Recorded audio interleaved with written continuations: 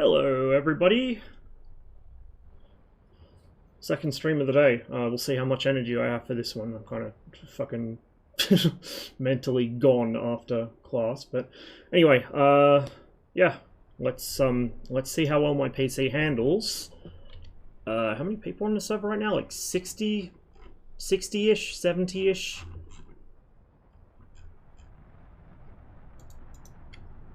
It's gone down a bit. It's probably actually more like 50 now.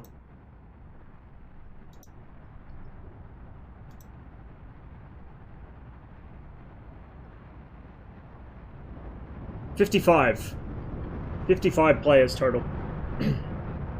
Not bad, hey?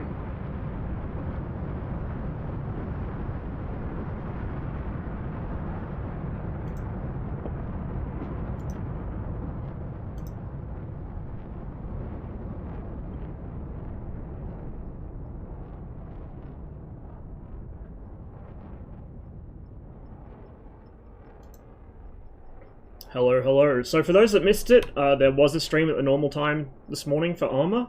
We did some Gunner Heat PC afterwards. So we did some M1 Abrams tanking in Armor, which was quite fun. It's been about 2 years since we last did an Armor mission with tanks, as in us crewing the tanks. So that was good. Hey, Breedle, cheers to the raid, man. Hope you had a good stream. Welcome, everybody. We're doing a double stream today. We already had one this morning. We're doing a second part now. Just for server reset, we managed to bomb Blues Industrial into the negative. Oh, beautiful. My shit's fucked up. Sometimes it's like that, man. I believe there's a song about that. Memory leaks. Ooh. Is that just playing in here, or is that in a more general sense? I wonder. Is it time for ATC? I mean, if you really want to, Yink, but I can't guarantee anyone's going to listen. We're going to do some reconnaissance, guys, or we're going to try to, anyway. Don't need touch axe, I'm not carrying any missiles. I don't know how many targets remain on the front line. Somebody's already done a reconnaissance run, so I'm not sure if everything that's there is just all that's left, or if they did a very kind of spotty run and missed a lot of stuff. Either way, we're going to do it just for demo purposes, I guess. And hopefully snag some targets in the process. I think Hummer was channel 29 or 30.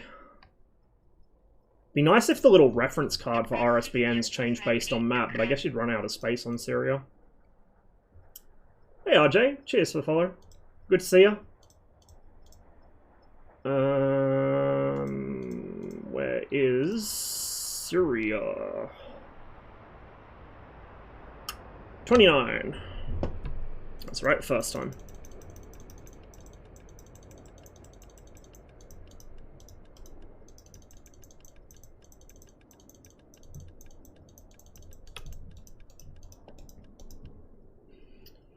Okay, racking my brain to see if I forgot anything. I think I'm good, so we're gonna go uncaged. We can hit the fuel pumps once the engine's actually spooling, because there's going to be some fuel trapped in the lines anyway. You don't need the pumps running. Actually, you know what helps is actual power.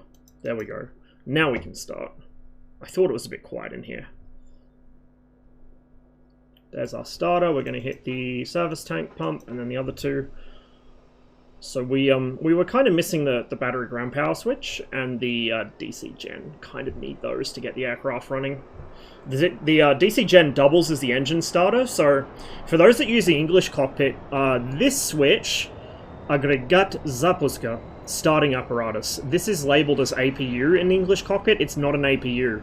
It just uses the DC gen as like a motor to crank the actual engine. There is no APU in the MiG-21. That came to Mikoyan fighters with the MiG-23. We've got a little turbo starter, as the Soviets called it.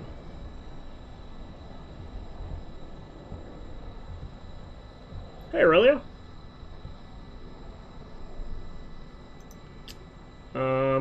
Brain, please turn on. We want our blown flaps back on. I'm not quite with it today in general, because I didn't get a lot of sleep, so bear with me, guys. Please be patient. Want all of those. We aren't carrying any weapons, but I usually just power on the weapon system anyway, because why not? Probably should have got the flight gyros running before turning on all the instruments, but whatever. We'll just flick the radar. Actually, no, we'll leave the radar off. We're not really going to use it. We're completely unarmed. We don't even have gun ammo, so there's not much point me turning the radar on. I'm just wasting coolant, which means I'm going to have to then waste time refilling it. Having said that, I'm going to turn the ASP on just as a visual reference for flight. Usually I use it for things like lining up on landing, and as well as that, we're going to cage it, because you really shouldn't taxi, take off, or land with this shit uncaged. It'll fuck up the gyro. It won't in DCS, it's not simulated, but in real life it would. That doesn't really matter. We're going to switch it as if we were going air-to-air, just because it saves me time on my next sortie if I survive this one. But we're not going to use that. What we are going to use is the jammer pod, but we're not going to probably set it to jam, I think, because then it just it draws attention. So what we're going to do is we're going to turn it on, leave it on reply, leave the program, leave it on impulse jamming. I guess it's going to have to be powered on anyway, because if I want to use my countermeasures, it's going to need power. So we'll go manual, sorry, on the ASO2 dispensers. And we will just switch that up, pop the cover on that. So that's our countermeasures. When you're carrying the ASO, or rather when you're carrying the SPS pod, the jammer pod, the normal countermeasure dispensers can't be mounted with it. And so this is your countermeasure dispense, not the button down here.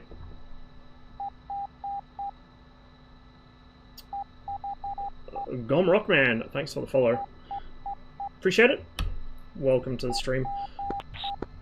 I'm struggling to read my phone notifications as usual, so bear with me a bit if I butcher anyone's name. Or miss an alert. Envy, why are you like this?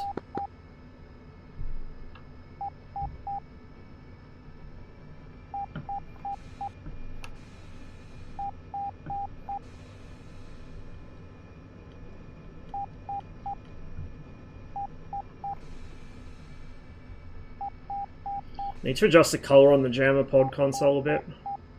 It's a bit too turquoise. That color is actually pretty decent for when I do a turquoise version of this cockpit, but for this one it needs to be a bit more blue, I think. I guess having a mismatch makes sense. Probably wouldn't match the jet exactly. So loadout we're carrying, we can't carry weapons for a reconnaissance run. So no missiles under the wings, we got no gun ammo. We just got a pair of 490 litre tanks under the wings, and why am I taxiing to the arse end of the airfield? And empty gun. And then obviously a jammer pod on the center line. Hey CJ, good to see you. Radar champ. You gotta use an actual radar during the production process, just for the memes. Like have a radar coolant themed vodka, but actually run it through the radar system as part of the filtration process. Probably do the absolute opposite of filtering it, but you know. We are at the wrong end of Hummer. You know what I'm going to do, just so I don't fly headfirst into an F1 on takeoff? I'm going to turn around, I'm going to taxi the whole length of the airfield. Normally I wouldn't bother, but with how busy the server is at the moment, I think it might be a good idea. And the F1 guys not only have terrible forwards visibility, but also a lot of them just aren't paying attention in general, I've noticed, so we'll just taxi. Gives us more time to talk through the sortie. So what we're going to do is we're going to head towards the front line and do a relatively high-speed pass along it. I've got to be careful because I have to be within SAM engagement ceiling to actually get usable film. We can't do really super high altitude reconnaissance, unfortunately. I'd like that to be added, maybe have it serve a different function to the sort of low-level tactical reconnaissance, but maybe in the long term. I'd like to see kind of both methods be valuable.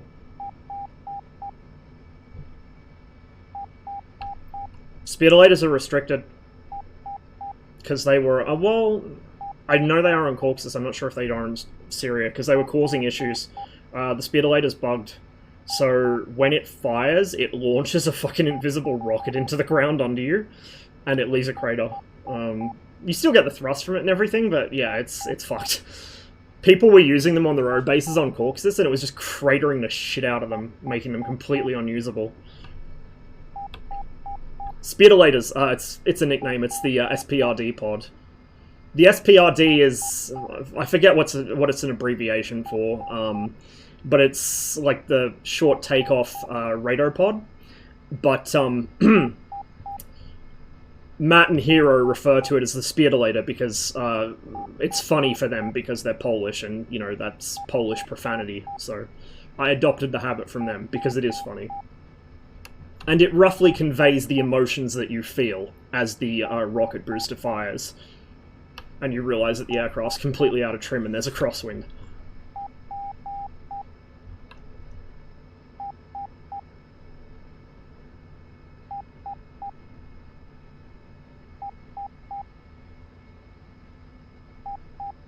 Adopting the professional streamer schedule? Yeah, no. Not likely.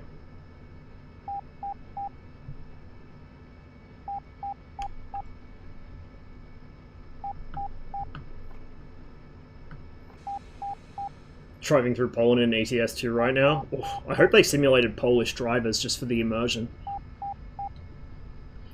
Feel like you speak a lot of languages? Not really. I barely even speak English. I understand bits of different languages, like I pick up words very quickly, but I don't actually, like I'm not fluent in anything. Not even English.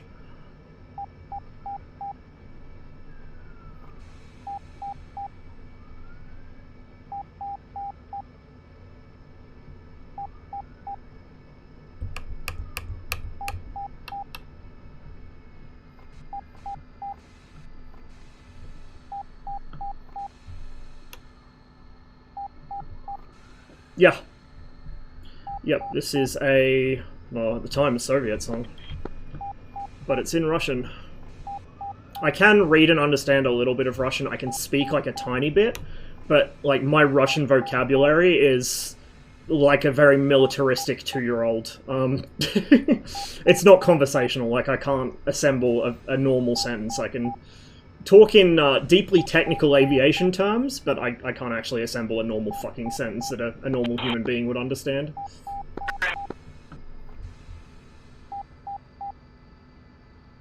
Okay, I think the runway's clear. I hope the runway's clear. We're about to find out, one way or the other.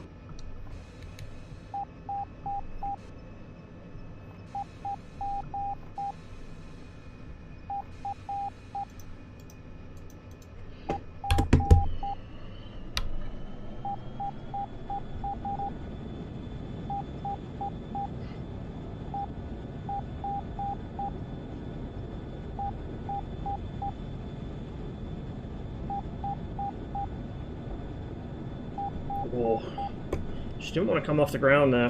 We're a bit heavy.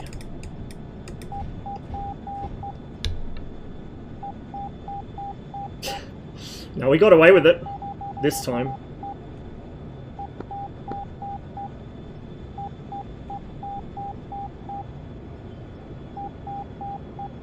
What I'm gonna do... actually, I should still be in burner. I shouldn't come out of burner yet. What I'm gonna do is I'm gonna climb to altitude. We're going to cruise out, like, to the edge of the front line to the east. Line ourselves up nicely. Dive down to reconnaissance altitude, and then just sprint along the front line towards the coast, and hopefully land at one of the coastal air bases. Is jammer any good for reconnaissance flights? I just use it for the aesthetic, because, you know, in real life you'd be carrying a D-pod or an R-pod or something. But we don't have a D or an R-pod, so I carry the 141 instead.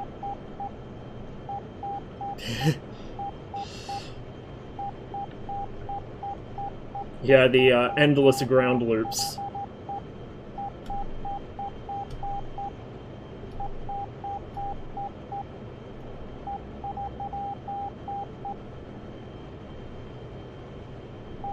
Frames seem a little tiny bit low, but I have noticed that when I stream on Enigma server, I do get lower frames. When I play off stream, it runs really, really well. I rarely ever get stutters or low frame rates. So I missed the opportunity today to test it with like 100 and something people on, but I think we'll be able to do that at some point over the next few weeks. I don't think the population's gonna shrink any. How are your frames? So far they're good, but I literally only just took off. I noticed a distinct stutter as an F1 spawned in next to me, so we know what the culprit is.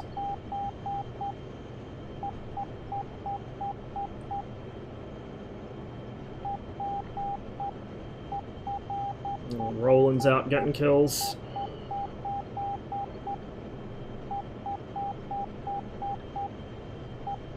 Did monkey things with ARU and MiG-19, chatted out hard, I'm ARU pilled. Oh no. Oh no. Oh no. You've fallen into a bad crowd. Been seduced by Yink and his sweet nothings.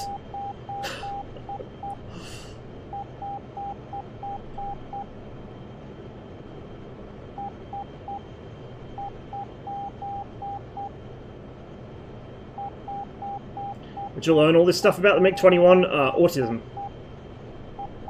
Like, not even joking. I don't know, like, just got interested in it, started reading about it, started reading more about it, and over time just kind of sponged up information. I don't know, I think the ARU gaming in the 19 does make a little difference because you get more response out of it in the transitional regime. At low speed it makes no difference at all because it's not doing anything, it's already in long arm automatically. At high speeds, I don't know, I don't like it, it just makes the aircraft more unstable. So, in the transitional sort of speeds, like 700 to 900 kilometers an hour, yeah, I could see it being a bit of a benefit, but I don't think it's worth the risk of ripping, to be honest. And I want to sustain a turn at, you know, 7 or 8G, not rip myself at 10.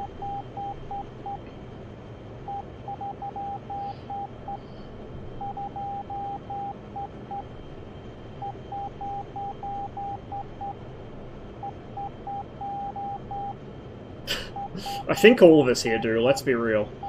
All of us sitting here in the simulation category of Twitch, yeah, like, that's as good as a diagnosis, really, isn't it? Basically the same thing. I feel like getting the letter from the doctor to say I'm a level 2 rivet counter was more of a formality than anything. I should probably actually get on Overlord, huh? I just realised I haven't set it up at all. Overlord, Circus 1-4, set tripwire 15, and we'll set a 30 on Textalord because I like to have... Sockets 1-4. Oh my Overlord. fuck. I could not find you on scope. Overlord, Circus 1-4, set tripwire 15. Bot's fucking racist against Australians. Circus 1-4. Overlord. Copy. Warning 15 kilometers. We're still way up here, so we're going to take a swing south. We're just burning off fuel, really, at this point. F-14 got splashed by MiG-15 like 30 minutes ago. If I wasn't busy streaming, I would fucking kneel. What a king.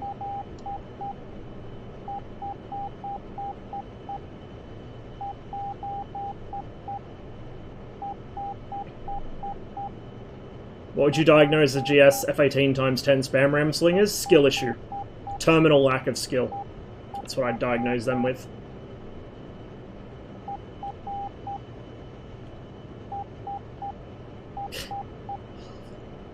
When I start listing mine off, and like the life phases they were associated with, it's like dinosaurs, trains, the Titanic, aircraft. Oh fuck. Like, ooh. Yes, I am, Colin, or I'm going to attempt to anyway. Somebody already had a crack at it. I'm not sure if it's just, like, most of the units already got destroyed, or if they just missed a bunch, but we're going to try it. I'm not sure if I'm going to bother doing the super min-maxi toggling recon on and off thing, but we'll see what we can get. Frontline status and F10. There's your frontline status. Blue are getting fucking slammed on. And there's your F10. So, we're getting close to neutral again. So I'll make a run along the front line and then hopefully end at Rene. Plenty of targets left. I will take your word for it. They're a little under halfway frontline health, so yeah, there's probably a fair few left.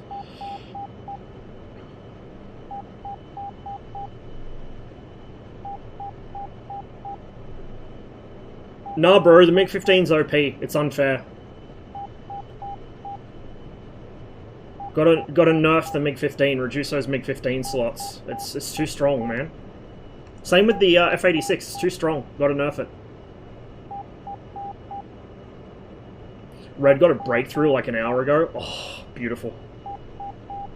Yeah, I heard that as soon as the player count was up, Red were on here like fucking white on rice.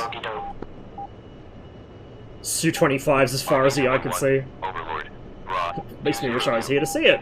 4,600. Flank northeast. Tiger 2.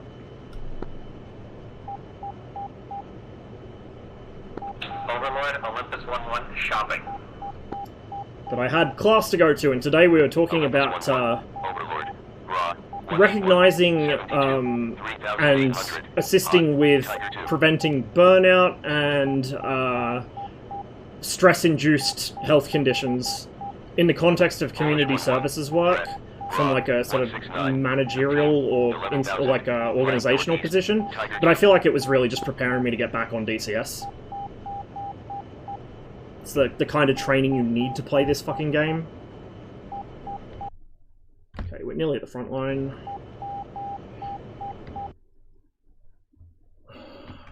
What's the RSBN for Rene? Polish 1-1. Threat. Raw. 158. 15. 7,000. Hot. Tiger 2. 24. Yeah, 24. We can actually get the signal from here, apparently. Closer to it than I thought. The front line's only about 150, 160k deep. Or wide, I guess I should say. 2 sectors left to go.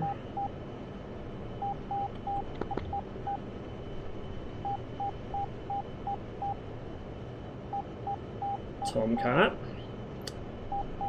So we're going to need to do a slight dive here. I'm going to zoom in so I'm not... Break. So Polish 1-1. Merged. 156. 5,000. TS. Tiger 2. All 70 planes flew in formation. That'd be awesome to see. I'd love to see that.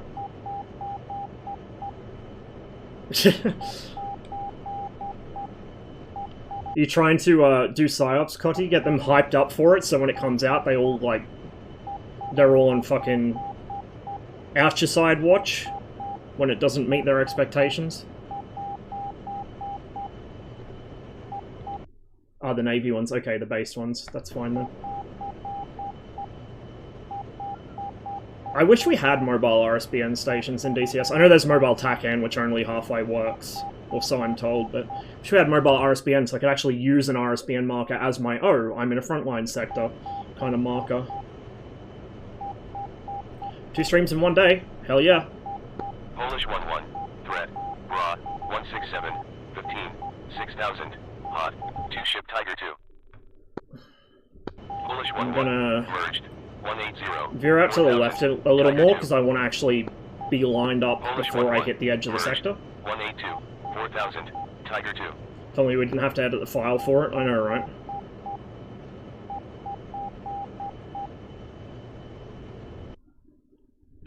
Okay. Just about there. Tanks are nearly empty. Because I've been kind of hogging the throttle a bit more than I should have been. Okay, so it's 4 kilometers, I think, maximum for this, altitude-wise. So we're gonna start descending. 5? Oh, it's 5. Shit, yeah. Above ground level? Oh, beautiful. Okay, well, that means we're gonna chill out at 5 kilometers, because I am definitely within 5 above ground level then. I'm going to try line up more or less in the center of the sector. so that I'm catching as much as possible. Threat. We're going to Raw, advance to 173, mill power. 10, 1100. Beam east. Just Tiger about 2. lined up. Polish That's not a 11. nuke panel, that's a jammer panel. 192, 15, 9000. Hot. It is 4? Hot. Okay, well, we'll drop a kilometer in altitude, that's not too hard. Raw, 136, 10, 2100. Vigans 3, Beam okay. southwest. Tiger 2. Olympus Right. 11. Merged. There we go. 160, 1100. Tiger 2. Polish 11. We're going to go into Afterburner. 197, 15, 8000. Flag north. Tiger 2. Olympus 11. Merged. 134, 1400. Tiger 2.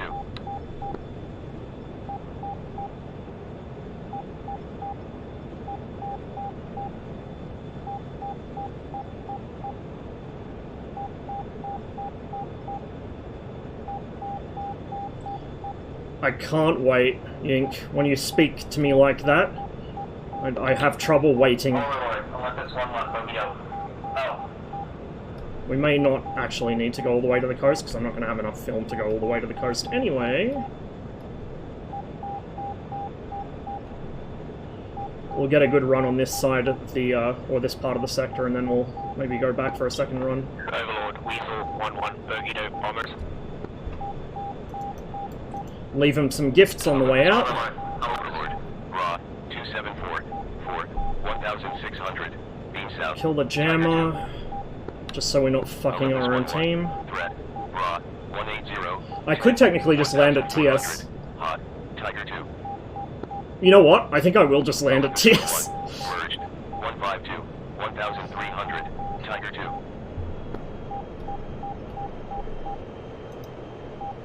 It doesn't actually make that much of a difference to forward's visibility, to be honest, Saber. It affects the side more than the front. Olympus 1-2, set, tripwire 10 kilometers. It's got air defense cover, so you can. Break. Olympus 1-2. I can rearm and refuel there anyway, so... 1500. Tiger 2. Olympus 1-2. Here comes a very abbreviated 10 approach. kilometers. Yeah, the 19s is obnoxious, because it's a different style of camera.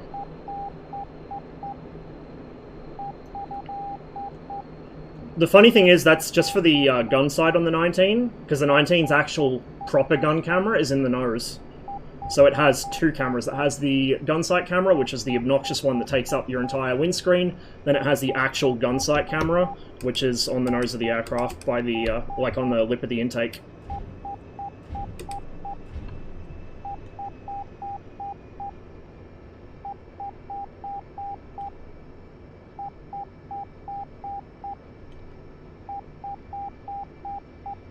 I want to bomb people with the Mosquito. I want to do canyon runs in the Mozzie and fucking drop bombs on people's heads.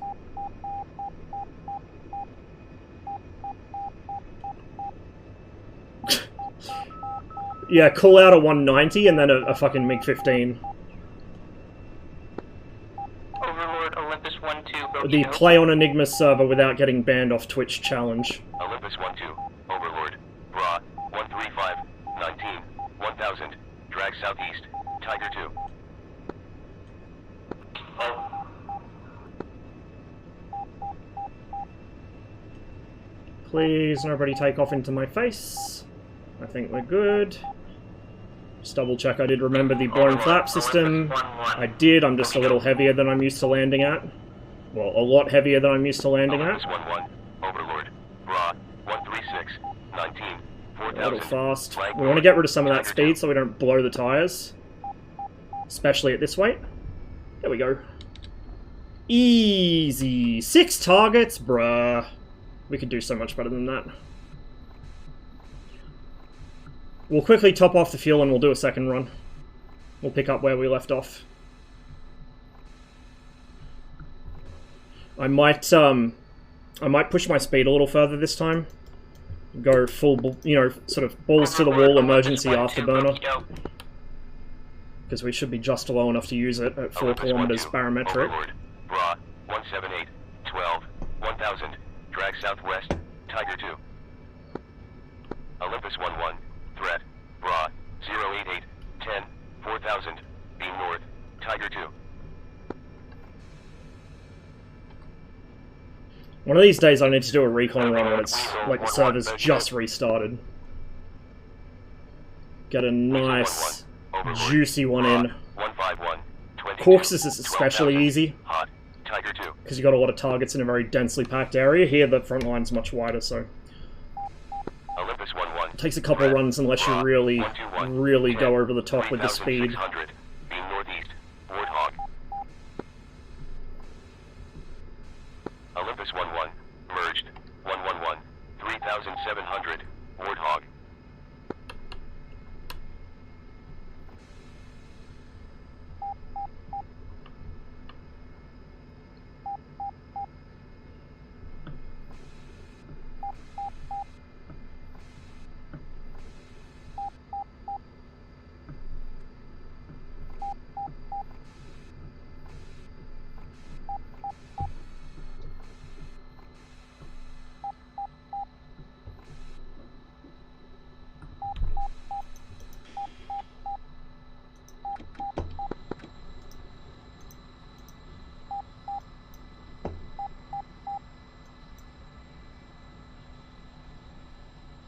Okay, we got all that. Tanks, and pod, and smoke, although we don't really use the smoke that much. Olympus 1-2. Threat. Broad. 339. 10. 1300. Hot. Tiger 2.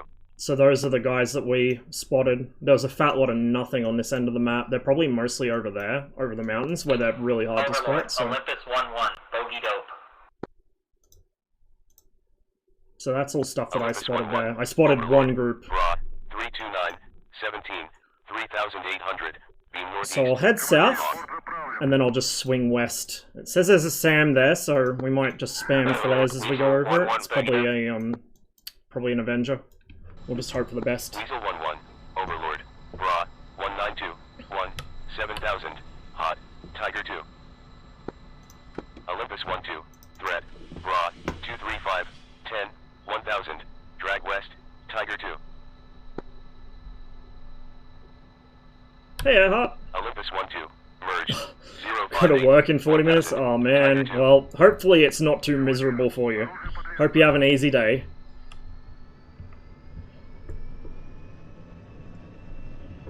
I just finished classes for the day, so I got the boring part of the day out of the way, and we're back into some DCS.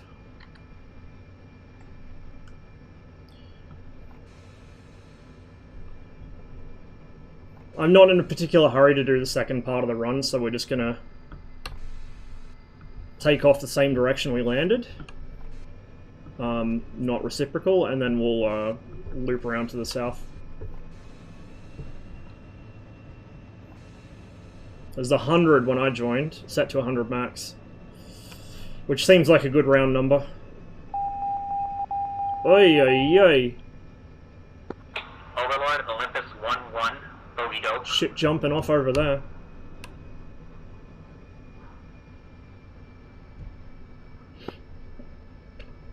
I'm glad you're enjoying the music, man. I aim to please. Mostly myself, but it's good if I can please you guys with it too.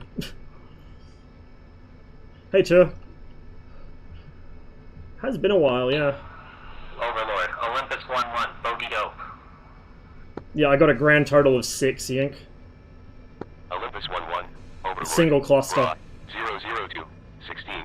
It's probably because I'm on the eastern Drag side, northeast. and it's so flat and open, it's like prime target for the hinds and the froggies. I know when I'm flying the Su-25 on here, this is the first place I come because it's so easy. And you got an airfield right here to drag people into and to rearm at. Oh, nosewheel shimmy. Been a while since we had to deal with that. Because I'm taxiing a little fast here. I feel like the nosewheel shimmy's definitely improved compared to how it was about a year ago. Haven't really had it so much on takeoff or landing rolls, but I do get it on high-speed taxis sometimes. The 21R was... Well, it's weird. The 21R was actually the aircraft which brought the airframe upgrades that kind of are associated with the S, Overlord, but the Olympus interior is 1-1. all Bogey dope. PFM. So it's a weird thing. It's internally essentially a PFM and externally an S. Bra, 285, 12. Because the S is actually based on the R. Tiger 2.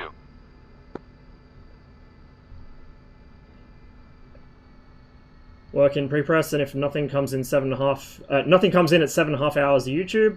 Friday is slow as well, so I did some quizzes and learned some new stuff about the ancient Egyptians. Ah, that's not bad. As long as you got something to keep you entertained. Like, that's the main thing for me. If I'm not working, I get bored really fast. But as long as I got something interesting to read about or something interesting to watch, I'm pretty happy. I wouldn't mind getting paid to watch YouTube.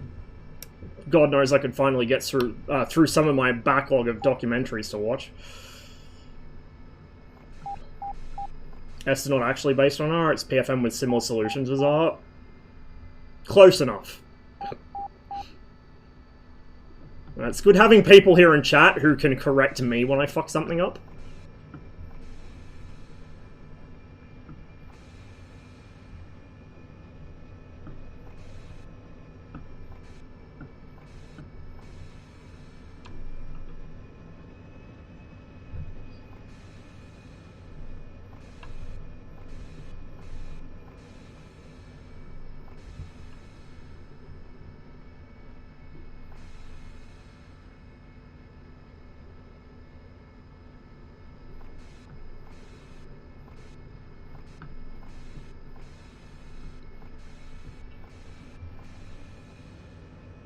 Just watch Drewski's vid now I'm here.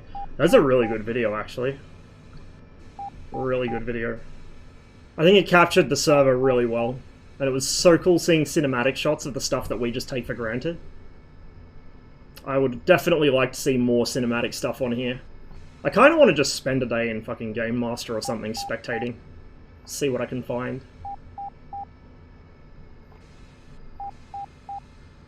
Oh, good song.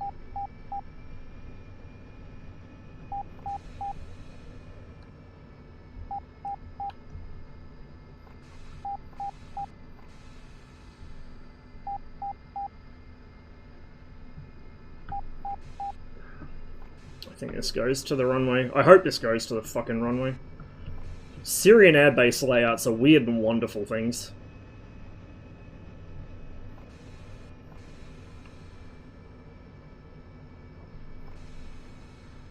Wish DCS had a replay system that works, yeah. You and me both. I've been, over the past few days, I've been trying to get some screenshots and recordings out of track files off this server mostly. A couple off Alpin's too. Some modules synchronize better than others. The Su-25 is pretty good for it. MiG-21, it varies from patch to patch. The F1, man, it desyncs within the first 10 minutes. Feels bad. Bro, where the fuck is the runway?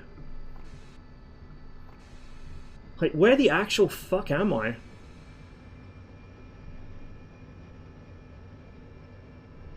Hang on. Hang on. It's not on that side. I'm so lost. Fun minigame. Find the runway at Tias.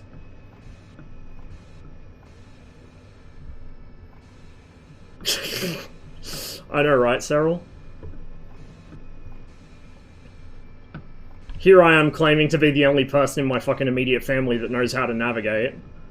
I got myself lost. Yeah, Backrooms.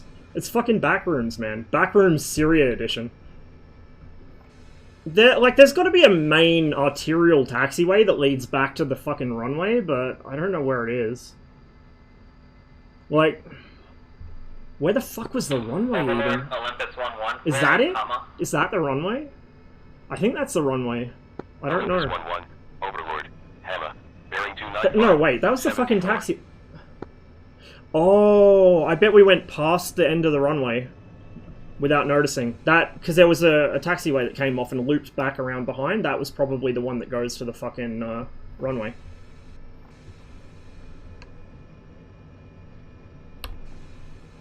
He thinks a runway if he's stupid enough. Mm-hmm. Oh yes, I'm familiar with that concept.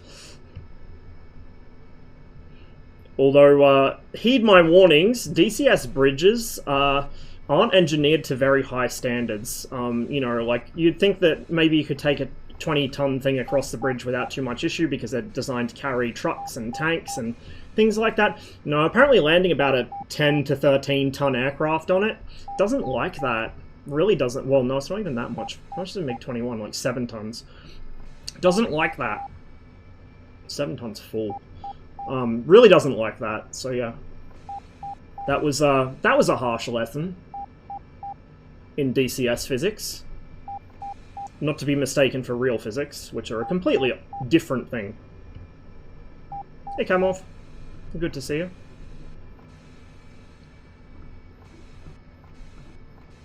There is no runway. Yeah, it's just all taxiways of varying sizes. And whichever taxiway is considered the runway is, like, decided by a council of 10 elders based on the planetary alignment, the phase of the moon, and a tea leaf reading. Oh, here we go. Here's the runway. I taxied right across this, didn't I? Or did I? No, I went up. Where the fuck did I go? I think I went up those hangars and all the way around that fucking berm without seeing this. Well, whatever. Here's the runway. We know now. And knowing is half the battle. Olympus 1-1, where is Hama? We got the runway to ourselves, which isn't really that surprising, to be honest. So from here we want to fly south for like 2 sectors. And we'll hit the E-burner and get our speed up. Olympus 1-1, where is Hama? Do a nice high-speed run. Olympus 1-1, Overlord. I wasn't really 298, paying attention to my, Whoa, that was a bit fucking risky. That was nearly tail strike. I wasn't paying attention to my airspeed last time, so I could have definitely done better by going faster.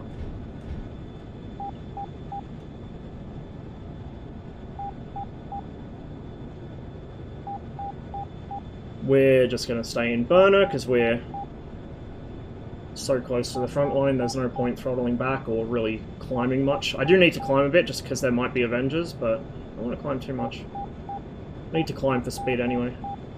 How's the team balance? I'll check in a bit, but when I joined, Red had a very slight stack by like 3 or 4 people, so it's pretty close. Which is good to see. I like it when the teams are close, or when my team is very, very slightly outnumbered. So I can have a nice target-rich environment.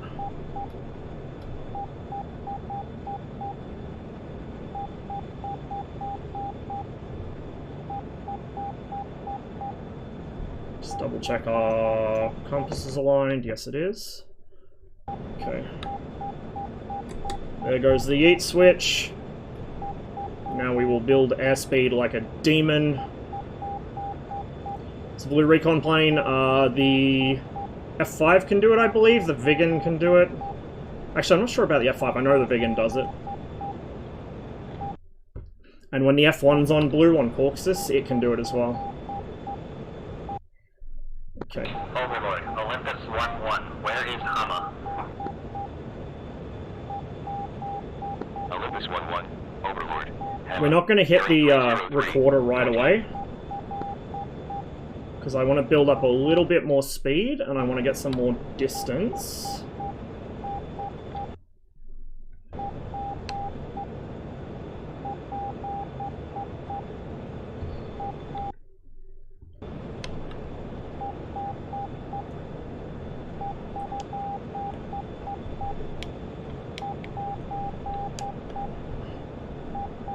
Hang on.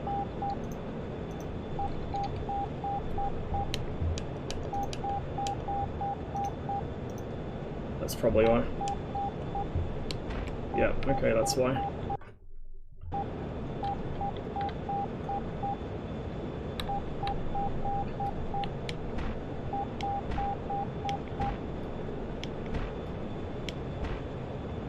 Shit! We got 30 seconds left.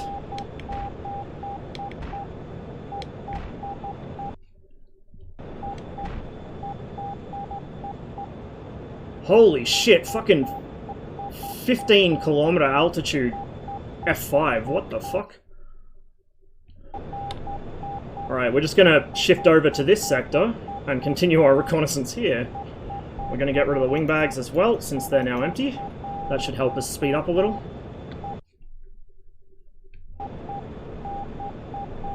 Very based F5.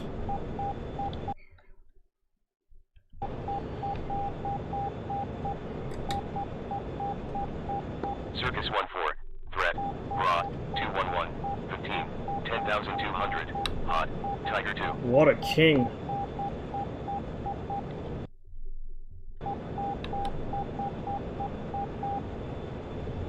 Circus 1-4. Merged. 205. 6,400. Tiger 2. This could be a bit sketchy.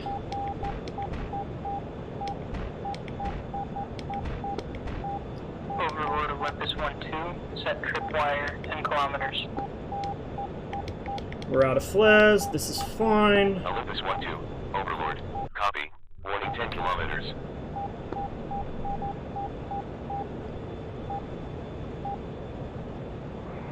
Oh fuck. Shit. Couldn't quite outrun it.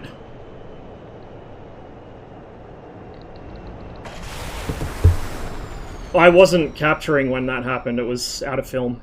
But we got popped anyway. I was fucking Magpie. Living up to his name. Cheeky little bugger. Let's have another go at that then. Maybe we'll come in from the water side this time, since there's probably more targets that, that the out-of-ground guys are going to struggle to see. Get rid of those. I'll just change that to air-to-air for when I do rearm. Get our smoke so we have that if I need to signal somebody. I don't really use it that often. It's mostly for if we're trying to get a formation going and somebody's lost. That's the main use of smoke, although it does occasionally bamboozle F5 players into thinking you've shot at them. So they spend all their all their flares. And you can send a real missile. We'll just pop the covers on these, even though we're not going to be using them for this flight. We won't set that because we're not going to be using it. Doesn't really matter.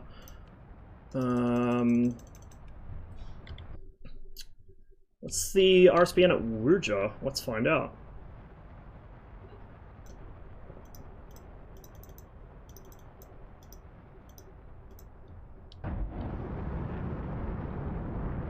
$23.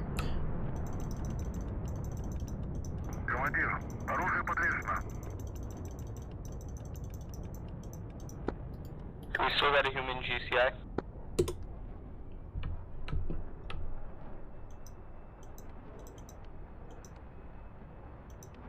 I don't want that on yet. What I do want on is my power, because we forgot that last time.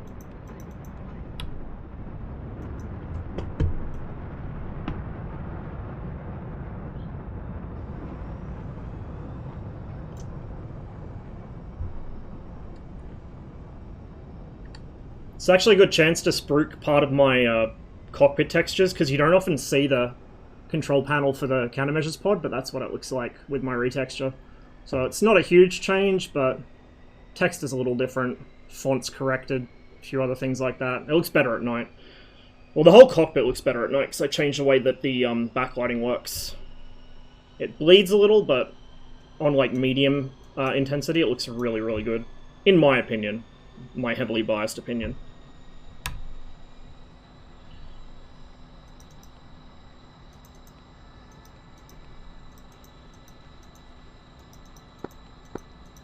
If you guys like what you're seeing with this cockpit retexture, if somebody'd like to grab the link out of my Discord and stick it in chat, I just recently put up on user files like 2-3 days ago. There isn't an English version, there will not be an English version. Do not ask me for an English version, it is not going to happen. It's Russian only.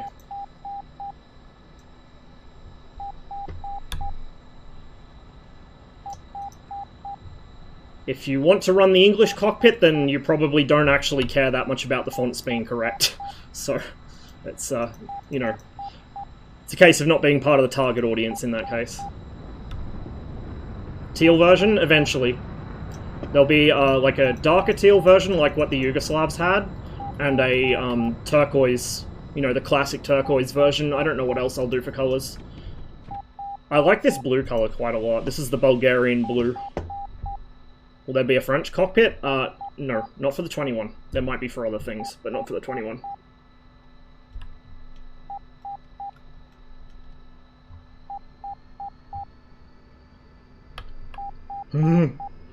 I don't think... That's a thing, though, like...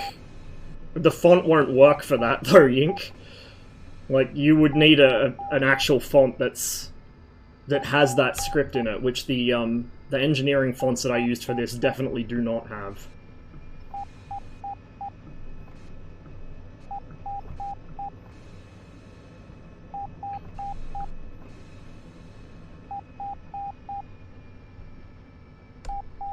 Not just a picture of Bashar, but it glows in the dark, it flashes.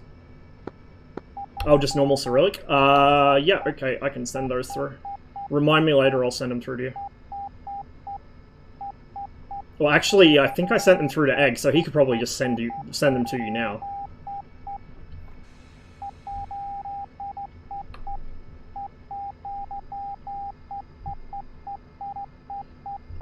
I had to do some hand editing, though, for a couple of the different letters. Yep, it's retextured. So obviously I added the poster on the gun sight there. I made the paint on the gun sight a darker shade of, well, it's almost black more than grey. I also redid almost all the labels. I haven't finished all of them yet, but I've finished most of them. To correct font, to correct spelling mistakes or incorrect terminology. Because some of the labels were like correct for a MiG-21 MF, but not Abyss. And I also adjusted the way that they appear with backlighting, so they've got a bit more of an uneven glow, like there's, you know, like there's an actual individual light bulb behind the panel, and it's kind of so it doesn't look like it's, you know, words on a screen. It looks like an actual backlit piece of translucent plastic.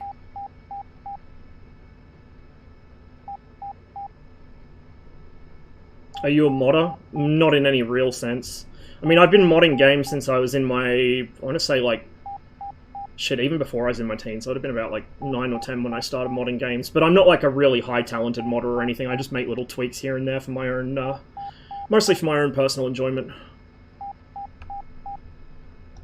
And I usually never get around to releasing things, because it has to be perfect before I release it.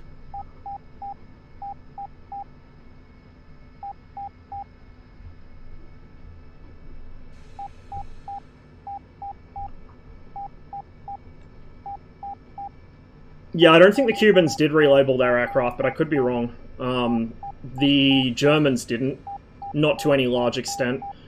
The other Warsaw Pact countries, it depended. The Czechs just used those, you know, like those tape gun things that it stamps, or like it embosses text into plastic labels that then stick to things. They used those. The Finns used those as well. Some labels were fully redone in the Czech aircraft, like they actually did it properly with the backlighting working and everything. Who else relabeled their MiGs? Some of the export aircraft were labeled in English. I assume that was done from the factory, but I'm not 100% sure. A lot of larger aircraft were mixed. So, like, for instance, there's a Mi-6, the big helicopter. There's one of those at an aviation museum somewhere in Poland. It might be the one in Krakow. And it has everything in Russian except the flight engineer station. The entire flight engineer station is in Polish, but everything else is in Russian. Hey, Nani, good to see you, man. We're doing some reconnaissance on Enigma server.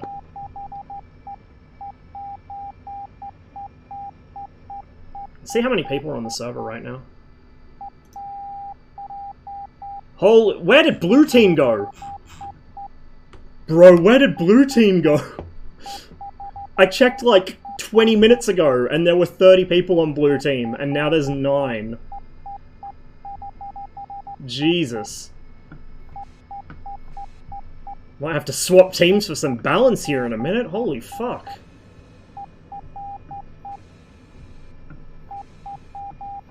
Catch you later, Cotty. Sleep well, man. I know, right? Well, they just lost a sector, so maybe they all rage quit. I don't know. Inherjon, thanks for the follow. Welcome to the stream.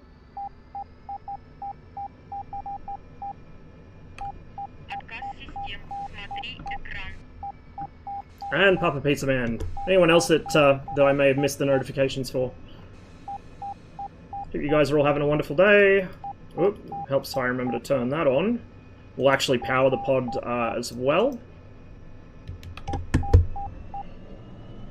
Yak 28R. God, Yak 28 of any variety, please. Airfield's bomb. No one wants to deal with the long flights. Ah, they're not that long. They're not that long. It's all a matter of perspective.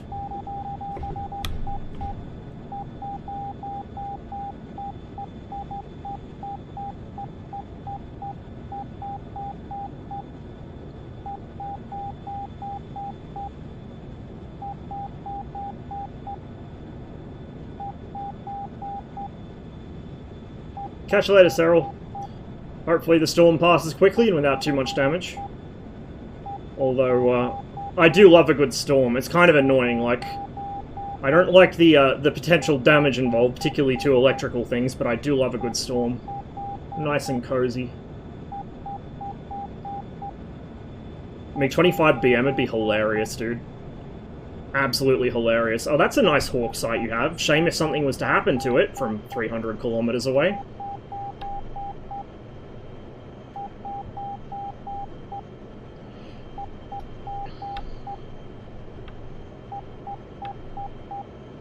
I think it does actually have 300 kilometers range. I think it's a battery life limit for the Kar-58U from that aircraft. I know in DCS, the AI Su-17M can get it to about 180 kilometers, 170 to 180 kilometers from 10 kilometers altitude and Mach 1.6, 1.7. So it's a pretty long-range missile, especially from a high-speed launch. Miss Storms, it hasn't rained here in like 7 months. It was pissing down here just the other day. We had like a week and a bit of solid, miserable weather.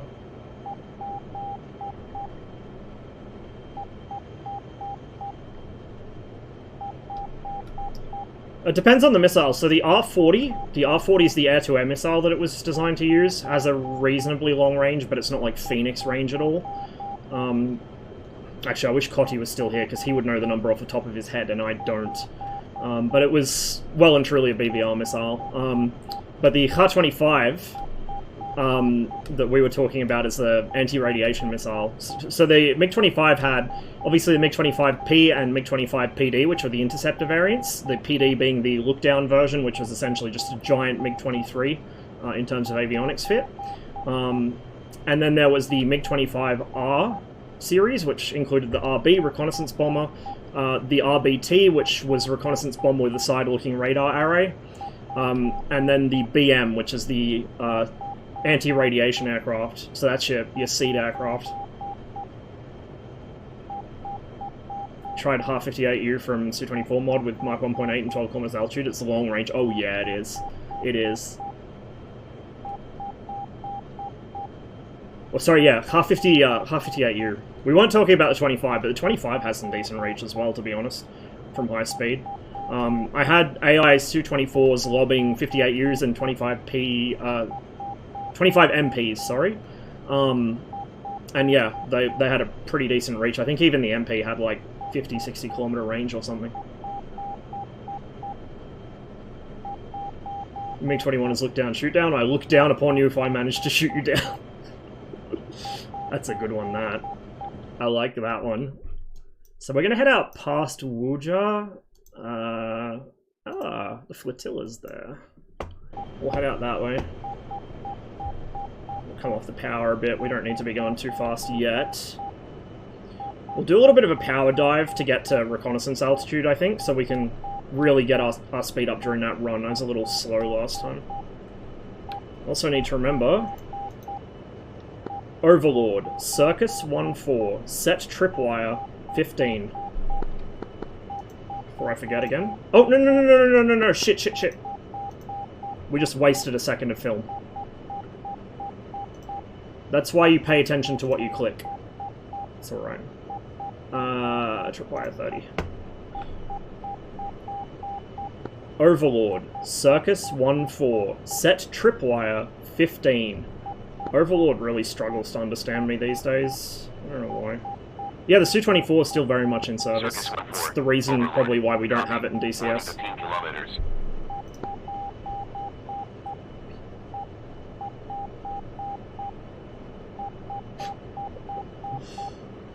I know, right, CJ? Amateur hour. It's always amateur hour around here. Hey, Sterlo. Still at work. Well, I hope you've had an easy day of it, man. Hope you've had an easy day of it.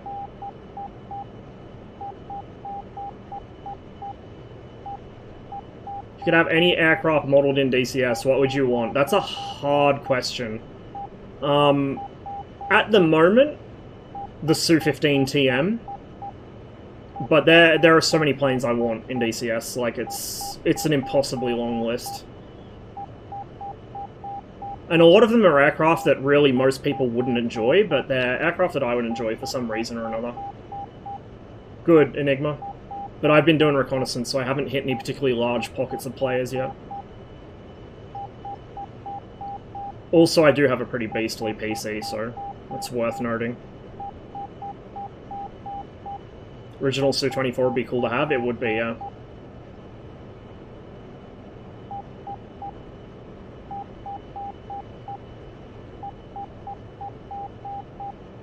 Rene is just down there. That green stripe on the coast, that's Rene. So that's where we were going to land originally. Doing the reconnaissance run the other way, but we didn't need to.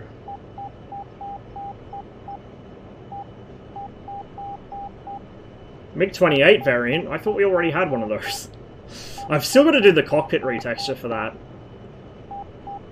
Redo the entire F5 cockpit in blue, or in teal, I guess, and give it the Russian label treatment. All Russian labels, all in the correct fonts, all using typical Russian abbreviations, so the English speakers will be completely lost as to what switch does what. And I will stream using it every time I fly the F5, I think, just to piss people off. It'll be funny. I don't know about a MiG-27. Like, I would like a MiG-27, but I feel like if you're going to do a 27, you really, like, you want to do a 27K because of Kyra. Without Kyra, you're essentially just making a MiG-23 with extra steps. Like a MiG-23BN with extra steps. Yeah, I know you have a bit more modern avionics, better navigation, all that stuff. Yeah, whatever, but yeah, I want Kyra. Plus, if we had a 23BN instead, the avionics would be less sophisticated, and so would the weapons, but it would theoretically be able to do Mark II. It would be really dangerous to try and do Mark II, but you could do it.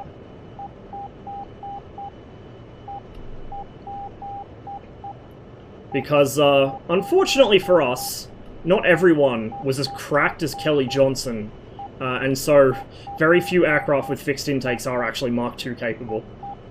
That's something I literally found out the other day, by the way. I never realized this. The F-104's intakes are fixed.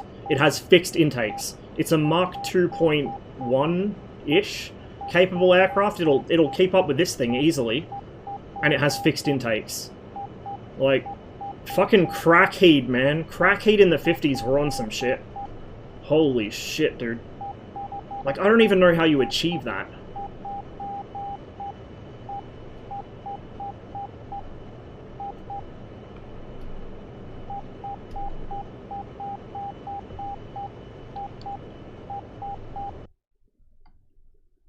Okay, we're coming up on Wuja now.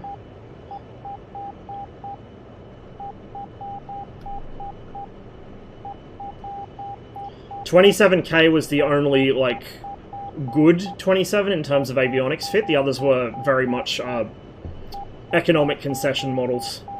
So not only do you not have Kyra, but you also don't have the HUD. And there are a few other differences as well. So that's why I really, like, I have my heart set on 27k if we're going to have a 27 at all. Did Overlord actually pick up my tripwire setting? I forget. Overlord, Circus 1-4, Bogey Dope. Circus 1-4, Overlord. Raw, 107, 104, 4,800. Beam northeast. I think there might be helicopters below me. Hopefully friendly ones. Yeah, they would be friendly ones, because they're going to be, oh, actually no, that's where Wujai is. Maybe they're hostile ones. Well, we'll do some reconnaissance there anyway.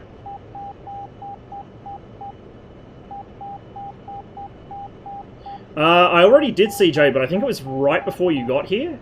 We actually landed overweight, like, considerably overweight. But still butted it down, because, you know, it's a 21, it's not hard to land. Contrary to popular belief, but... You just need to know the secrets. That's the biggest thing. Like, the aircraft isn't hard to land, but it does require you to have some sort of prerequisite knowledge, and most people don't have that. Because it's, you know, like a lot of people learn bad habits and then pass those bad habits on to new players. And it just makes the aircraft much harder to land than it really should be. MLB Maverick, thanks for the follow. Welcome to the stream. I'm sorry if I misread your name there. I can see it's MLB or MIB, I can't tell. I'm at the level of scuff where my phone sits at like this kind of angle between my button box and my stick, and that's the only thing I can read notifications on, so bear with me, guys. I might have been doing this for a few years now, but I am not any less scuffed than I was the first day I streamed.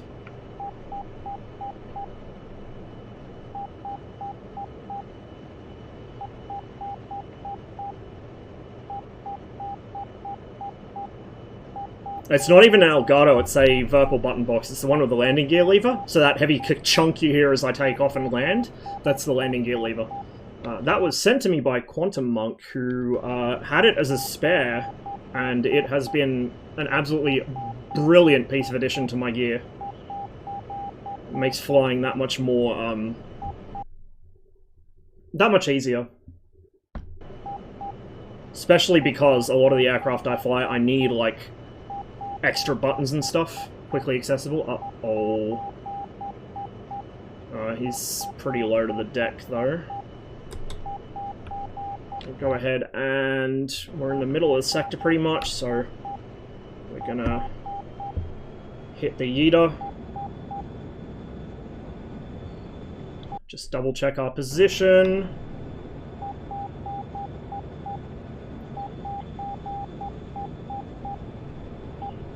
I'm still slow as fuck. I probably should have done this a little better. We're not going to start the run just yet. We'll do a quick dash here. And do like a, maybe a 5-second... or 10-second. I don't think we spotted anything there.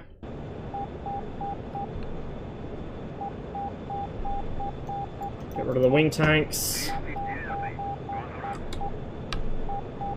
The ECM pod does actually slow us down quite a bit more than I expected. Even in emergency burner, I'm struggling to break 1,000 kilometers an hour here in a dive. Which is a weird feeling in the 21, because normally emergency burner is not something you want to have active in level flight, or you'll, you know, overspeed the aircraft very rapidly. We've also got a FARP to watch out for here. So we're just going to let the film run out, so that I can break off before I hit that FARP's threat ring, and then we'll land at Alcazar, I think it is. Alcazar or Aldemer, whichever one's the one that's to my left.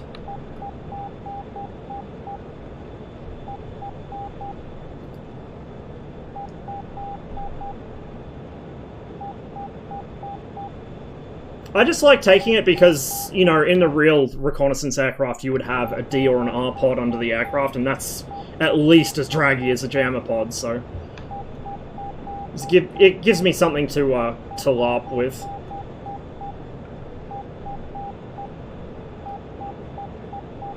But the fact that we are fighting the drag off that with the emergency burner means I can burn the fuel off much quicker, and land at a more reasonable weight than we did before.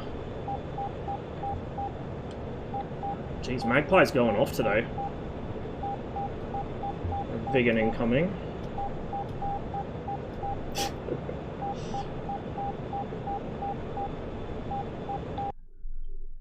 Yeah, Alcacer, we'll go for that. Actually, I could go for Rene. If I go for Rene as well, then I know roughly where the end of my reconnaissance run was, but I don't want to hit that FARP threat ring. Yeah, I know the real 21R wouldn't have had it. It is what it is. What is the... Is it... Alcacer... Pressing the right button is difficult. 25. Whoop, 25, there we go. RSBN should capture it, there it goes. Needle's going to take a little while to swing around. I'm going to go ahead and deactivate the emergency burner here, because we've got plenty of speed up now. It should be pretty easy to hold that speed.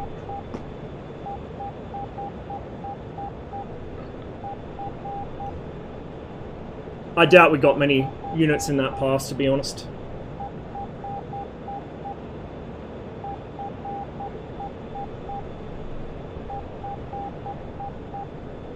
I'm staying radio silent, Ink, just in case they're intercepting our transmissions. I don't want no DIA man listening into what I'm saying on the radio, you know? Got to keep those airfield procedures secret. It's the highest level of state security. Polish 1-1. Threat. Raw. 195. 15. 6000. Hot. 2-ship Tiger 2.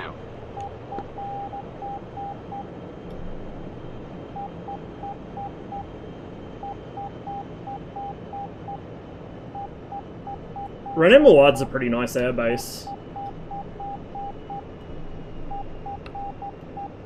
Don't know what it is. I like, it's not an airbase, I guess, but I like Wuja. Wuja's pretty neat. Just yeeting off the cliff, especially in a heavily overloaded Su-25, feels awesome.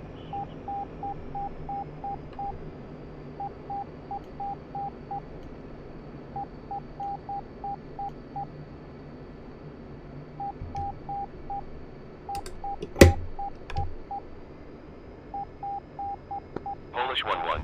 Merged. 202. 5000. Tiger 2. Polish 1-1. Merged. 204. 4000. Tiger 2. We're a little bit high here, but we can just work that off during the approach.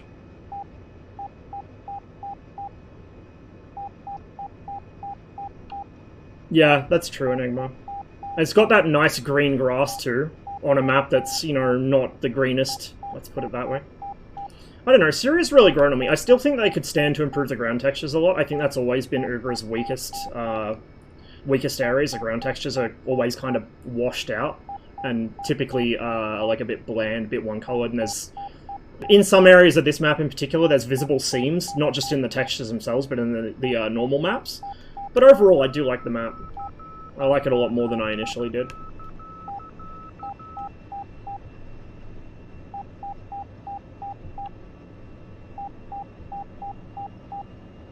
We are still very overweight. We're gonna be landing at like maybe 1,000 fuel, maybe 1,200 if you're feeling brave, and I'm landing at, you know, 1,600. It's fine.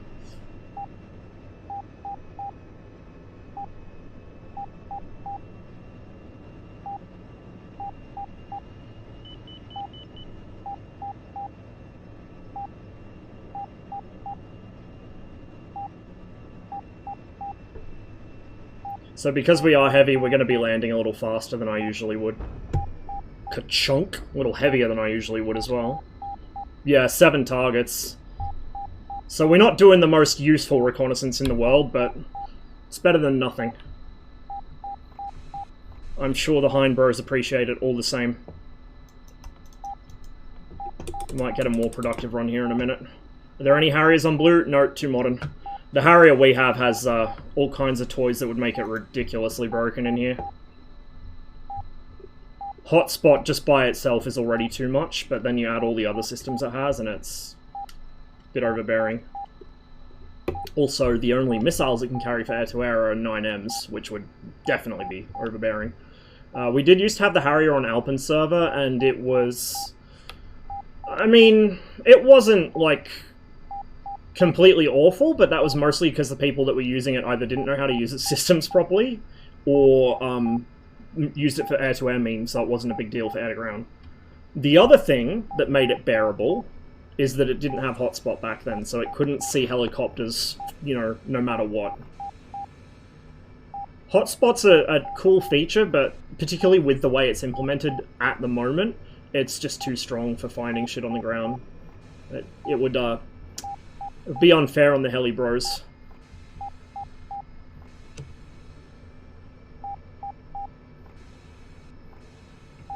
Hey Ram, thank you very much. I hope you have an awesome day as well. Might just be a recon bot on Enigma's server while I figure out shit on the 21. Yeah, I mean, that's perfectly legitimate. Recon's really useful to the team, especially for the people in Hines and Mi-8s. They need to know where they have to go to actually hit the front, and they can't really fly high enough to spot for themselves without getting molested by F5s, so definitely helps those guys. The Su-25s are a bit more self-reliant, they can spot their own targets, but for the heli bros, they definitely need all the help they can get with reconnaissance.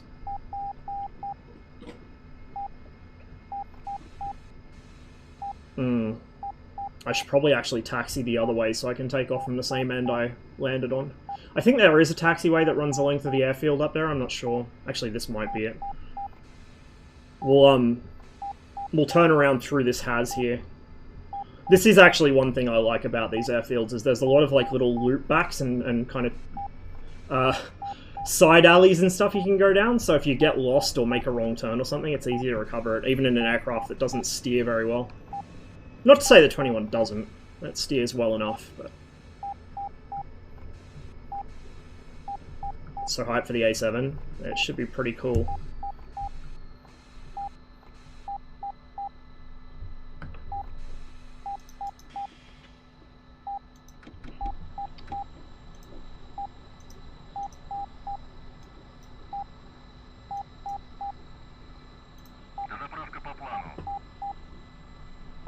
Did I retrim this already? I think I did. 1, 2, 3, and 1 for luck. Should be enough.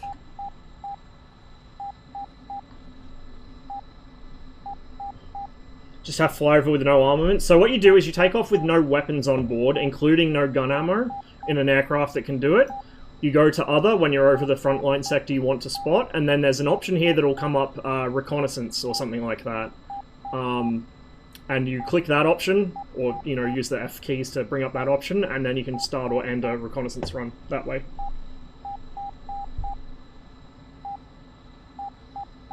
A Skyhawk would be so nice. I mean, the mod Skyhawk is amazing, but an official one as well would be brilliant. And I kind of hope if we do get an official Skyhawk, it's a different variant. Like maybe the one of the earlier Cs or something without the hump on the back. And with the nuclear flash curtain thing. Well, it's not even a curtain, it's like a little hard shell that goes over the pilot's eyes. So they don't get flash blinded by their own nuke. I'm not filling the gun ammo. I'm doing reconnaissance runs, and I can't carry any gun ammunition while I'm doing it.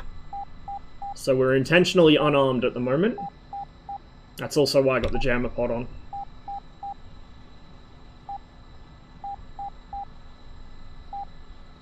What exactly is hotspot on the Harrier? So what it does is it looks for heat signatures using the Harrier's onboard sensors, and it projects them as little like chevrons on the HUD. And so as you're flying along, you'll see a little chevron on the HUD, and you'll look and there'll be a helicopter, or there'll be like a truck or something like that. And so it's... Because the new IR model's not in the game yet, it's kind of like an Eye of Sauron. It's not based on actual real heat signatures. But the other thing is, Razbam did code in some random error to it, so it's not 100% accurate. There's some like false contacts and stuff, but the problem with canned effects like false contacts on the hotspot is that you get really good at pattern recognition, or at least, you know, I do. And so you can tell what's a real contact and what's not pretty quickly. So it's a little bit too powerful.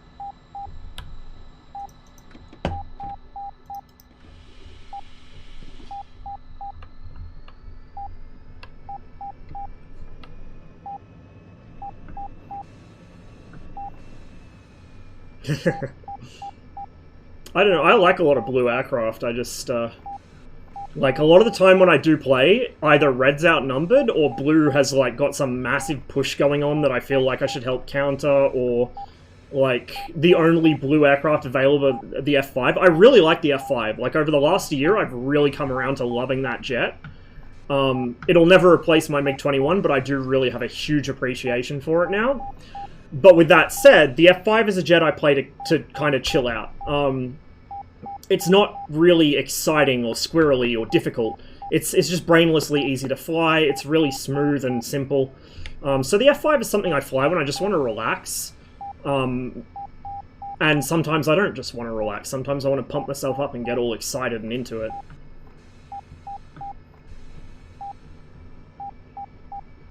Really fucking hate Lockheed. Oh, don't be like that. What's a little bit of bribery between friends? Yeah, Lockheed, especially, like, while Kelly Johnson was still the guy that did Lockheed, they put out some incredible stuff. Not as based as Convair. Nobody was as based as Convair in the West, but Lockheed was probably second to them.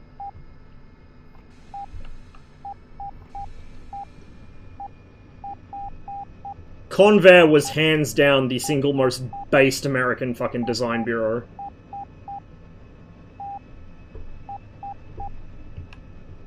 They liked triangles.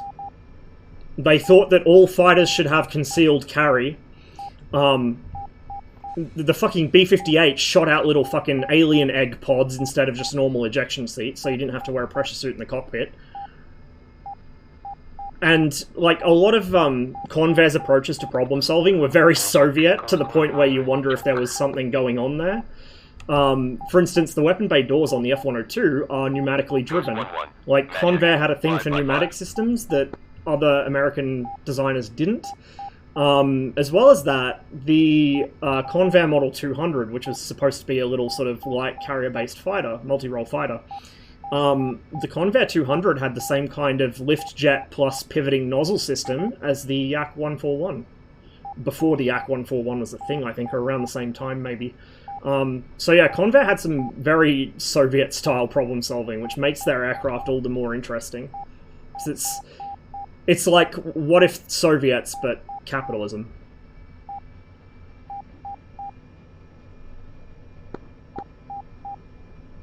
Bootleg Lockmart Pride socks are in the mail. I could pop across the border and get you some. I think they have an office in Kingston. I think it's Lockmart. I know Lockmart is somewhere around here, and Northrop Grumman are in Fyshwick, just down the road. Because I used to go past Northrop Grumman on the way to work. Tactical 02, Overlord. I could not find you on scope. Dassault is pretty fucking based as well. Overlord Testicle 02, radio check. Testicle 02, Overlord. 5x5.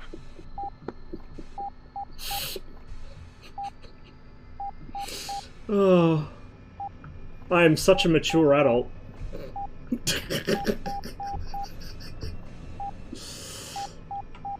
Holy fuck. Your blues better watch out. Overlord Testicle 02, set tripwire 15. The man himself is here. Testicle 02, Overlord. Copy. Warning 15 nautical miles. Holy fuck. What a fucking king.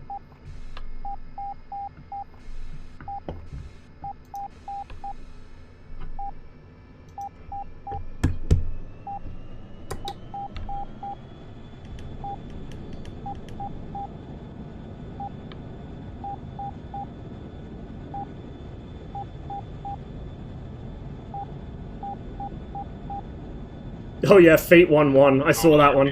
Feet 1-1 Sex Hammer. There have been some excellent fucking call signs in here lately.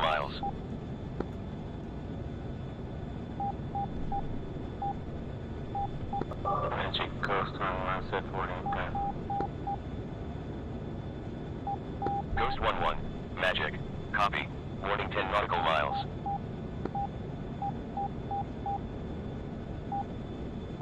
I want a gutless cutlass in DCS. Not just because I want to watch people suffer trying to learn to fly it, but also because I unironically like that plane. It's cute. Terrible, but cute. I would fly it. Tiger 2. Like, the more shitty the plane, the more I want it in DCS. Overlord Testicle 02 shopping. Fuck me. I'm gonna just... I think... Testicle 02. So this is the section of the front line that we missed, but I think what I'm gonna do is I'm gonna just hang a left here. So I'll overfly off up, hang a left to avoid the Avengers, or Chaps or whatever the fuck they have there, Avengers probably, and then fly along. Oh, there's a fucking, radio beacon there too, but I can't tune that in the 21, because the 21's all preset.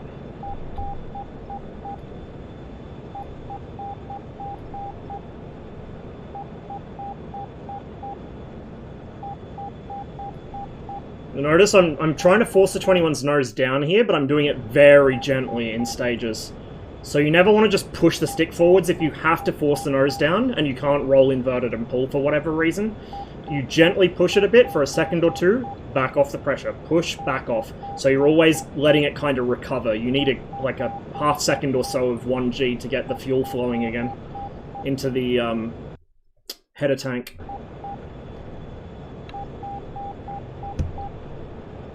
We're just going to engage the emergency burner now, fuck it.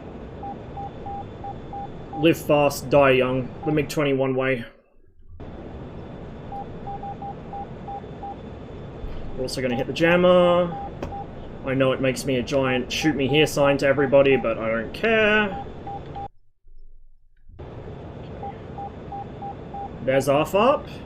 So as we come over that, we want to roll out left. Beard 11, Overlord, Raw, 162, 69, 3000. Pop out a security flare here and there. Overlord Testicle 02, book it up. Yeah, we should miss that pretty easily. Testicle 02, Overlord. What a Raw, Chad. 162, 54, 5000. Their FARP is down there somewhere. I actually lost sight of it. I know it's down there, I've been shot down by it enough fucking times. It's my favourite FARP to go bomb when I play on here. I think they moved it across the valley. It looks like they have. Probably because I was harassing it too fucking much. We're a little close, so we're going to pop some flares. Overlord, Beard 11. Nightfall, thanks for the follow. Welcome to the stream. Beard 11, Overlord, Raw, 164, 63, 4000, drag south, Tiger 2. We're going to head... Oops, 090 here. I shouldn't have been banked over like that, but whatever.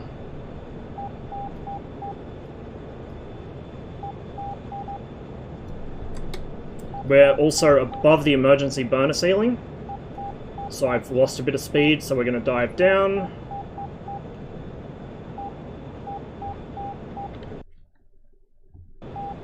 We're kind of on one side of the sector, so we're going to miss some targets, I think. Overlord, Beard 11. We're still too high for emergency burner. There we go. Bit late, but it kicked in. We'll go land at Shade Ups. Ghost 11, Magic, Raw, 173, 34, 5000, drag southeast, Tiger 2. Overlord Testicle 02, book it up. Tactical 02, Overlord. I could not find you on scope. There's a pilot down there. Seesaw. Overlord Testicle 02, book it up. Shots right over there. 02, Overlord. Raw, 235, 41. Under my nose, probably. Hot, Tiger 2. In true 21 style, can't see anything under my fucking nose. No, actually, that's it there. Overlord Raider 11, set tripwire 15 kilometers. Raider 11, Overlord. Copy. Warning 15 kilometers. So we got some blues back at least. It's still imbalanced, but at least there's more blues joining. It was even when I joined, then like 3/4 of blue team just disconnected all of a sudden. No stamina. Oh, I still have my tanks on. I thought I got rid of them. Sasquatch 98, tripwire. No wonder we weren't going very fast. Sasquatch 98, Overlord. Copy. Warning 15 nautical miles. I'm not sure about that one, no. Not sure about that one. I would like to think so, but I very much doubt it. More like, oh, it's Rossmom, free kill. Given my recent performance on the server. Oh, speak of the devil, Feet 11 Sex Haber is indeed on the server right now. Ghost 11, Magic, Bra, 284, 42, 6000, beam northeast, Tiger 2.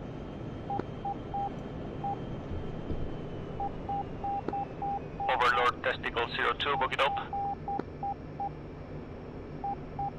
Testicle 02, Overlord, Bra, 282, 17, 6000, flank east, Tiger 2.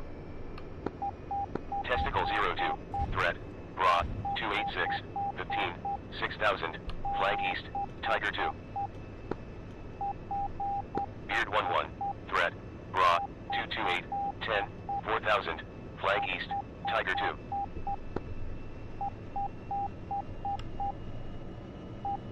The F4U is going to be real interesting in this for carrier ops. I'm kind of hyped. Overlord. Like, kind of really hyped. Break. I can only imagine the number of times I'm going to smash that giant prop into the deck because I wasn't paying enough attention to what I was doing. Beard 11, Overlord, Bra, 230, 42, 5000, hot, Tiger 2. Speaking of fucking Hellcats, you ever see the photo of the early Sparrow testing the Navy did?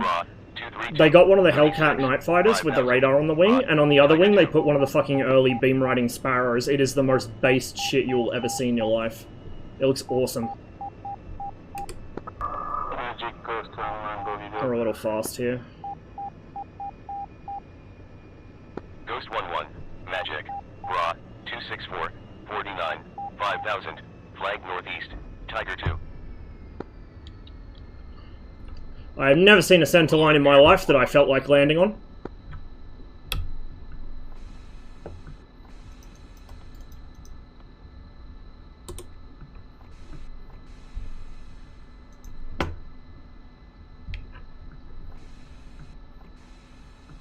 Get a little bit of nose shimmy again. Just a little. One of the ways to alleviate that is to hold the stick back a little as you're on rollout. Usually you don't really need to, but it does help a bit. Just gets the weight off the wheel. Because usually the reason the shimmy happens is because either there's too much weight on the wheel to start with, or you're light on the nose wheel and then it turns, and then you come back down on it and put too much weight on. Overlord Testicle 02, book it up.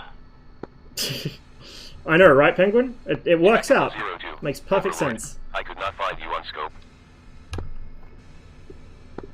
Overlord Testicle 02, Catch a lady, book Inc. it up. Sleep on, man. Beard 11, Threat, Bra, 237, 10, 5000, hot, Tiger 2. Testicle 02, Overlord, Bra, 240, 16, 6000, hot, Tiger 2. Testicle 02, Threat, Bra, 240, 15, 6000, hot, Tiger 2. Beard 11, merged, 251, 6000, Tiger 2. Yeah, the, documents got burned, the submarines themselves got deep-sixed. Literally, that's where the term comes from. And it was all for nothing anyway, because they were worried that the Soviets would copy the, was it the I-400? I-400 series, I think. I-401. They were worried the Soviets would copy these and develop these gigantic fuck-off submarines. Well, it turns out the Soviets didn't need to copy them, because eventually they built their own giant fuck-off submarine, which was a lot more giant and a lot more fuck-off. Overlord, Beard 11, book it up. Hot Dog Water! Thanks for the Prime sub. Appreciate it. Overlord, Hope you're enjoying the show. I assume you are, since you just subbed. 4000, But you never know. 2-ship Tiger 2. We'll do another reconnaissance run. Why not? I've been enjoying this. Overlord Viper 1-1, set tripwire 10. Kamov, thanks for gifting those subs. Holy shit. Overlord. Copy. Appreciate it. Warning 10 kilometers. Playing Ultimate Admiral Dreadnoughts, made in American Kitakami. I really need to play that sometimes. It looks really good. I don't even think I have it. I'm not sure. 15. But it's on the long list of games that I'm really interested in, but haven't actually got round to trying out. Testicle 02. Threat. Bra. 248. 15. 1000. Flag north. Tiger 2.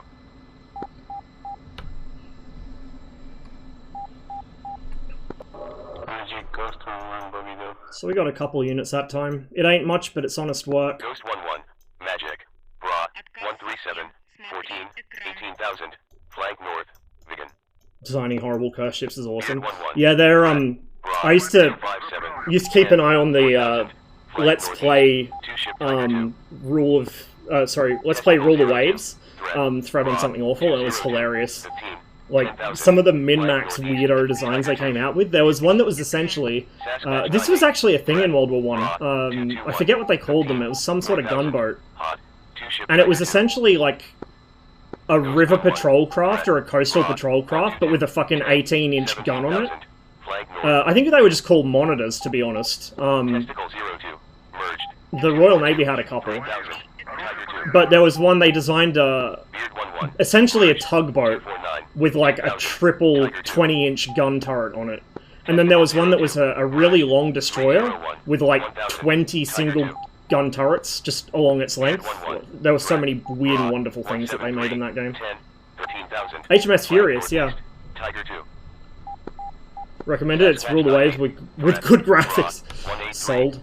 Although I have to say the MS Paint visuals in Rule the Waves kind of, they have an appeal to them, I guess. Overlord Beard 1-1, look it up. Beard 1-1. Overlord. Bra. 136. 7. 6,000. Flag west. Tiger 2. I'm not sure how things look on stream. I turned my gamma back down, so it was 2.2 before, which is the default. Beard 1-1. But I decided to try turning it back down again. For a while I was running 1.4, then I was running 1.6. I think I'm running 1.8 now. 1.8 or 1.9, something like that. Actually, it might be 2. Let me check. Overlord Beard 1-1, look it up. No, I turned it up to 2. So it's a little darker than it was, and it just makes some of the shadowing in the cockpit look better. Particularly in the F1, because the F1's cockpit's a bit bright in terms of the radar hood. Everything else is too dark, but the radar's too bright. I think it might cure the same problem on the MiG-19 as well. Overlord. I hope. Bra. 221. We might do some 19 stuff after this. 2000. Flag north. Tiger 2. Game looks perfect, face cam looks a little dark. Yeah, it probably is, because my microphone's probably blocking the lamp a bit. I need to get one of those halo lights, because I've just got like a little 15. 4,000. sort of table lamp sitting off to one corner of my desk, and that's all I use to illuminate my face.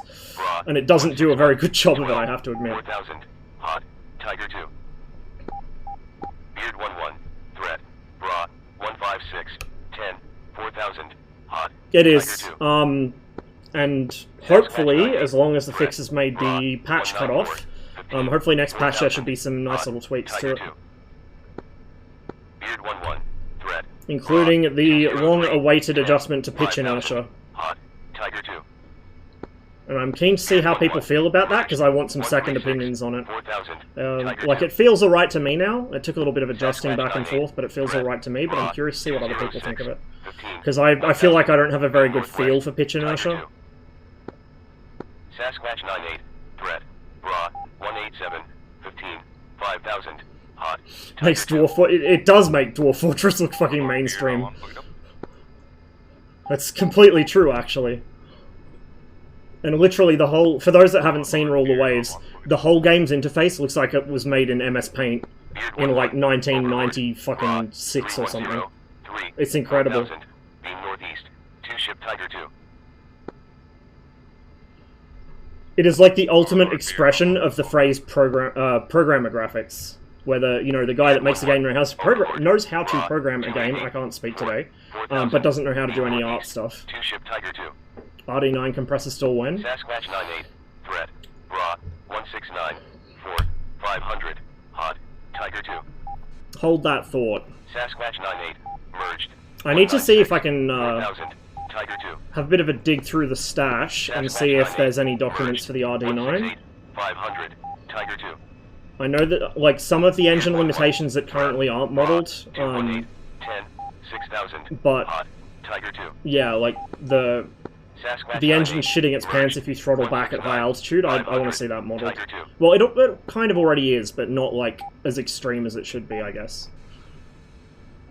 The engine will flame out if you throttle out a burner at high altitude, like, you know, 16, 18 kilometers or so.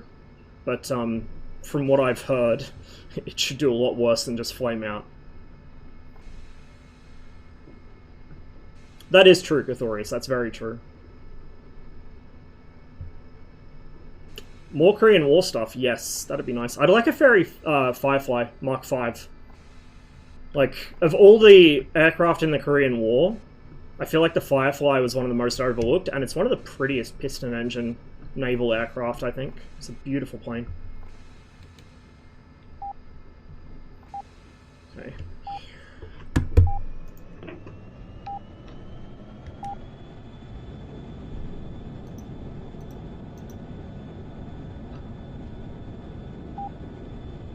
I occasionally fly the MiG-15. I was flying it on here the other day, although I wasn't streaming it. I had a really good time wrecking F5s and F1s. I'm not very good, though, in the MiG-15. I did manage to spin myself into the ground at least once. Magic Coast on set 110. Ghost 11. Magic. Copy. Warning 10 nautical miles. Sea Fury? Oh man, a Sea Fury would be wonderful. I remember when the Sea Fury mod came out for IL-2 1946. That was a very happy week for me.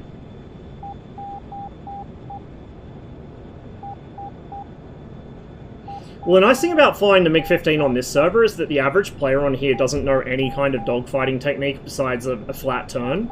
It's the same reason the Su-25 is so powerful. They just don't know how to deal with it.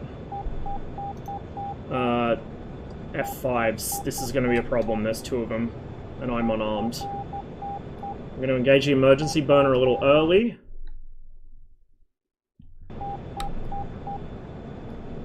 F14 tried flat turning a 15 today and suffered. Yes, so I was told. I think I just missed it when I jumped in the server.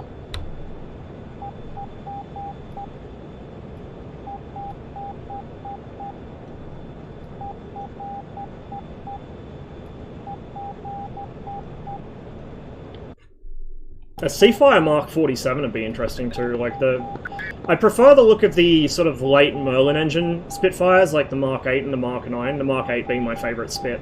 But the Seafire FR-47 is a pretty beautiful plane in its own right, to be honest. 1400. Flag east. 2-ship Tiger 2. I don't say that. I like the Corsair. It took a while to grow on me because I'm not usually one for gull wings, but I do like it. Alright, we're going to begin a reasonably gentle left turn here. We actually do have some speed this time. Uh-oh. 310. 2500. Tiger 2. Uh-oh. This is not a good bank to be in either. We're going to stop the recon mode.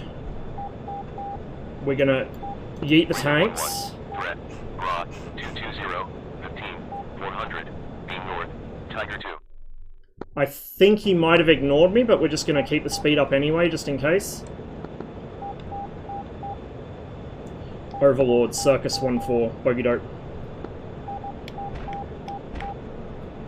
Circus 1-4. Overlord. Raw.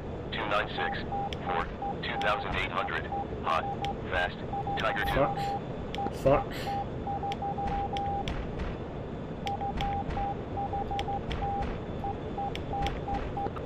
Magic Coast on shopping. Out of flares. Ghost 11. Come on, little MiG. Raw. 173. 46. 9000. Drag southeast. Fast. Tiger 2. Overlord Raider 1-1, boogie dope. Raider 1-1. Threat. Raw. 200. Hot. 2-ship Tiger 2. Raider 1-1. Overlord. Bra. 314. Probably better to go back to show up. Drag northeast. Drag him into the Tiger SAMs 2. there. Ooh. Nearly blew the engine. We're going to come out of emergency burner now, so I don't. Raider 1-1. Because we did pick up some speed in that dive. 400. Tiger 2. I think we do have some air cover at least. I would... Buffaloes go hard, dude. That thing's so underappreciated. I would go for a Buffalo. Especially with Cola coming. Even though it's going to be modern Cola, I would still love a Buffalo. Raider 1-1. Bogey Doe. Raider 1-1. Overlord. Bra. Imagine the street cred dunking on a fucking jet in your Buffalo. Just think about it. Be amazing. Overlord, Circus 1-4, Bogey Dope. Circus 1-4. We're still heavy on fuel. Bra. 1998. 1100. Flag northeast. Fast. Tiger 2. We're clear. Don't know how much we would have got off that run because I was flying a bit shittily and evading and shit, but...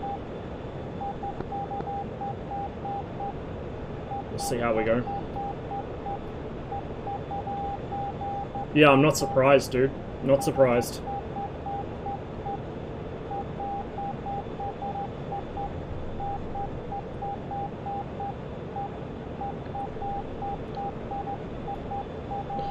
Mags hasn't been having much luck with the F1 damage model the last few days, I think.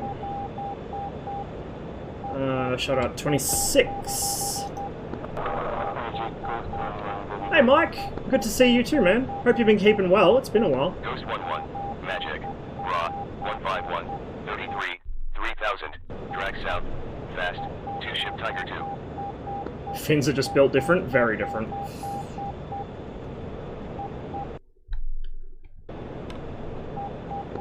Overlord Viper 1-1, set tripwire 15. Viper 1-1. Overlord. Copy. Warning 15 kilometers. Hey Korchak, going well, man. Second stream of the day. We're doing a rare double stream. So we started off with armor this morning and then some gunner heat PC. We had a tank theme in the morning and now we got a reconnaissance theme so far in the afternoon. Yeah, man, I've been good. I've been really good. A little busy between the streams and going back to the whole study thing, but I've been good.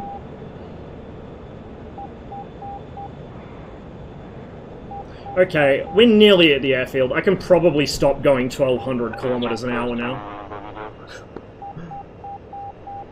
It's pretty typical for one of my airfield approaches. Just come blazing in at 1200, slam out the brakes, the gear and flaps at the last moment.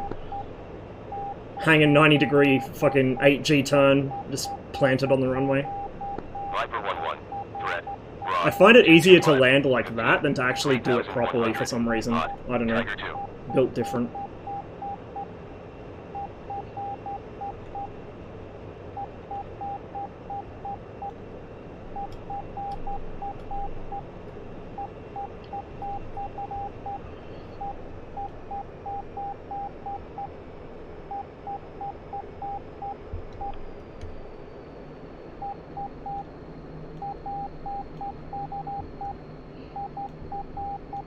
I need to learn how to actually instrument land this thing.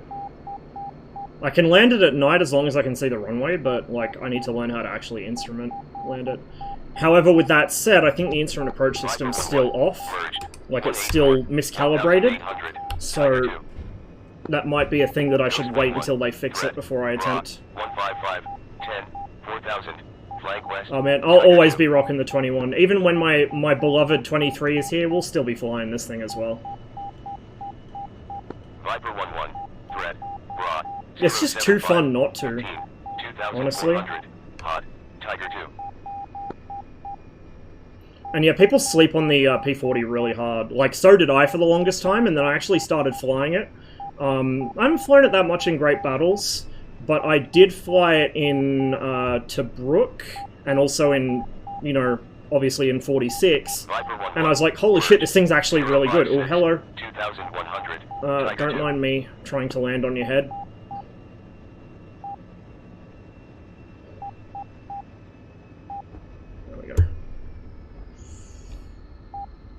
0 targets. Well, I mean, to be fair, I'm not surprised. That was kind of a shitty run. 212, 15, 1,700. Hot. Tiger 2. We'll do one more reconnaissance run, I think, and then we'll go back to combat. Ghost 1-1. Magic. Bra. 267. 53. 6,000. Beam north. 2 ship Tiger 2.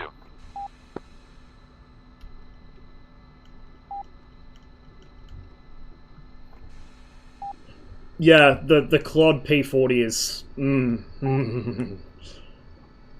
Like, I was like, I haven't really flown the P40 much, I'll see how that goes. I took it out and I was like, holy fuck, this thing's amazing. Because you always hear the reputation like, oh, it wasn't very fast, it wasn't very maneuverable, ooh, you know, this was better, that was better, whatever. You take it up against the 109, it's like, wow, this is actually really good. Really, really good. Didn't fucking Killer Caldwell get, like, the majority of his kills on a P40? If not all of his kills? I'm pretty sure he did. I know he flew one for a long time, but I don't remember if that was what he got most of his kills on.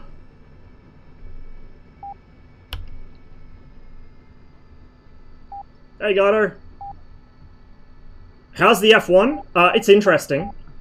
It's kind of like what I thought it would be. More so than what I thought it would be in some respects. So, look, as a dogfighter, I'm going to be real with you, it's pretty hopeless. I thought it wouldn't be very good as a dogfighter, but it's actually, like, bad as a dogfighter.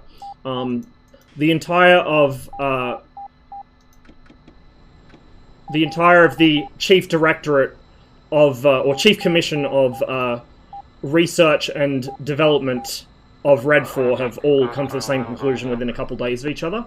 However, as an interceptor for killing bombers or other non-maneuvering targets, it's actually really good. As a strike aircraft, it is fucking excellent. And it's okay for slashing attacks. Like, it's not bad as a fighter, it's bad as a dogfighter. So if you can use it with GCI and slashing attacks or giraffing things like Tomcats, it's actually really good. But trying to use it the way people use the F5 or the 21, it just can't do it. It's really not suited. It's a lot of fun. It has a lot of limitations in a good way. Like, the engine is the most finicky piece of shit you could imagine. It makes this thing look well-behaved. In fact, it makes the Viggens engine look well-behaved. The flight handling, it feels kind of slippery, but in a good way. Kind of like the Tomcat when you get up to high speed. The cockpit's got horrible ergonomics, but if you're familiar with the Mirage 2000 at all, you will probably work it out pretty quickly. Like, I didn't really spend much time on tutorials or watching videos or stuff. I just, because I fly the Mirage 2000, I knew, like, oh, well, the starter panel, which should be over here, is now over here. Simple stuff like that. It's very similar to the 2000 internally.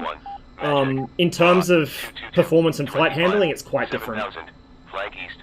Tiger 2. And it has a hell of a lot of adverse yaw. Like, holy fuck, does it have adverse yaw. Hey, Anamaki. Good to see ya. Do you think the 23 will be similar as a good fighter, but a poor dogfighter? Maybe not. So the thing is that the 23, I think, is just going to be better than the F1 in every respect, pretty much. The F1 was very overhyped by the community. A certain someone's video proclaiming it to be the humble interceptor that the coalition feared. Like, no, dude, nah.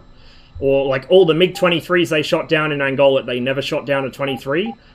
One was shot down by a 23 and crashed on landing. They shot down, I think, 2 or 3 MiG-21s, all of which crash-landed or RTB'd. Maybe one of them didn't. So, like, Angola was very inconclusive. It's not a bad plane, but the community were building it into something it wasn't. With the 23, I think it's going to be the opposite. I think except for the Red 4 guys, who are in the know, the community are going to think it's a piece of crap, and then they're going to get absolutely kicked by it, and they're going to go, oh, maybe not. So the issues why the F1's... Let me just shut that up for a minute. The reasons why the F1's not very well suited to dogfighting, in my opinion, is it has really bad forwards visibility. So, I mean, without hopping in one myself right now, You've got these really thick jail bars all around the canopy. So this canopy bow on the 21, you might think, oh, that's pretty thick. You can't really see a lot behind it. The F1's canopy bow is even thicker. So the F1's canopy bow, if I was to sit with this kind of view, would take up this, like all of this. I would have a little bit of corner here, a little bit of corner here, and then like it goes a bit further down, so you have more downwards visibility around the instrument panel. But the upwards corners, where you need to see it across a circle when you're dogfighting someone, the whiskey compass is here. The accelerometer hangs down here. You got a jail bar there. You got another jail bar there, and it's like the windscreen's really, really tall and narrow. On this side, you've got the angle of attack indicator, and then hanging off the side of that, blocking part of the side light, you've got the fucking countermeasure thing. And then you've got the fucking chronometer hanging down up here. So, forwards visibility in the F1 is a dumpster fire. It's really, really bad. Upwards visibility, you don't have the periscope blocking you, so that's an improvement, I guess. Rearwards, I would say the 21 has better rearwards visibility only because of this. If you took away the periscope, the 21 has worse, but not by much. The F1 doesn't see behind itself that well. The mirrors on it are useless, like most mirrors in DCS. A large part of why I think it's not very good as a dogfighter is because it's got a lot of weight to it. It weighs, like, twice as much as this thing. Forget the bad thrust-to-weight ratio. Above 4,000 meters, it's actually broadly comparable to this, because you don't have the emergency burner above 4,000 in the 21. When it gets light on fuel, it's not bad. So, like, the thrust-to-weight's bad, but it's not awful once you get light on fuel. The big killer in the F1 is the weight. You can feel the inertia in the aircraft. It is a big, heavy plane compared to the 21 or the F5.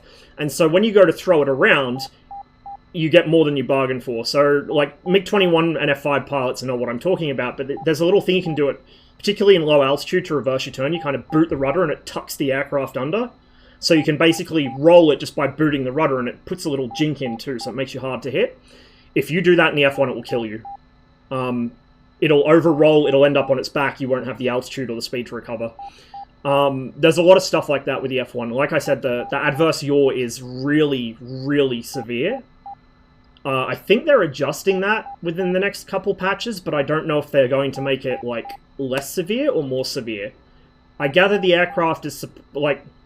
The thing is, normally with spoilers, you would expect to have pro-verse yaw, like the Tomcat does. And then it would switch over somewhere around, like, you know, in the supersonic regime, like Mach 1.6, I think, somewhere around there. It does in the Tomcat. In the F1 right now, you have really bad adverse, and it doesn't become pro-verse until you're near Mach 2. And there's been kind of spitballing back and forth as to why that might be, whether it's either mismodeled or whether that's actually how the plane is. And kind of one of the going theories is the plane had such a serious problem with adverse yaw to begin with that they put the spoiler-ons on it to try and get it under control. Which would explain why it has conventional ailerons and then spoiler-ons, which is not a combination you usually see. It doesn't have a split tail, it's like the 21, the whole thing moves as monoblock. So you don't get any roll out of the tail like you would in the Tomcat or the MiG-23. But yeah, it's a weird plane. It's fun to fly though, like the handling quirks do make it fun to fly. But the 23, I think the visibility is going to be comparable to the 21, slightly worse because you've got the vertical reinforcing bar along the top of the canopy here. You're going to have a few more distractions because you've got more systems to play with, but because you've got the radar scope on the HUD, you don't have to be staring down at this thing. So you're going to be heads up in the MiG-23, no matter whether you're working visually or with the radar or the IRST. So I think that's a benefit to the 23 over this or the F1. You're going to have less crap in your face in the F1, slightly, because you do have some stuff around the top of the canopy. Thrust-to-weight ratio, throttle response, like anything to do with the engine, the 23 is clearly superior.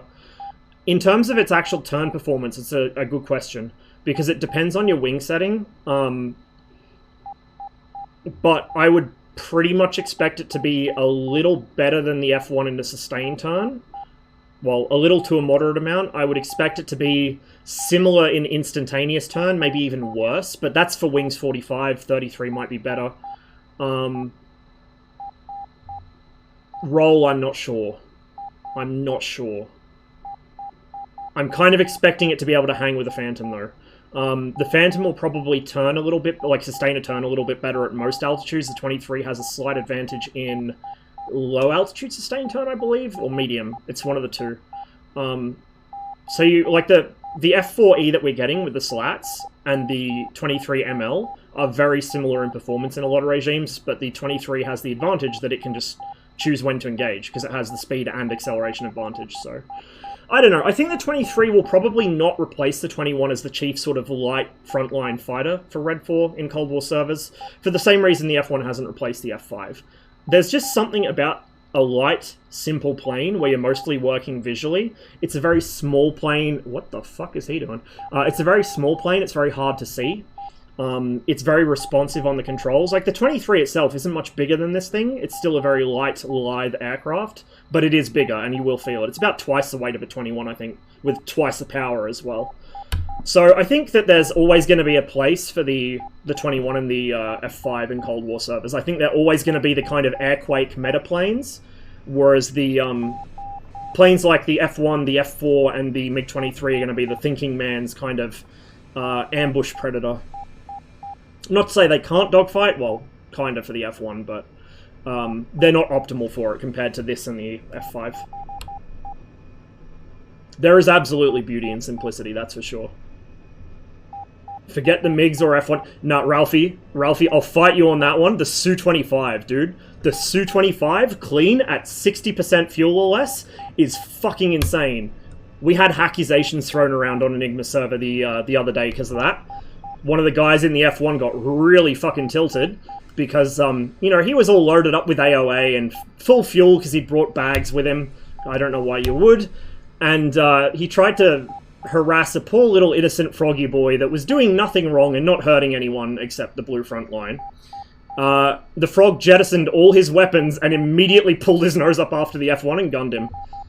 And so we had a rather difficult lesson for the player in question, where we took the thrust produced by the F1's engine in full afterburner and compared it to the thrust produced by the Su-25's engines combined at mil power. Turns out the Su-25 has 6,000 pounds more thrust than the F1 does, while also having just a better thrust-to-weight ratio in general. Just want to spook people into dropping their stores and then fuck off. That's the way to do it. So, like, if I feel threatened at all in the Su-25, unless it's like do or die kind of stuff on Alpine server where if we don't get an objective destroyed within 5 minutes we lose, I will jettison my stores whenever I feel threatened. Now, you've obviously just mission killed me because I can't, well, that's not right. I can do ground attack, but I have to use my gun, so I'm only killing soft targets. I can't wipe entire positions. But having said that, you've also just made me really angry, and pity help anyone that comes near an angry frog boy, because that's not an experience that you're going to enjoy. Really not an experience you're going to enjoy.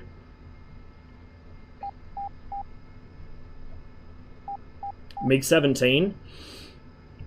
I want to believe, however, I'm a little more cautious than most of the DCS community, and until I see them get an official contract as a third party, I'm not going to think that's coming out as an actual module. Maybe as a mod, but not as an actual module. Last I heard, they had kind of ceded to the fact that they bit off a bit more than they could chew research-wise. So initially they were planning on having, like, a MiG-17F with the AS upgrade missiles, and then we're like, no, that's not how that works. The AS was a specific variant that never had the afterburner, and the F was a specific variant that never had missiles.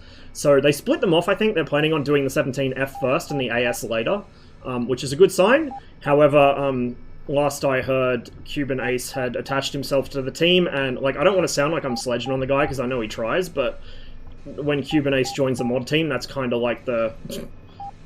That's like the cat in a retirement home sitting on someone's lap. So, we'll see. I hope it does become a module, because I would love to have a MiG-17F. The AS, I'm actually not... Like, I wouldn't mind an AS, but the F is what I want, the afterburner. You still don't have a very good thrust-to-weight ratio, but it's enough to really kind of catch people off guard in the vertical. Also, yeah, transonic handling, so the aircraft doesn't try and murder you whenever you get near the speed of sound.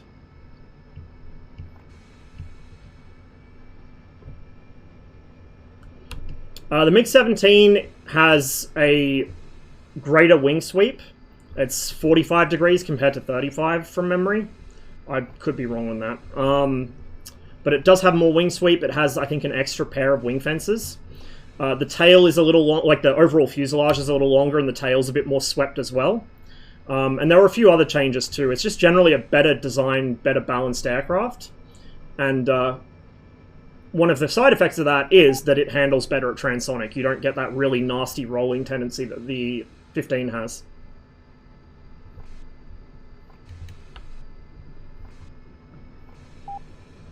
The 19 turns pretty well. Like, the 19 doesn't throw its nose around like the 21. It doesn't have the nose authority, but it does have sustained turn. Much better than the 21 does.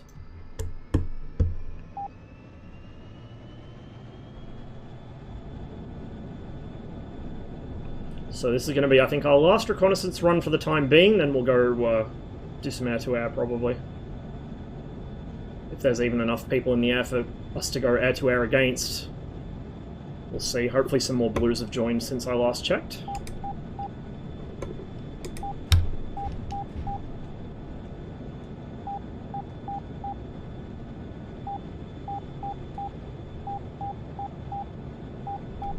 MiG-17 PF. I kind of want the MiG-17 PFU. No guns, just four beam riders and a dream. Or I should call them meme riders, which is more appropriate for how fucking terrible they are, but I legitimately want an aircraft whose only weapon is the RS-2 US, just so I can laugh at people if I ever actually get a kill with it. Like, it's gonna suck, and I know it's gonna suck, and that's why I want it. Don't like what they did to the upper windshield. They had to, because they lengthened the canopy. Same as the MiG-19P. If you look at it, the 19P's cockpit's a little longer and a little wider. Or, actually, yeah, longer and wider. And the windscreen is like that too, and the reason for that is they had to expand the windscreen out to get that second sight in front of the ASP-5 for the radar projection. Uh-oh. What about LA-200? I mean, Interceptor Gang, but also it's kind of obscure. I don't mind obscure, but, like, I would prefer to have a Yak-28P, for instance, if we're going to do obscure interceptors.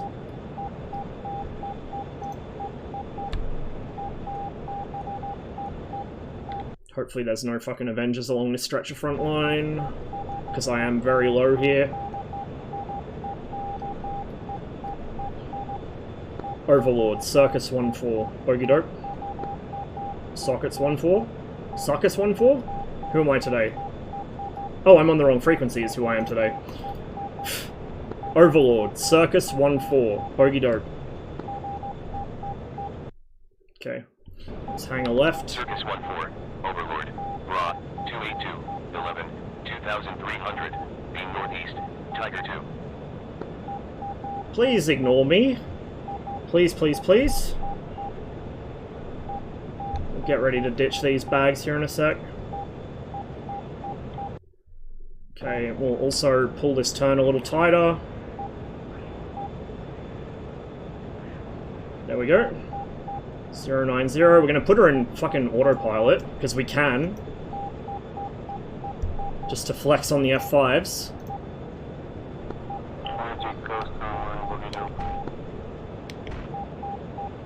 Ghost 1-1. Only the MiG-19 PM, and they were beam riders. 6000. Flag northeast. So that was a specific variant. It had no guns, it only had 4 RS-2 US beam riding missiles.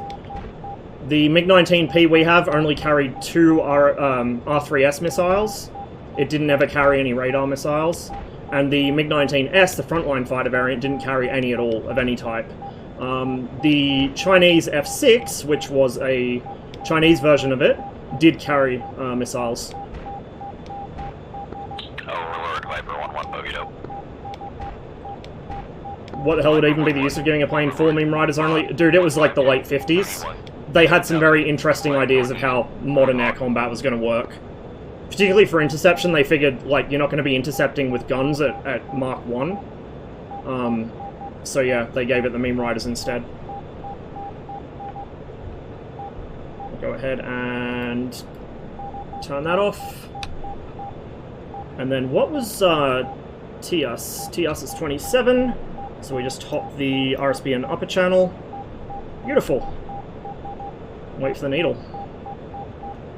While we are rearming and refueling on the ground, I'm going to grab a drink, and I'm probably going to ditch my hoodie, because I'm cooking here, actually.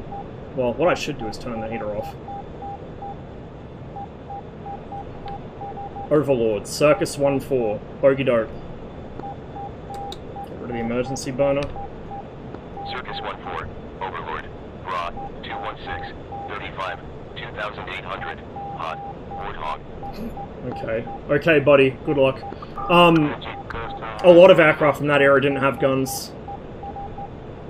Ghost 1-1, Magic, Raw. The entire second generation MiG-21 didn't have guns either, because they were all interceptor, sort of interceptor based.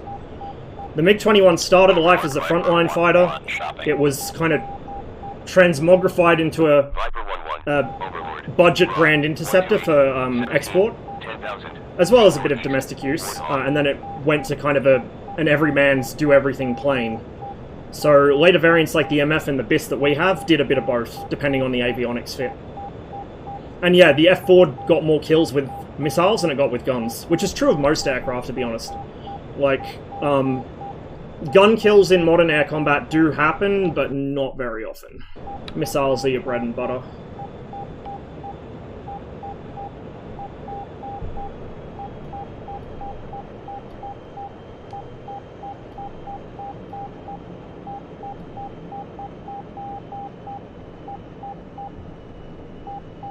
Viper 1-1, threat, Raw, 102, 10, 11,000, beam northeast, Warthog. Should have brought the East German MiG-21 livery for this thing. Raw, 137, 10, 11,000, beam northeast, Warthog.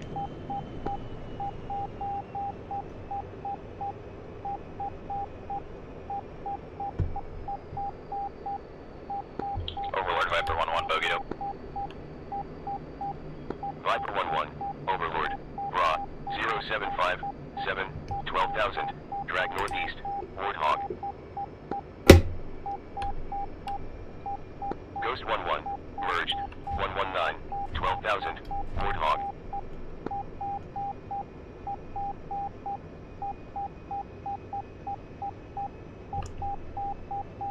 How to slow down with adverse rudder and roll. It's not so much how to slow down with the 21 and the F5, it's how you, like, if you want to reverse direction quickly in a scissors, you just kick the rudder and the aircraft will kind of flip over on its back. But if you do that in the F1, it over-rolls and you'll end up in the ground. Warning 7 nautical miles. Once I'm rearmed and I'm not carrying this heavy loadout, I'll demonstrate it. The Sparrow is not bad, honestly. Most of the issues the Sparrow had were because of mishandling Flank northeast. and being used in a very humid jungle environment without proper storage procedures. Overlord, Viper 1-1, bogey As dope. well as that, a lot of the pilots didn't understand what missile parameters were. So, for instance, you've seen some of the shots that the guys in F5s and particularly Vigans take with their Sidewinders, and they just miss every time. It's not because the Sidewinder's bad in DCS, they've got fucking amazing missiles. It's because they don't know, like, they're too close or they're launching at too big of an angle or something like that. That's the same issue that the Sparrow had in Vietnam, and even after Vietnam, is pilots were a bit trigger-happy, shall we say, with their missile launches. Sparrows actually had a higher kill rate than Sidewinders in Vietnam from memory, at least they did for the Phantom. Sasquatch 98, Overlord. In the Copy. Gulf, I think the Sidewinders 25 had miles. slightly higher, but I think that was just because they shot more of them. Put it this way, the Sparrow doesn't deserve its reputation that it got from Vietnam. 0 targets, bruh. Okay, well, we had a couple good reconnaissance runs, but clearly I need to do something a bit more suited to my skill level here. What's the frontline status like? Oh, that would be why. That would be why. There's no frontline targets to fucking reconnoiter, because our ground attack chads have destroyed them all. 24, 4,000, flank That explains a lot. Tiger 2.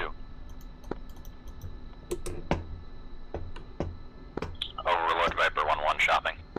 Does the adverse rudder kick work on the 19 too? Not really, no, because the 19, unless you're already at very low speed, the 19 rudder won't move. Tiger 2.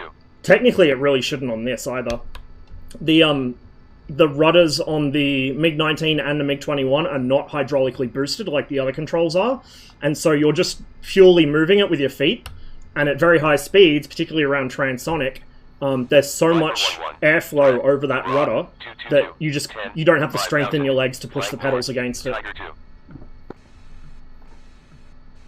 And that's modeled pretty strictly in the MiG-19. In the 21, not so much. It is modeled in the 21, but not to the same extent.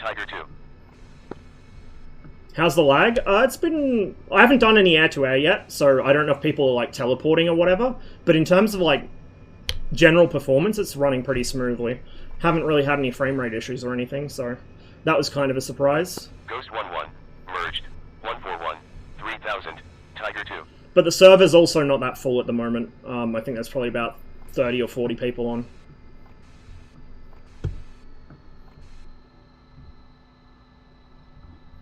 Viper 1-1, threat, Bra, 239, 10, 5000, hot, Tiger 2. Ghost 1-1, threat, Bra, 208, 10, 5000, hot. No, I wasn't, Ustio. Unfortunately, I wanted to try it out when it was full like that, but I had classes to do. So I couldn't. Let's grab a... Okay, so that's our bombers on the way to target, which is good. Break, break, break. Ghost 1-1, merged. 185, 4000, Tiger 2. Oh, we do have speardolators. Okay. Well, I could have brought them. It doesn't matter anyway, they wouldn't have helped that much in reconnaissance. Overlord Viper 1-1. Just giving me a slightly shorter takeoff run. Viper 1-1, threat, Bra, 226, 10, 5000, hot, Tiger 2. Viper 1-1, Overlord, Bra, 340, So we pushed the map pretty much back to neutral, which is good to see. drag northeast, Tiger 2. Have lots of channel points. I need to come up with some more rewards, because the existing ones are not really applicable anymore. Folks don't understand aspect. They sure do not. Okay, I am going to be right back, guys. I'm going to grab myself a drink. Threat, Bra, Turn the heater off so I can stop boiling. 10, 5000, flank north, Tiger 2. Overlord Beard 1-1. Book it up. Break, break, break. Viper 1-1, merged. 305, 6000, Tiger 2.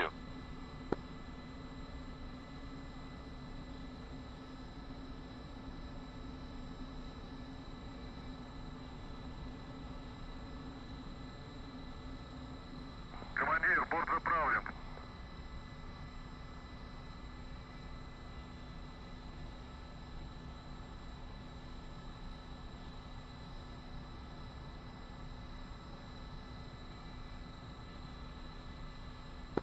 Overlord Viper 1-1. Bogeyed up. Beard 1-1, Overlord. Bra, 151, 30, 4000, flank north, Tiger 2. Viper 1-1, Overlord. Bra, 009, 3, 7000, drag north, Tiger 2. Ghost 1-1, threat, Bra, 281, 7, 3000, drag southwest, Warthog. Viper 1-1, threat, Bra, 354, 7, 3000, flank southwest, Warthog. Ghost 1-1, merged, 273, 9000, Tiger 2.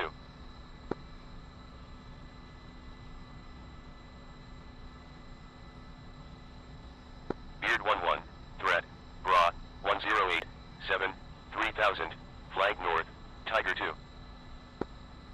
Sasquatch 98, threat, Bra, 226, 15, 4000, flank north, 2-ship Tiger 2. Beard 1-1, merged, 104. I just checked, by the way, there's 24 people on the server right now. Viper 1-1, merged, 046, 3000, Warthog. Overlord Beard 1-1. Book it up. Beard 1-1, Overlord. Bra, 189, 27, 11,000, beam west, Tiger 2. Magic Ghost 1-1, bogeyed up.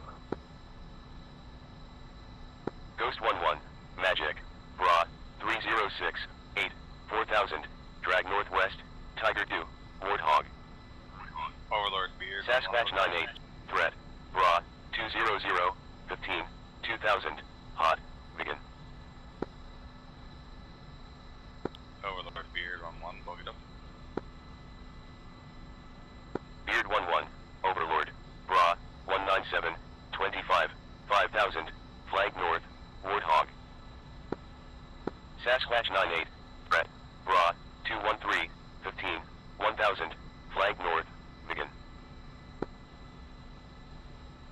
Break, break, break. Sasquatch 98. Merged. 194. 2000. Begin. Overlord Viper 1-1, bogeyed up.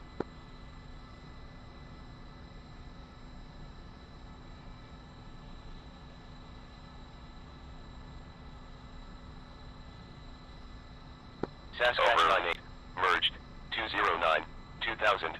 Begin.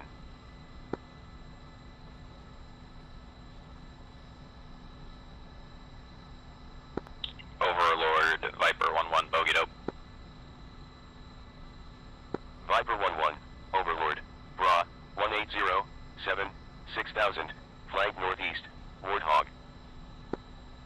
Sasquatch 98. Threat. Bra. 176. 4. 500. Hot. Tiger 2. Sasquatch 98. Merged. 171. 500. Tiger 2.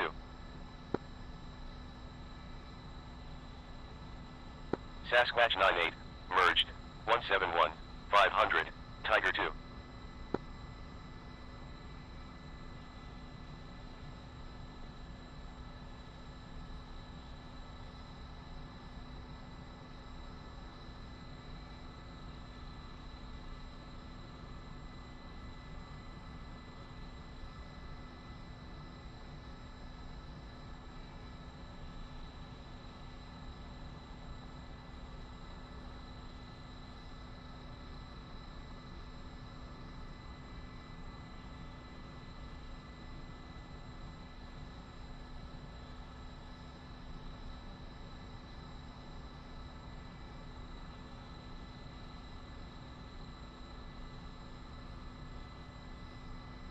Overlord Beard 1-1, bogeyed up. Beard 1-1. Overlord. Bra. 199. 9. 10,000. Hot. Tiger 2.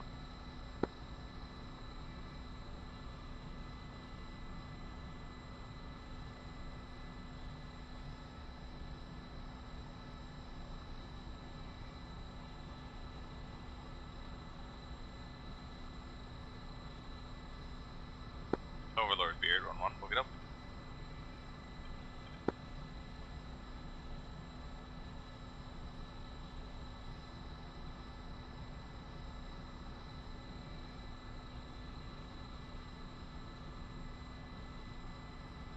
Break, break, break.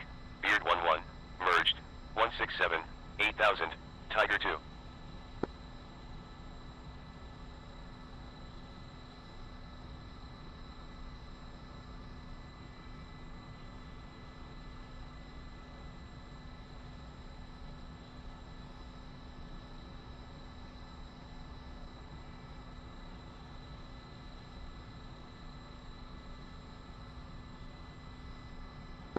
Overlord Beard 1-1, bogeyed up. Beard 1-1. Threat. Bra. 189. 7. 8000. Flag northeast. Tiger 2. Hang on, I pressed the wrong button. Fuck. Beard 1-1. Wait. Bra. There we go. 187. I just had to pause that so it doesn't keep running in the Flag background. northeast. Tiger 2. Pro streamer, by the way. Overlord Beard 1-1, bogeyed up.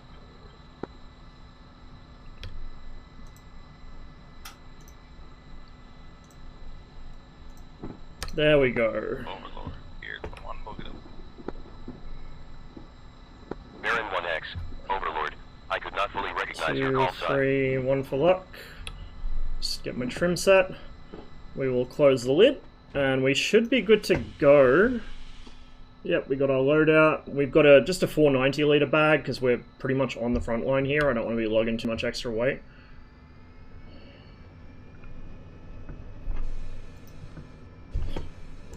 I thought the aircraft was turning a little funny on the ground. I didn't turn the nozzle brake off.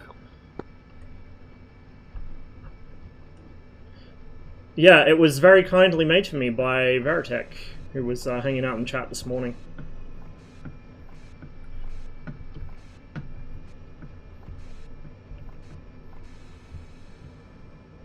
I think it fits the stream really, really well. Overlord Beard 1-1, book it up. Beard 1-1, Overlord, Bra, 201, 13, 3000, Hot, Tiger 2. Yo, didn't they make the fucking Sky Ray an event vehicle in War Thunder just like the other week? It makes me really mad. Every time they make some fucking special event vehicle you have to know life to get, it's something I really want. It couldn't be something I don't care about. No, it has to be something like the Sky Ray or the IS-7 that I actually really want. 4000, Hot, Tiger 2.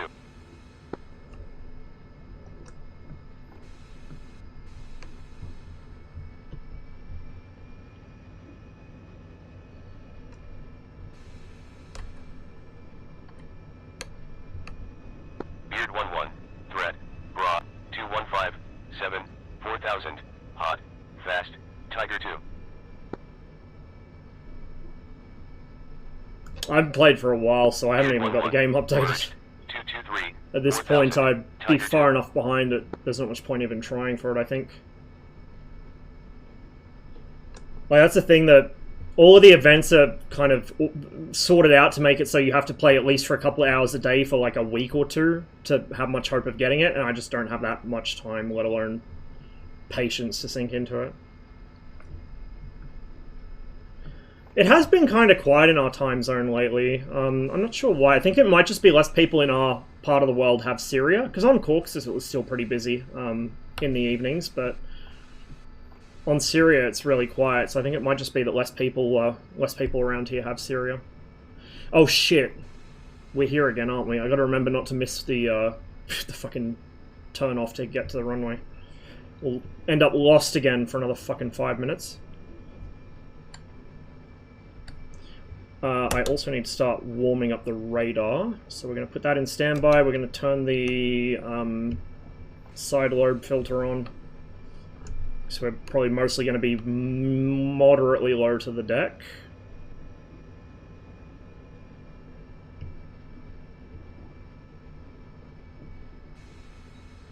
Oh, it's like the perfect soundtrack of flying MiGs.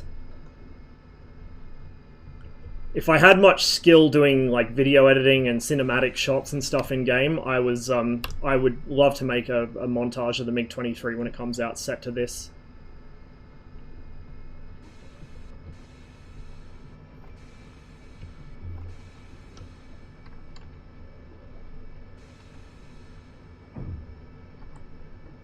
Boiler's out there wrecking shit in the Su-25. Just wait for Drewski to do it. I don't know if Drewski knows about this song. I might have to drop him a hint. I don't know. I'm one of these people that I don't have the technical skill to do things myself, but I can visualize it as if I can do it. And so I hear this and I can just picture the shots that I'd like of the MiG-23 in DCS synced up to the music. If only I could translate that into an actual thing. I mean, obviously the 23's not here yet, but I have a lot of ideas like that. It's really frustrating.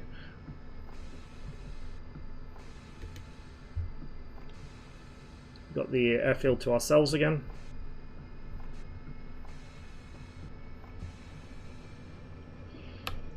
Okay, trim should be set, flaps are set. We're going to turn the nose wheel braking on in case we have to abort takeoff. Yeah. Although if you record from the server's perspective, it won't desync at least. I really wish that there was a better track file system though. Either one that doesn't desync, or one that has like the ability to skip ahead and rewind and stuff, or one that does both ideally. A little spicy on that takeoff.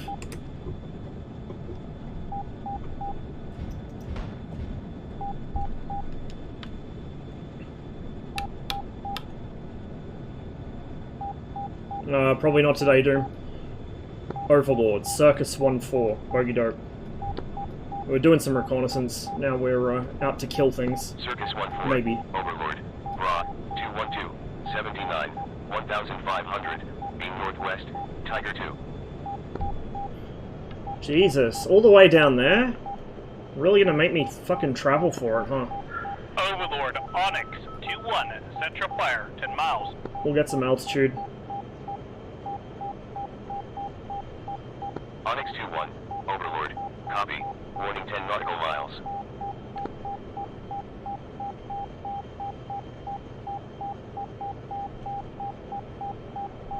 Server restart in 15 minutes, god damn it.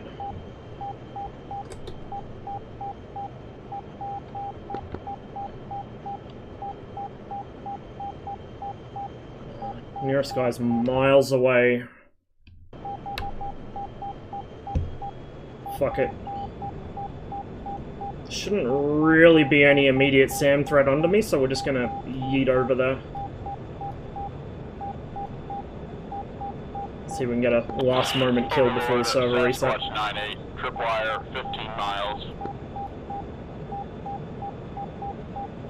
Sasquatch 98, Overlord, copy, warning 15 nautical miles. Overlord, Beard 1-1, Central Fire 7.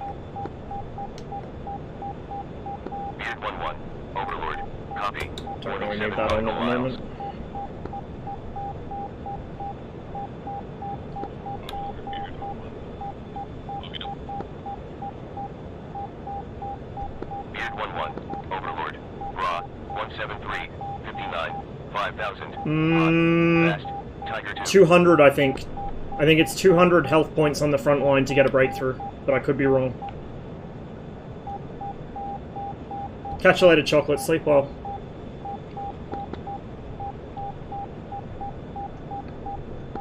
Overlord, Beard 1-1. Look it up.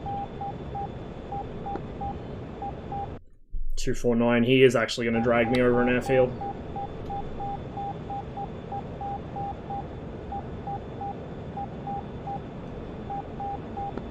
Overlord, Beard 1-1. Look it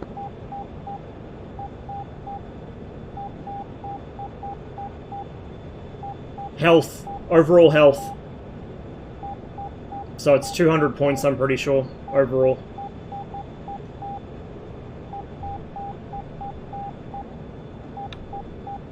Overlord, Circus 1-4, bogey dope.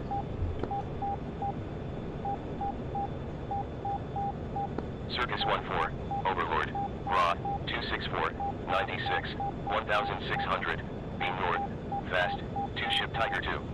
God, we got close to it though.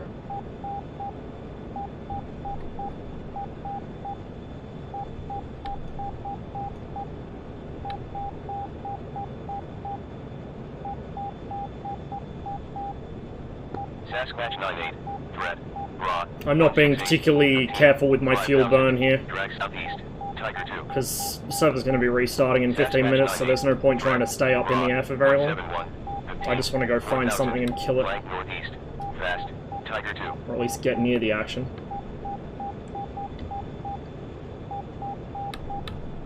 .276, 76, 1200, hot. That's what I want to see.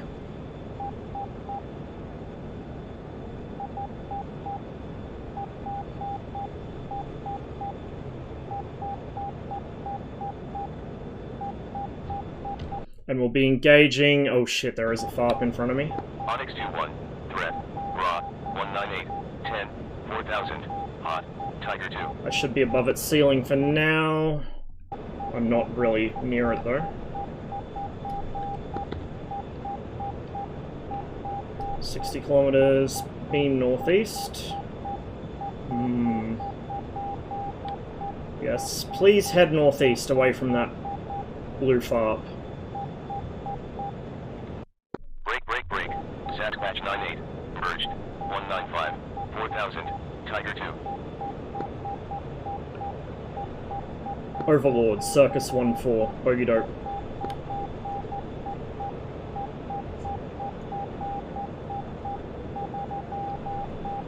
That's cool, just ignore me. Overlord, Circus 1-4, bogey dope. Sockets 1-4, For fuck's sake. Overlord, Overlord, Circus 1-4, bogey dope. Fucking sockets 1-4. Circus 1-4, Overlord, Raw, 200, 75, 1,800, beam east, Tiger 2. I don't think we're going to get a shot in before the server restarts. Beard 1-1, Overlord, Raw, 229, 42, 19,000, hot, Tiger 2. Yeah, I know at this point, right? You know what? Since we're not going to get a fight in before the server restarts, let's do something else. So we're already doing 1.4.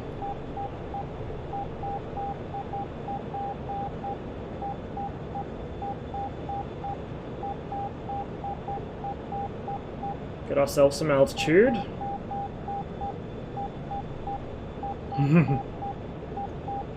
Oh, right, shit. Yeah, I was gonna do that. Wait one. I was gonna do a zoom climb. We'll do a zoom climb, and then if the server restarts first, we'll do the little rudder kick as soon as it restarts. Otherwise, we'll do it on the way back down to land, depending how much time I got. Okay, we're gonna roll here and level off to build some speed again. Beard 1-1, Overlord, Raw, 227, 34, 8,000, hot, Tiger 2. We are, of course, combat loaded, so we're going to accelerate a little slower than if we were clean.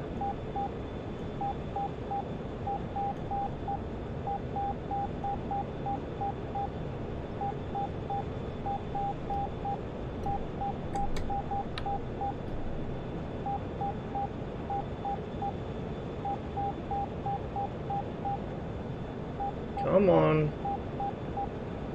Just a little slow to build speed. Once you hit about 1.5-ish, it really picks up. And past 1.6 is where it really becomes funny. It goes into zoomies mode. Overlord, Beard 1-1, book it up. Beard 1-1, Overlord, Raw, 236, 17, 10,000, hot, Tiger 2. It's 1.6. We'll gradually climb up a bit.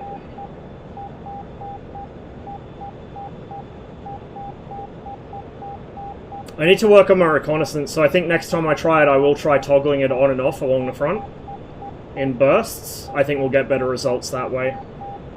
In like 5-second bursts or something. Raw, 237, 7, 11,000. But also, Tiger 2. it's better at the start of the round before red completely crushes the entire front line, you know. Beard 1-1, merged. Okay, there's Mark 1.8. 10,000, Tiger 2. Still got some speed to go. We still got some fuel to go.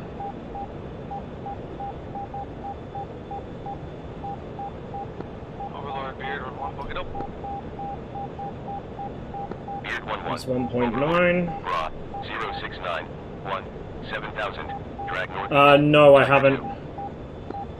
Like, they're pretty useful, I just haven't had the time to sit down and read them, so I haven't yet. Overlord, Beard 1-1, book it up.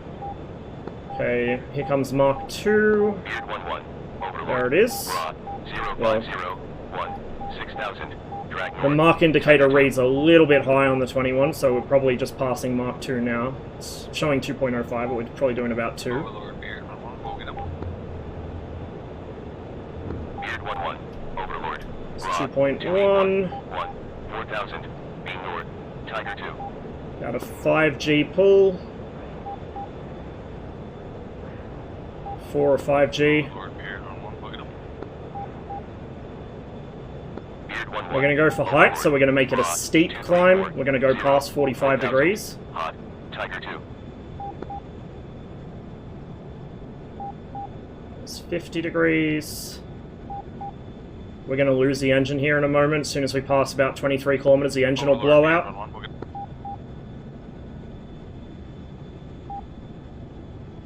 Fitting music for this. We're going to gently release back pressure on the stick, watching the angle of attack indicator. Beard 1-1, book it up. Going to cut the throttle back to idle since the engine's out anyway. We're at 65 degrees pitch. We're going to gently let the nose settle. Beard 1-1, book it up. Sparrows aren't going to catch me up here. Overlord. Bra. 028. I don't even know how high we... Drag northeast. That might be a new record. We've gone off the altimeter. Beard That 1. altimeter goes up to 30 kilometers. We might have a new record here for me in the 21. 5,000. Flank My northwest. absolute DCS Tiger record's in the 29. It was 34 point something kilometers, I think. But yeah, we might have a new one in the 21 here. Welcome to the stratosphere. We got 5 minutes left to get this thing on the ground. Where is our nearest airbase? Beard 1-1, book it up. We're 100 kilometers from Tias. There's probably one right under me somewhere. I just don't see it. I need to start retrimming the aircraft because she's trimmed nose down. Thank you. Okay, we've got enough air windmilling through the engine now. So we're going to get some speed back. We can't be supersonic to relight the engine. We're in an engine out Mach 1.7 dive here and accelerating. The engine's not running. And we just broke Mach 1.8. Right about there. No engine.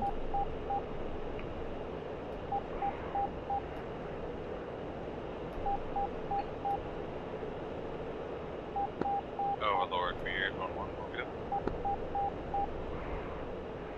Beard 1-1. Overlord. Bra.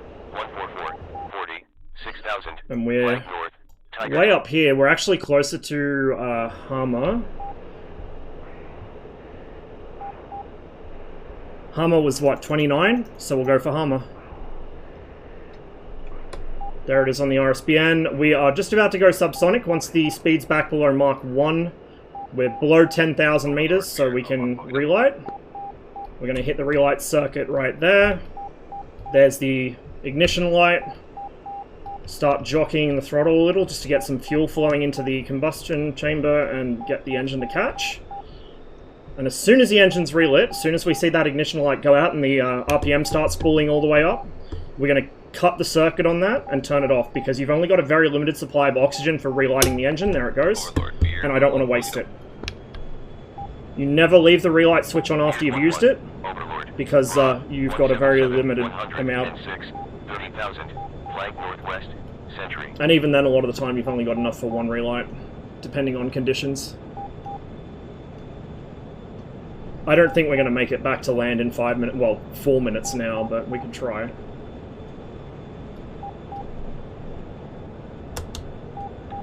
We're also pretty low fuel. We got 450 liters in the tank, 70 kilometers to go. It's not too bad. Like, we could totally make it on fuel. It's more time that I'm worried about. So we got to get all the way over there. Rudder thing? Yeah, I'll do that now. So we'll go down to low altitude where it is actually a thing that you can do. We'll pop the emergency burner on because we would be using that in a dogfight at low altitude. Make sure we don't overspeed the jet. So I'm going to open up the controls indicator. It should be on the left side under chat. So I'm in a hard turn here. In a hard turn, in a hard turn. I'm going to boot and roll at the same time. Like that. Like if you have, because I got a pretty strong desaturation curve on my roll axis, if you just have the, like, a completely unfiltered roll axis, it's probably just as quick to use roll alone. But I do like a little rudder kick. And it also kind of throws your tail around. It makes you harder to get a tracking shot on. Warning 10 nautical miles. So like that. If you do that in the F1, it will kill you, because it'll just keep rolling and it'll go into the ground.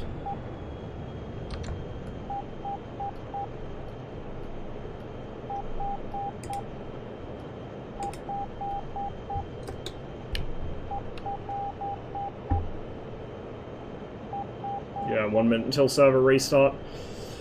We're not going to have time to land it.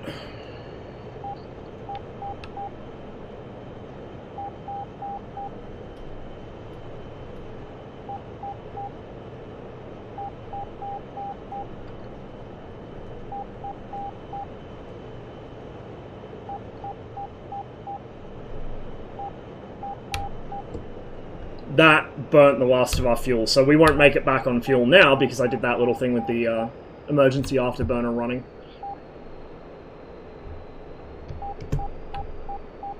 Land on the street. I don't think there is one here. There's a river. There's dirt roads. Oh, actually.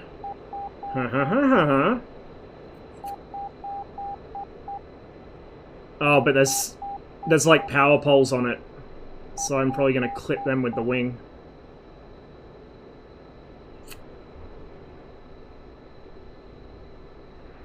There's a dirt road there. Oh, server's gone.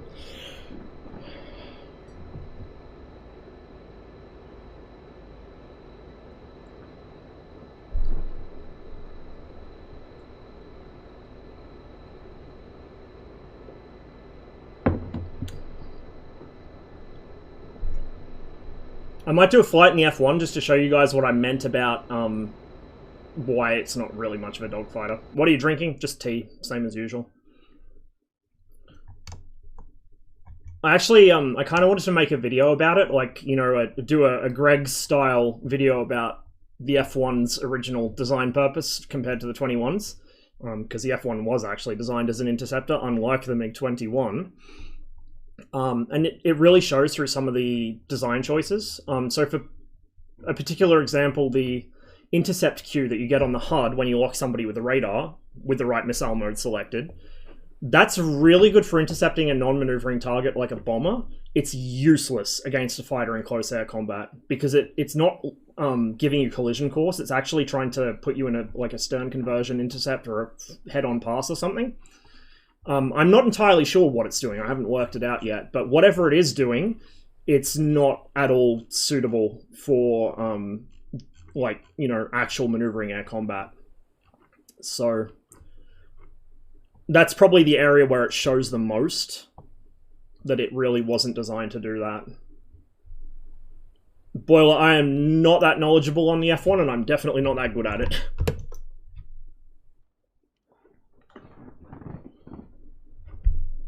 It's going to take forever to load in because it's loading a gazillion triangles because this model is not optimized at all, unfortunately.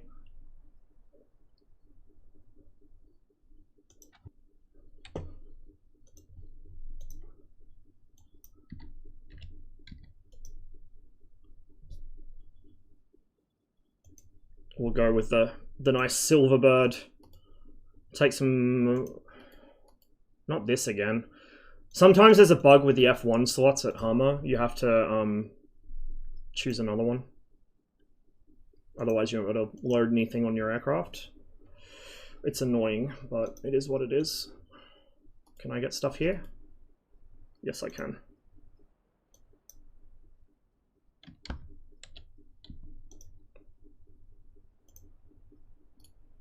We'll take magics. I actually kind of prefer the 9Js, but I'm trying to get used to using the magics just so I know what they can and can't do. We're going to take a full load out of flares, because if I get a Sparrow shot at me, I'm probably dead anyway. No fuel tanks, because this thing does not need them. How many planes do you... I have, like, a bunch of them. I don't have everything in the game, but I have a lot of them.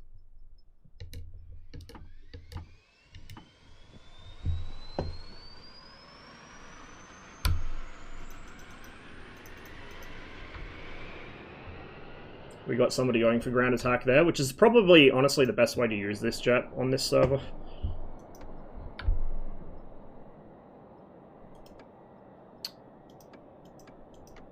Okay. This panel here, this is identical to the same panel in the Mirage 2000. The only difference is in the Mirage 2000, that panel is over here instead. Like I said, if you've flown the Mirage 2000 much, there's a lot in this jet that will be very familiar to you, at least in the cockpit, which makes it much quicker to learn.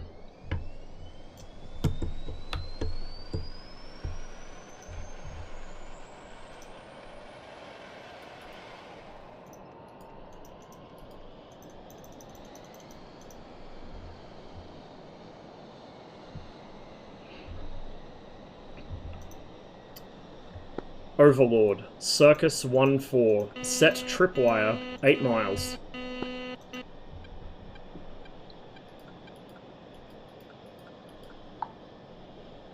Sockets 1-4. For fuck's sake. Overlord, I could not find you on scope.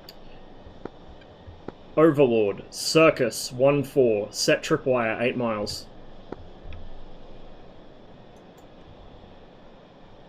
Circus 1-4, Overlord. Copy. What's your favorite plane? Nautical miles. I don't really have a favorite. I've got a lot of planes that kind of are favorites. I guess my favorite plane in DCS right now is the MiG-21. My favorite plane that's coming to DCS soon is the MiG-23.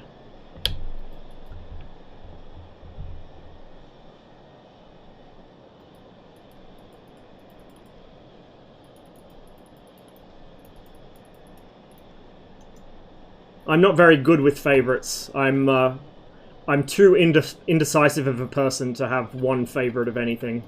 I have lists of favorites instead. We will get the thing here set up. I don't know what the tack ends for any of these airfields are, so there's not much point setting it up. I will try not to team kill with this thing today, but honestly, it's kind of hard because you can't see what's going on outside. Like, the visibility is genuinely that bad.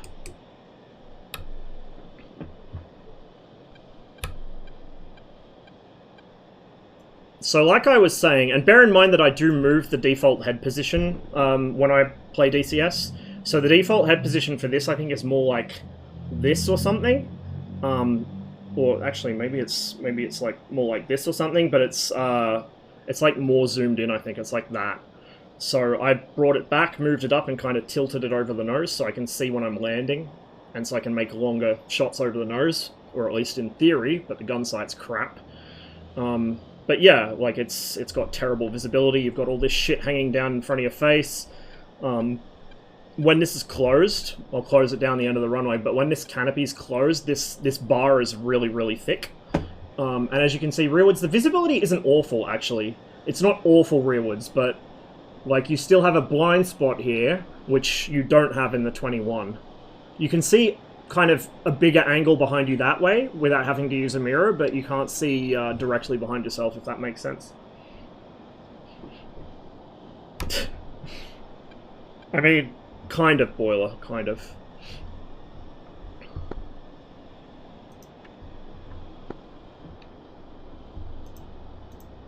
I'll set our Text-to-Lord bot tripwire for 15 miles.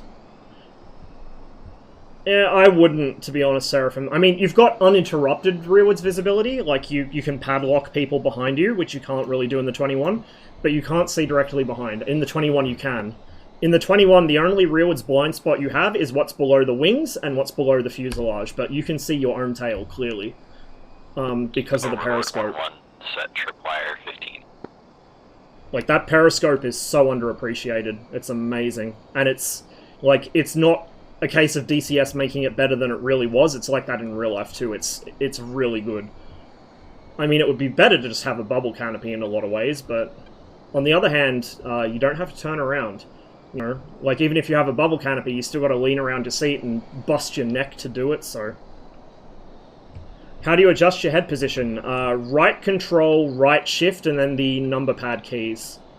And then to save it, so it kind of uses that as default in that aircraft, it's right alt plus number pad 0, but sometimes it glitches out and you have to reset it.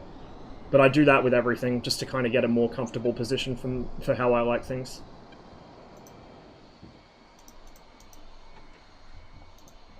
Like, look how thick this is. Like, looking forwards, look how much shit I have in my face. I cannot see very well in front of me. Viper 1-1, Overlord, 5x5. Just keep an eye out, because there is a 21 there. Overlord, Viper 1-1, set tripwire 15. Okay, I think he knows I'm here. He's not going to take off into my face. Viper 1-1, Overlord, copy. Oh, the tune. Miles. No worries, Mod Puppy. Always glad to be helpful.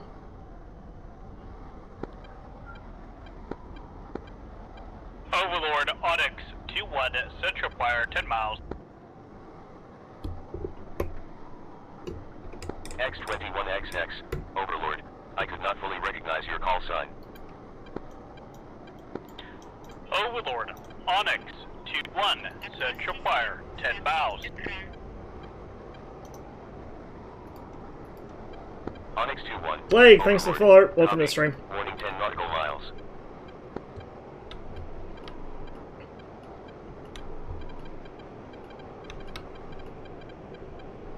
I'll be surprised if I get any kills with this thing. I might get a 530 kill if I'm lucky, but like I said, I don't think the F1's a fantastic fighter.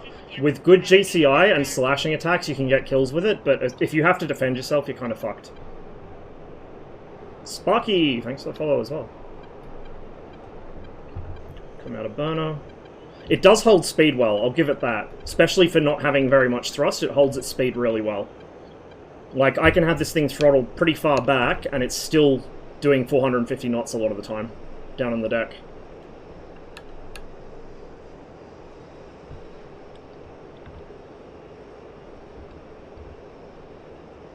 Three-ship Tiger 2, oh god. We're just going to patrol over the front. We're going to wait for them to get here. I don't want to cross blue front lines and end up, you know, eating a SAM over an airbase. Trying to fly into a 3-ship. It's not a good idea. Ground attack and bomber intercept, its main bread and butter. Exactly, and it shows, like I said. It shows the way the radar's designed. Did I tell you I'm designing the Mi-24's ATGM control for both Miming as Petro and for GHPC? Nice, dude. That's something that I would like to do at some point. I don't know if I'll ever be able to, but it's something I would like to do. I'm curious to see how it would improve my abilities. Be good for combined arms too, actually. Wouldn't have to worry about constantly fucking swapping controllers. If I need fine control, I use the mouse. If I need to quickly slew the turret, I use the stick. And quite often, because combined arms is so buggy, it will just stop registering control inputs from both for like 30 seconds. It's got me killed so many times in missions. The texture seams I was talking about earlier on Syria, there's one right there. Right there. So the map's not perfect. It's pretty decent, but it's definitely not perfect.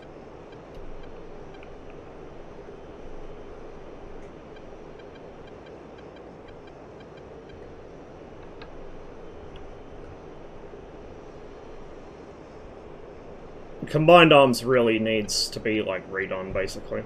It had so much potential. It still does in a lot of ways. But, yeah, like, it needs serious attention.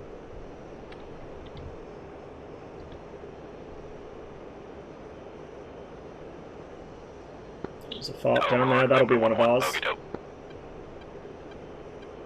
You really don't need to bring external fuel tanks in the F1 unless you're planning on flying a very long way. Flag northwest.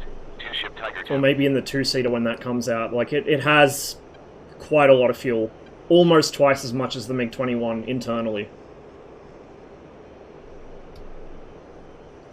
Wish Enigmas ran on Persian Gulf instead. My rig cannot run Syria to save its life. Unfortunately, Persian Gulf's not very well laid out for this kind of thing. Whereas Syria is.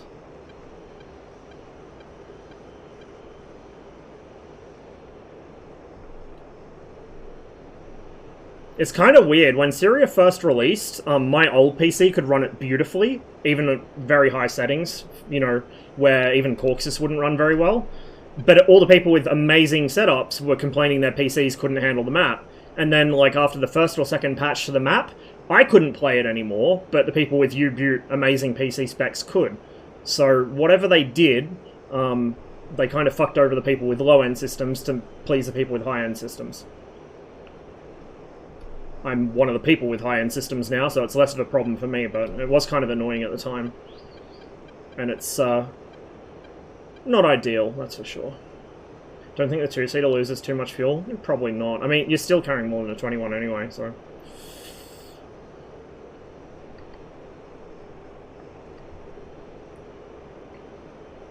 Also, I still need to bug report it, or see if somebody else has. There's like a really weird input lag filter on this.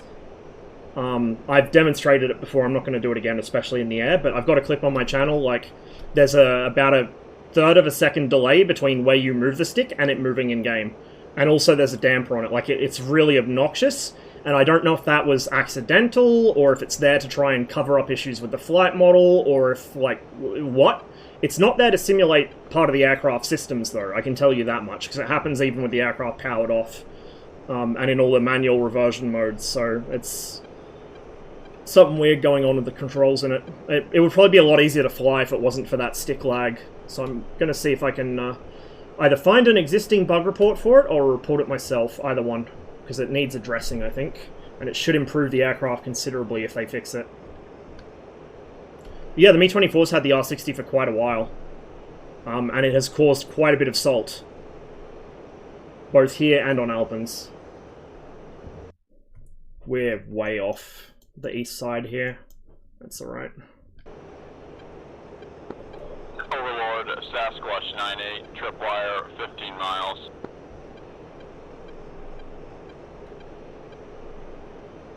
Onyx 2-1, threat, raw. Really need to trim this thing a lot, like constantly. It's just up and down and all over the place all the time. Sasquatch 98, Overlord, copy, warning 15 nautical miles. It's not so much that envy, it's that literally there's a control lag. There is about a third of a second lag between my input and when the plane actually responds to it. Viper 1-1, Overlord. Like I said, there's a clip of it, it's very obvious. Once you actually open the control indicator and you start slapping the stick around, you notice it. It's weird. I've never seen any other module with that. It feels like the MiG-21 in stabilization mode, because that's fucked up in the 21, but it's on permanently, you can't turn it off. You can't bypass it. Saturation dead zone on pull pitch axis part sounds about... That's a weird way of phrasing it, but yeah, I'll have a look and see if that's what it's describing.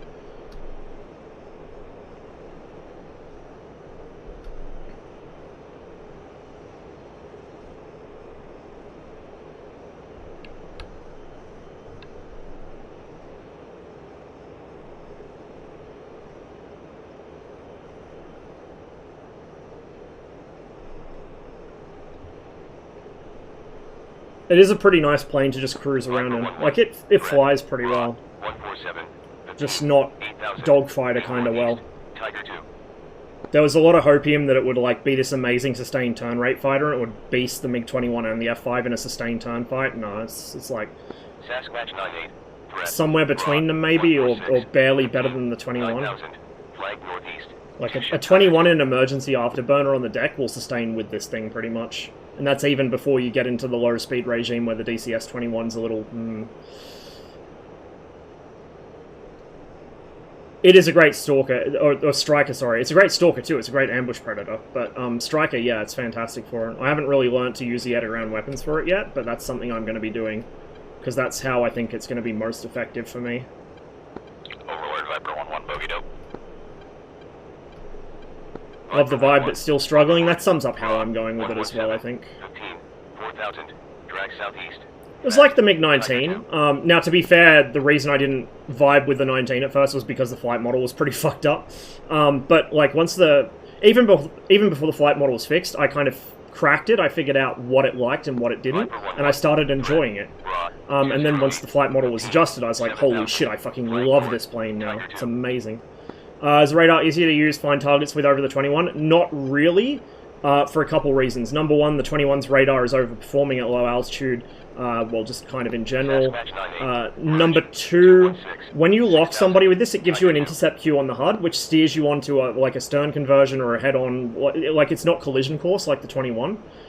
Which is great against bombers because it puts you in a perfect position to intercept them, but against a maneuvering aircraft, it's going to make you break your own radar lock. It's going to try and steer you out of gimbal and do shit like that. So it's basically useless. And the radar stays in B-scope when you're locked, so you can't gauge height without that intercept queue. And also the intercept queue disappears when you go to the, like, quick switch for the guns and the sidewinders and magics. The 21, on the other hand, when you lock somebody, you just put the contact in the center of the radar scope, look outside, and they're in your gun sight. It's like the F5, exactly the same, because they both switch to, I think it's a C-scope when you lock, like it's a chase view, kind of.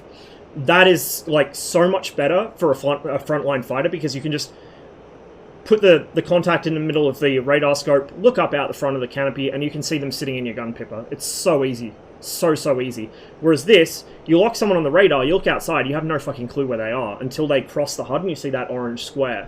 But if they're above it or off to one side of it, and you can't tell that because the intercept queue's giving you bum steers the whole while, it's a nightmare. Sasquatch 98. The radar on this is also very unreliable at look down. It likes to drop targets a lot. Sometimes it doesn't always see things. There's also a bug right now where the radar elevation modes aren't working properly, which makes it even harder to use to acquire someone above or below you. I only just slotted up in it. We were doing some MiG-21 reconnaissance earlier. Not very competently, but we were doing it. Minus 20 dive, minus 9 on the Pipper. We might do some strike then. I was going to fly the 19 this stream. We might still do it, depending how long how much energy I've got to keep streaming, but maybe next sortie we'll grab some rockets and blow something up on the front line, or even go for a depot. Depots are going to be a little sketchy, though. Because they've got actual air defense. 42 miles, 5,000 feet, so of course he's below me.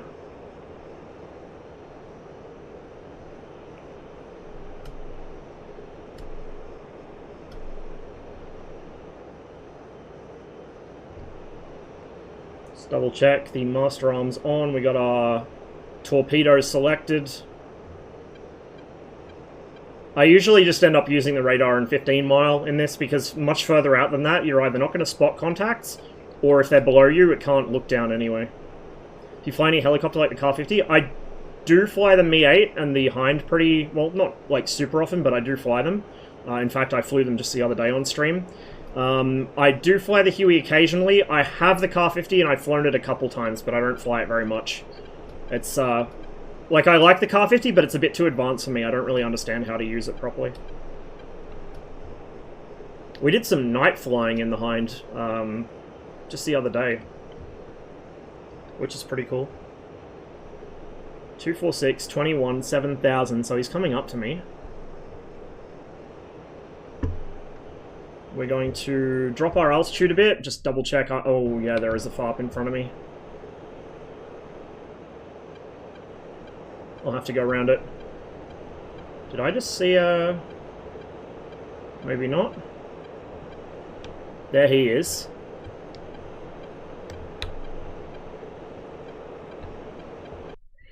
Really don't want to overfly that FARP. There's the intercept queue. That pair of wings with a dot in the middle. See how it's telling me to climb and turn left? Circus 14, threat, raw, 244, 8,000, hot. If he's not maneuvering much, it's pretty useful, but if he is maneuvering a lot, it's not. Shit! Break. Circus 14, merged, 242, 7,000, Tiger 2.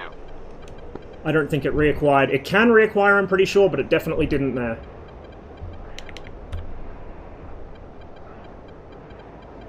Okay, I'm told I want about 17 degrees AOA and 350 knots, which I'm pretty close to. I have a feeling I'm not going to get him, though. It's a bit close for a magic. Maybe it'll hit if he doesn't flare it. Yep, we got him. Hey!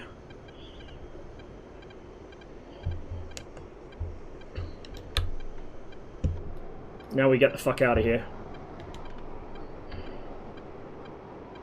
Yep, I got him. Well, that was a little stressful. A little more so than planned. See what I mean? The radar drops lock at really inconvenient moments. It's not super reliable. The 530 is, like, ridiculously better than anyone thought it would be. But the radar itself is what lets you down. I mean, it really should be what lets you down. We're still heading towards that FARP, so we're going to break off and we're going to climb again, I think. Overlord, Circus 1-4, bogey dope. You get a shitload of adverse yaw once one missile comes off. 5,000, beam south, Tiger 2. And the rudder trim doesn't work right now. Like, the binds for the rudder trim, there's 2 of them, neither of them work, which is really annoying. So, we're kind of fucked here. Like, I'm hitting the rudder trim now, and it is doing abso-fucking-lutely nothing. You can see down the bottom there, the little bar that shows where the rudder position is. It's doing absolutely nothing. Hitting the other bind, nothing's happening. So the rudder trim is completely inoperable. I don't know why. Unless this jet has some weird system where I'm supposed to override something to do rudder trim, which I doubt it does. Pretty sure it doesn't. We want the right missile selected. We don't actually need that, we can just use the dogfight mode like I was, but... Or the quick select, I should say. You gotta fly it kinda like a Yak or a 109. Once you got an asymmetrical load, you gotta hold the rudder over on one side, which is very annoying in a jet. I mean, it's annoying in general, but especially in a jet. It does at least have trim indicators down there, which is nice. So it makes resetting the trim to neutral relatively painless on the ground. Drag southeast, Tiger 2. Overlord, Circus 1-4, bogey dope. Sockets. Circus 1-4, Oh! Overlord. No, we're not sockets. 53, 8000, being north, Tiger 2. It's way out there.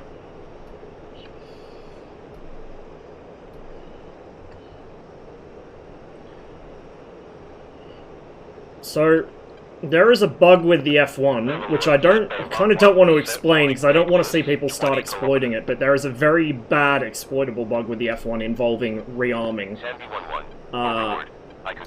So I'm going to have to do a fresh start anytime I do another sortie with it, just to avoid doing that myself. So I kind of want to get the most out of each sortie I can. So warning radius 20 kilometers. Oh, have I? Yeah, okay, well... Look, the fuel turns into negative fuel when you refuel it.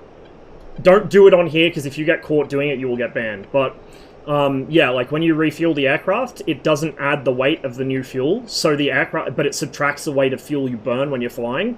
So you can just basically turn the plane into a paper plane by flying a bunch of sorties and refueling after each one. Like, legit, people were taking off at like 10 knots, because the plane weighed like nothing. It's pretty busted. So yeah, that's, if you've wondered why when I've streamed the F1 I always respawn after a flight now, that's why, because it was discovered pretty much day 1.5 or day 2 of the jet being out, and then after that I was like, Yeah, there is. I know how to do that one too.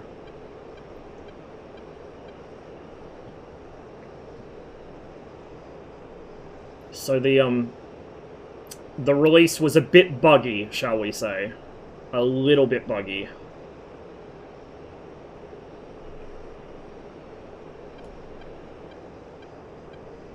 It's funny, because you think, how did that get through testing? But then you realize, like, that's the kind of way out there thing nobody actually thinks to fucking test.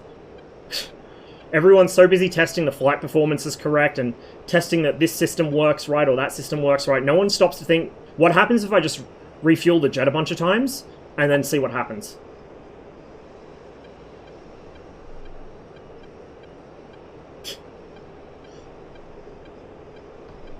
I know, right? It was a stall jet. As opposed to a stall jet, which is what it becomes when the average F5 pilot tries to fly it. 248.21. Okay. That's going to be pretty close to the front line and pretty close to Wuja, so we could go land there. But he's going southeast and he's doing it fast, so I don't think we're going to catch him. I know, right, Super? Oh god, here he comes.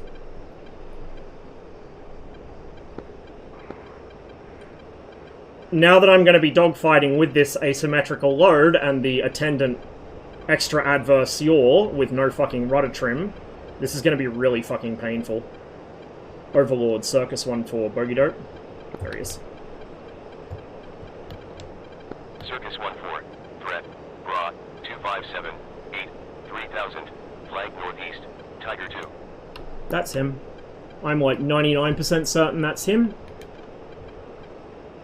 We'll try and VID, but if I'm in a position where I need to shoot... Merged, 273, 2000, Tiger 2. See how, like, he's off the left of my scope and the fucking steering cue's telling me to go right. That's what I mean. That's what I mean about that shit fucking you over in a dogfight. It's great for intercepting bombers, but it is a liability against fighters. And I've now lost him. There he is. Oh, hello. I have a sinking feeling this is going to be Magpie. who is a dangerous pilot in anything, but especially dangerous in the F5, and even more so when I'm in a jet that I can barely fly without crashing. Senbei 11, Overlord, Bra, 146, 38, 2600, being northeast, Tiger 2. I'm already fucking defensive. There he is.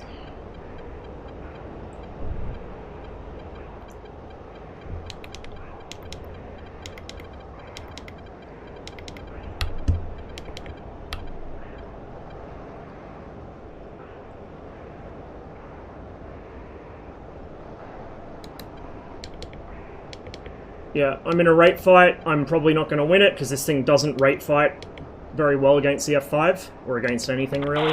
Overlord, Sasquatch 98, tripwire, 15 miles. Oh, maybe it's not Magpie. That was a pretty silly shot to take. Sasquatch 98, Overlord, copy, warning 15 nautical miles. Let's try something very stupid here.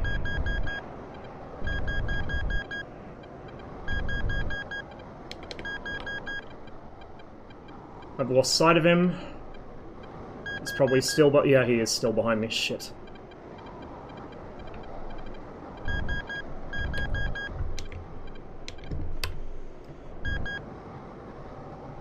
Overshoot me, yes! Yes, yes, yes, yes! But I'm not gonna be able to get guns here.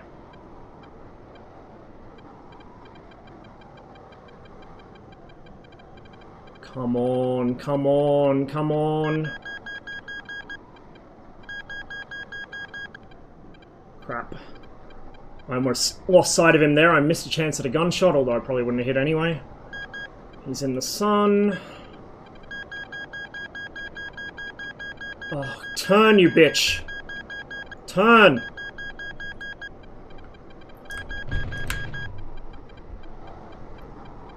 Swing and a miss.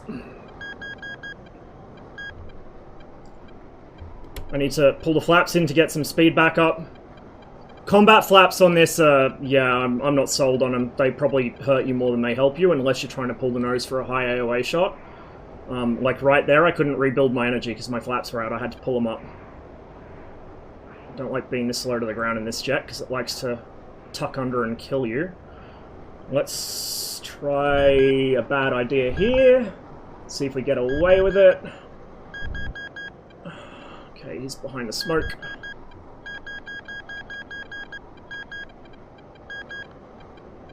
I lost sight again.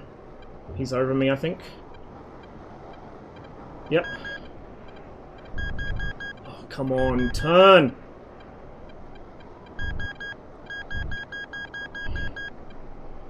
Oh shit, I'm slow as fuck. So, the thing is, on paper, well, just in practice, the F1 has more thrust to weight than the F5, but it can't really use it a lot of the time. It does retain energy a bit better, but like, you really don't feel like you have much of an advantage in power over the F5, to be honest. Because the F5's such a clean little airframe and so responsive on the controls, it can pretty easily just follow you into verticals and stuff, and it won't bleed speed very quickly. This is where we dump the flaps. We rudder it over. We're dumping the air brakes. No. Come on, shoot past me! Overlord, Weasel 1-1, Bogido bombers. That's... Oh shit! Nah, it's never gonna happen. Do I still have an engine? Oh, Sam's! Sam's! Yes! Oh. Now I have to limp home with an engine of questionable functionality. Functionality? No, it wasn't Magpie. Reckless. Good fight, Reckless, if you happen to watch. Oh shit. Watch out for the hill. And see if I can actually type.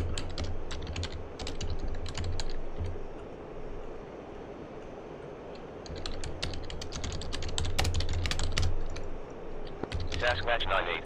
Merge. 2 more incoming. 152. Alright, I'm gonna Tiger 2. get rid of that, get rid of that, get rid of that, we're just gonna fuck off out of here.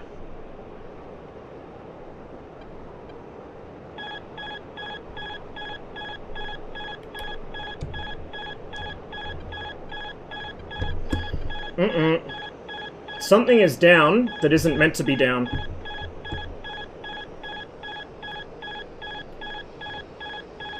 I think my slats are busted. My slats is jammed down. See that? That's why we're getting the limiter.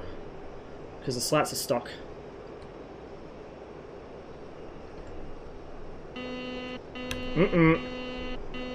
There goes the electrical pump and one of the hydro circuits. 1818 4000 beam east. 2 ship Tiger 2.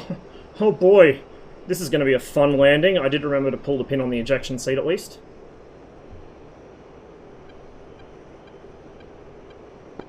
Overlord, send Bay 11. Okie doke. Send Bay 11. Overlord. Bra 202 53 1500. Flag east. Fast. 2 ship Tiger 2.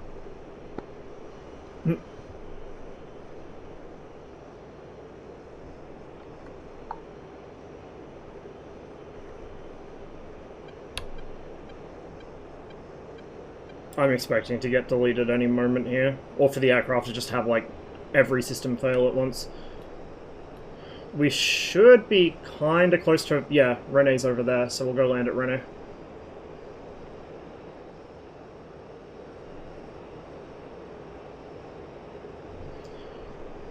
I don't remember which hydro circuit the wheels are on, so we may be doing a belly landing, which is actually prohibited in the real aircraft, because it's...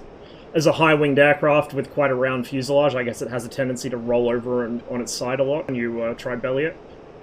Okay, second hide system has failed. This is fine. We will see how long the flight controls last. Hey, Cracks.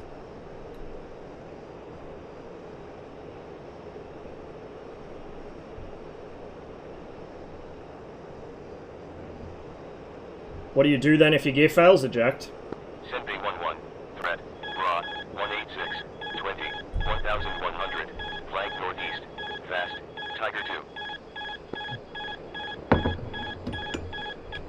2. The air brake light's also on, so I don't know if the air brakes are jammed down or if they're jammed up or what's going on with them, or if the sensor's busted, but something's clearly wrong. Send Bay 11. Merged. 189 1000. Tiger 2. We still have an engine, and we appear to at least for now have flight controls, so that's really all we need at the moment. We can worry about gear after. I think the emergency gear release is that ring pull there. That stripy boy is the canopy shatter, because this doesn't jettison the canopy, it shatters it, and then the seat punches out through the top.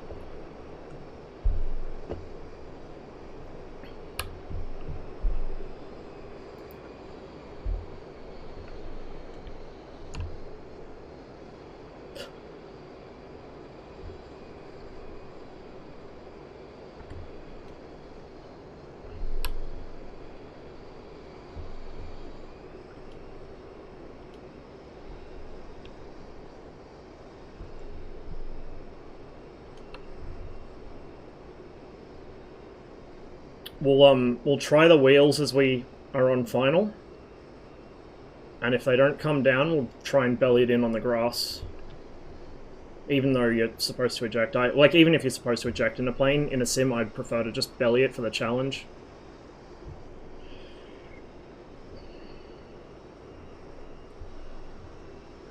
You get a better sense of accomplishment when you bring a damaged plane back home and bring it down somewhat safely, so...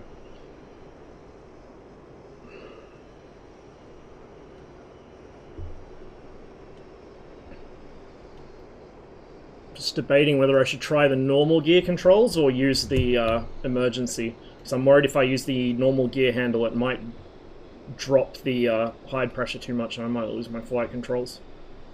Yeah, I don't have a functional air brake, it seems. We're going to overspeed the gear if we drop it now, but we'll do it anyway.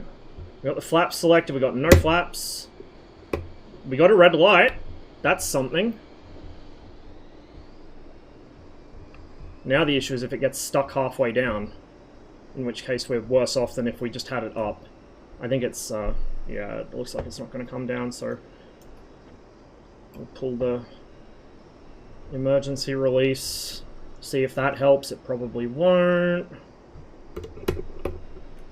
Yeah, I don't think we're going to have any wheels. Pretty sure that's the emergency release, but she ain't doing nothing. Oh, somebody followed me home. Cool.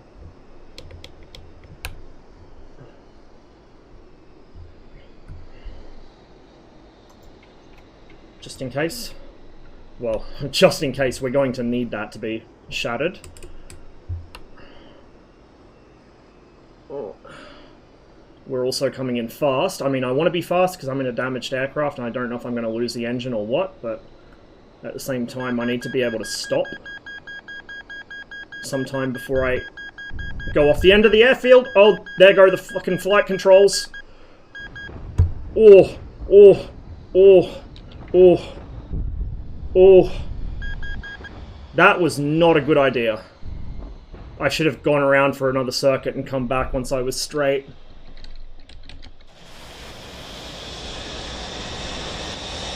That was definitely not my best landing. I had belly to... Oh, that's why. You see, the main gear was out and the nose wheel wasn't. So in real life, you'd fly by the airfield and they tell you, hey, your mains are out but your nose isn't, and you would land very carefully on the runway. Orange Blaze flight suit? Yeah, probably for maritime patrol. So the search and rescue teams can spot them. So we might do a rocket strike. Well, we'll attempt one. I've not used any air-to-ground stuff before, but we'll attempt one. Let's see how we go. And then we might do a flight or two in the MiG-19, and probably by then I think I'll call it for the stream. Отказ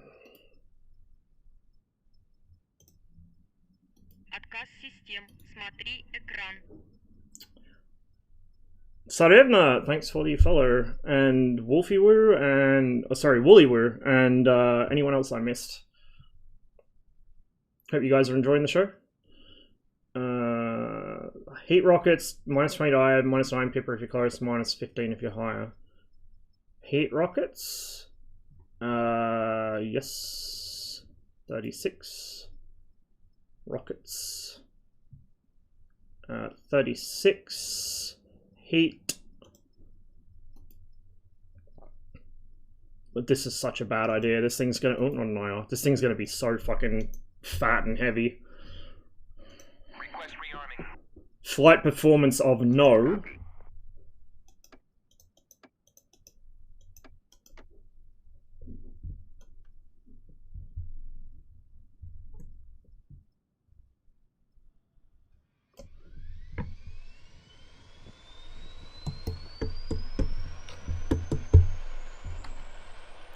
Honestly, I have, like, not really done much bombing in the F5. I think I attempted it once or twice and fucked up my switchology and just gave up. I've done a bit of rocket stuff. The rockets on it are pretty decent, to be honest, but yeah, like, bombing, no. Rearming complete. Overlord. Circus 1-4. Set tripwire 8 miles.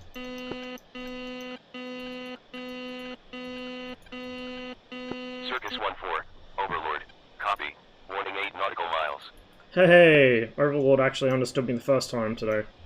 Well, for that flight, I guess.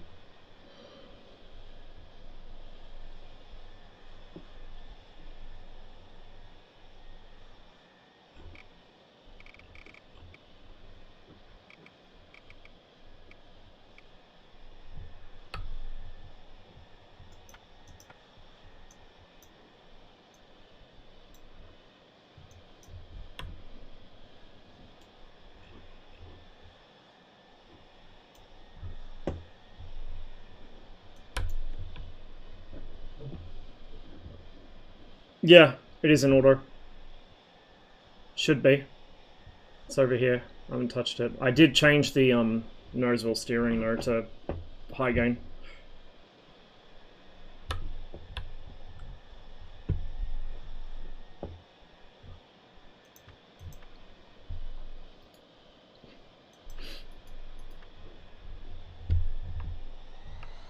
I'm sad I wasn't here to be part of that, Tempest. I was busy having class when that happened, or when it would, like when the server had like, was it 200 and something slots, 250 slots or something?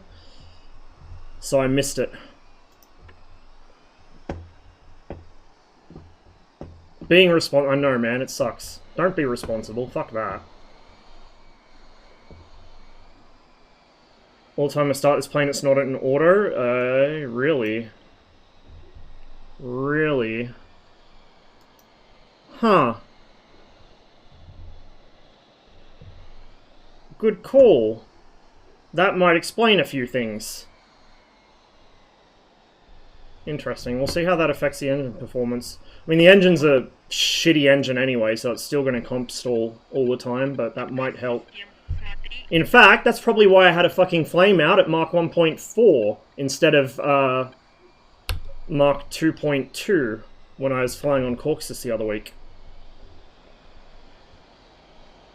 Space Cadet, thanks for the follow. Welcome to the stream.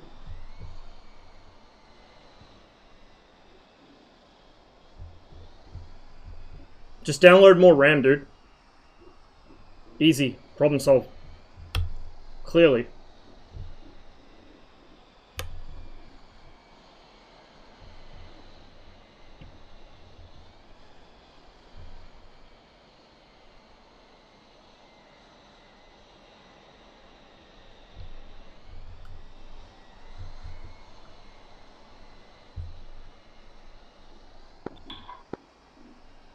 We'll just stay on the left side of the runway.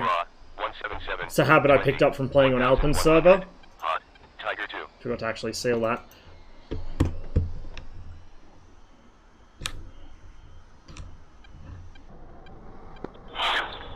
Overlord, Sasquatch 98, tripwire, 15 miles. Sasquatch 98. Overlord. Copy. Warning 15 nautical miles. Very nearly a tail strike there.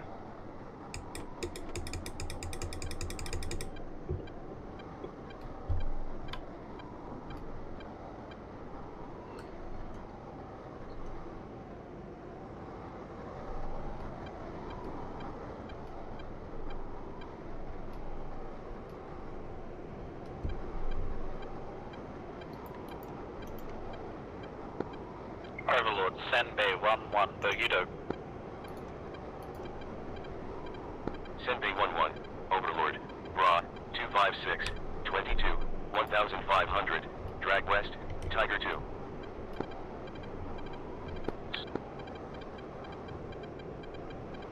Overlord, Circus 1-4. Set tripwire, 8 miles. I think I already did that, but I forgot. Brain's a bit square today. Fuck it, whatever. I'm pretty sure we set it. I didn't set text award though, so we will do that now to 15 miles, so I get an earlier call out. Yo! Ground radar kinda cracked. What the fuck? Is it spotting power poles, or are those actual ground units? If those are fucking ground units, then holy Jesus. I think they're just power poles.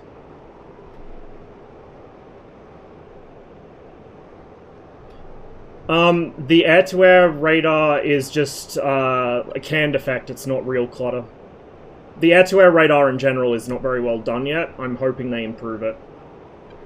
It's their first attempt at a radar, so, like, you know, you wouldn't expect it to be perfect the first try, but it definitely needs improving.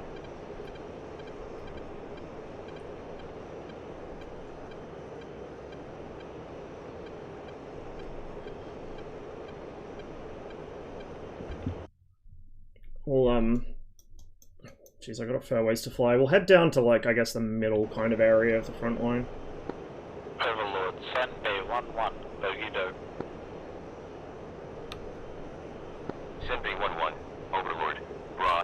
281. 33. 1400.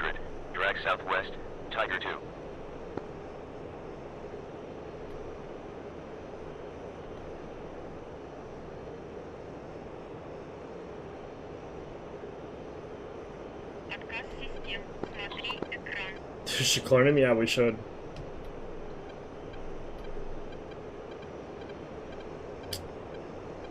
Schwaffles, thanks for the follow. Welcome to stream. Well, I'm off to bed, Ross. I recorded that session when we had the 100 plus people Awesome. in God mode, so there's some amusing moments for you to watch. Cheers, man. Well, have a good sleep, Систем. Смотри and экран. yeah, I'll have to check that out for sure. Glitching Gundies. Good name. Thanks for the follow. Welcome to the least professional DCS stream on Twitch.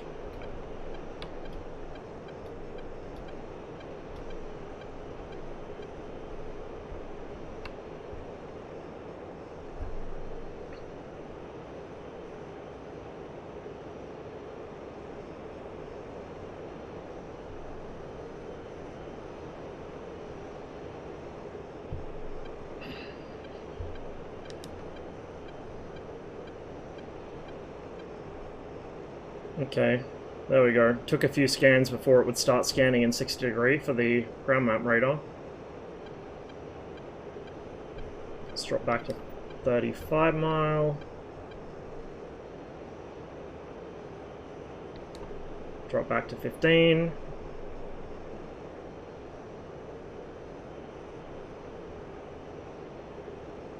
I mean, it's not the most amazing ground mapping radar, but it's not bad.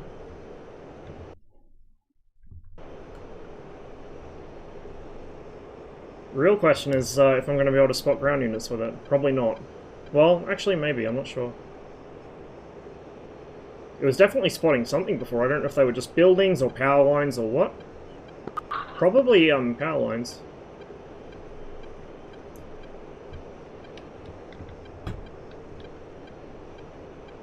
$50 miles out, we got plenty of time before he turns up. I think I just saw Shaidat on the radar.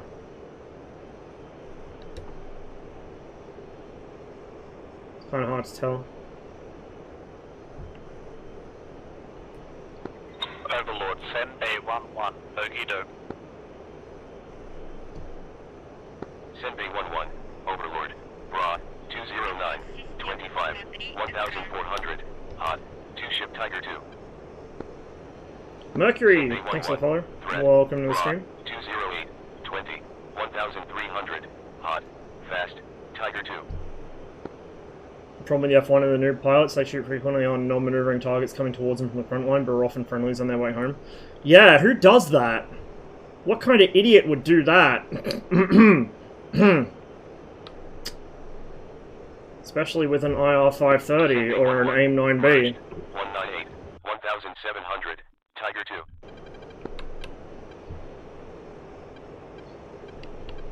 There's Shaidat down there. So figure out where exactly the front line is. It's just a little bit off my nose. It does not have an interrogator, no. It has a transponder, but it doesn't have an interrogator. So you have to VID people.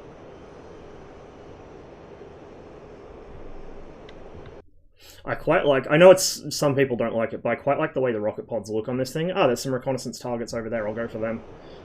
Makes it a little easier. But yeah, there's no interrogator. So you've got a nominally BVR-capable aircraft that can't interrogate its own targets. And also, its declare calls aren't working at the moment. Overlord doesn't support declare calls, but even the modules built-in ones with the AI AWACS don't work. So you can't call declare on whatever you've got locked, which is great. So the F1 kind of is on its own team at the moment. It switches between red and blue based on what map it is, but really it's a green 4. The F1s are just their own team. They kill everything they see, including other F1s.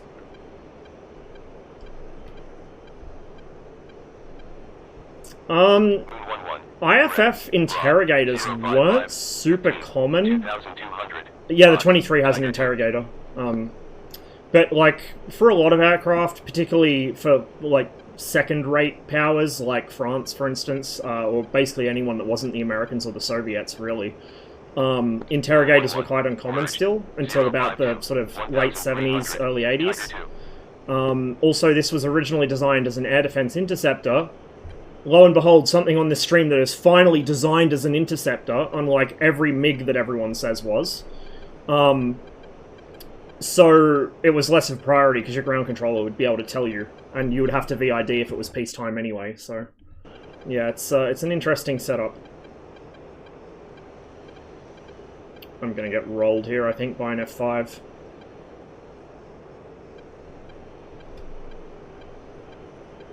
I'm pretty sure I'm gonna get rolled here by an F5. Overlord, Senbei 1-1, bogey. Senbei 1-1, Overlord. They're in this valley. 026, 16. There's smoke there, which is probably a good indicator of where they are.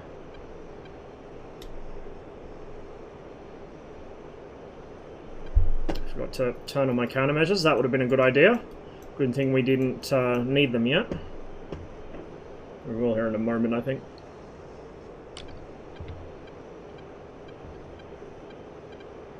"16 miles. He's beaming northeast though, so it might be okay. How effective are the rockets compared to S-13s? I don't know. This is going to be the first time I've ever used them. I have a deep suspicion they're not going to be really any better than the S-13s. The S-13s are very big rockets. These look like they're probably similar to the, like comparable in size to the S-8s at most. The S-13 is a big rocket. It's like 122mm. It's more like an artillery shell than a rocket. Something's locking me. It might be a Vulcan. On the nose somewhere. So what I'm going to do is I'm not going to try and fly directly towards the target. I'm going to fly off axis a little and roll in. I think I might actually even see it on the radar though. I think those might be ground units down there, but I'm not sure. 68mm diameter? Okay, so they're not actually comparable to the S8 really. Yeah, so we're over the red side still. There's cloud, which makes it even more fun trying to spot a target. Somebody got shot down there. That's an aircraft wreck. Couple of aircraft wrecks down there. It's generally not a good sign. Looks like the F5s are harassing this valley as well. There's something. So it's 20-degree dive. Don't know what the reference speed is, but fuck it, we'll do it live. Just there, that kind of greyish thing is a building, and there's units around it. Just want Zunis. I was kind of surprised to find the A-10 can't carry Zunis. It's a big disappointment for the A-10. I'm probably a little steep. Actually, no, that's almost exactly 20 degrees. Happy days.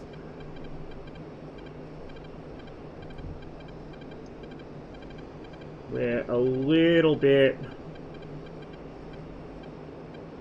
steep, so we're going to come in steeper, then we're going to correct out to 20-ish.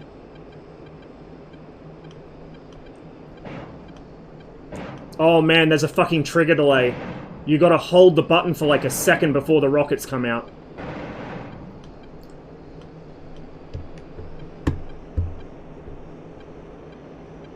Actually, yeah, you're probably right. It probably was a Navy rocket, so... I'm not really knowledgeable about US stuff, so... I also forgot. I don't think that really matters for the rockets anyway. They're all spent.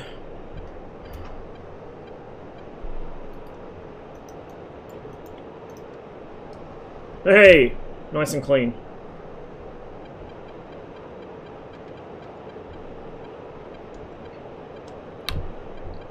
Something there.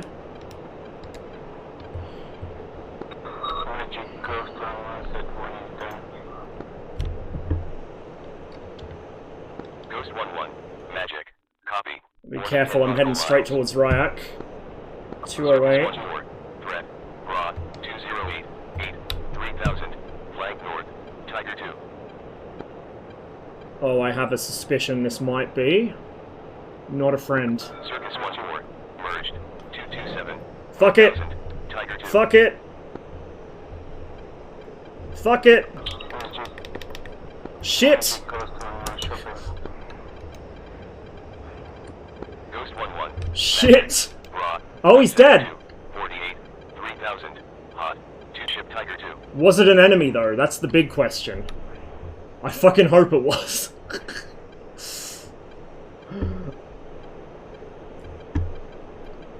Oh! Did he rip himself trying to dodge that? What just happened? Fire 10. What just happened? I'm very confused. TACView will have to reveal that to us. Warning 10 nautical miles. I have no idea what that was. Yeah, it might have been a wing rip. Overlord, Circus 1-4, bogey dope. I've still got 2 magics left. And the Circus gun. 1-4. Not that the gun's much use in my opinion. 104. 34. 14,000. Flank northwest. Tiger 2. 04, 34, flanking northwest. Okay. We'll see if we can go fuck with that guy, I guess. Overlord Viper 1-1 bogey dope. No idea what that was.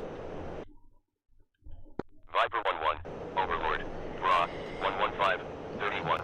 7,000. The Predator UAVs, the satellite dish-looking things on the ground targets. They're the control shacks for the Predator.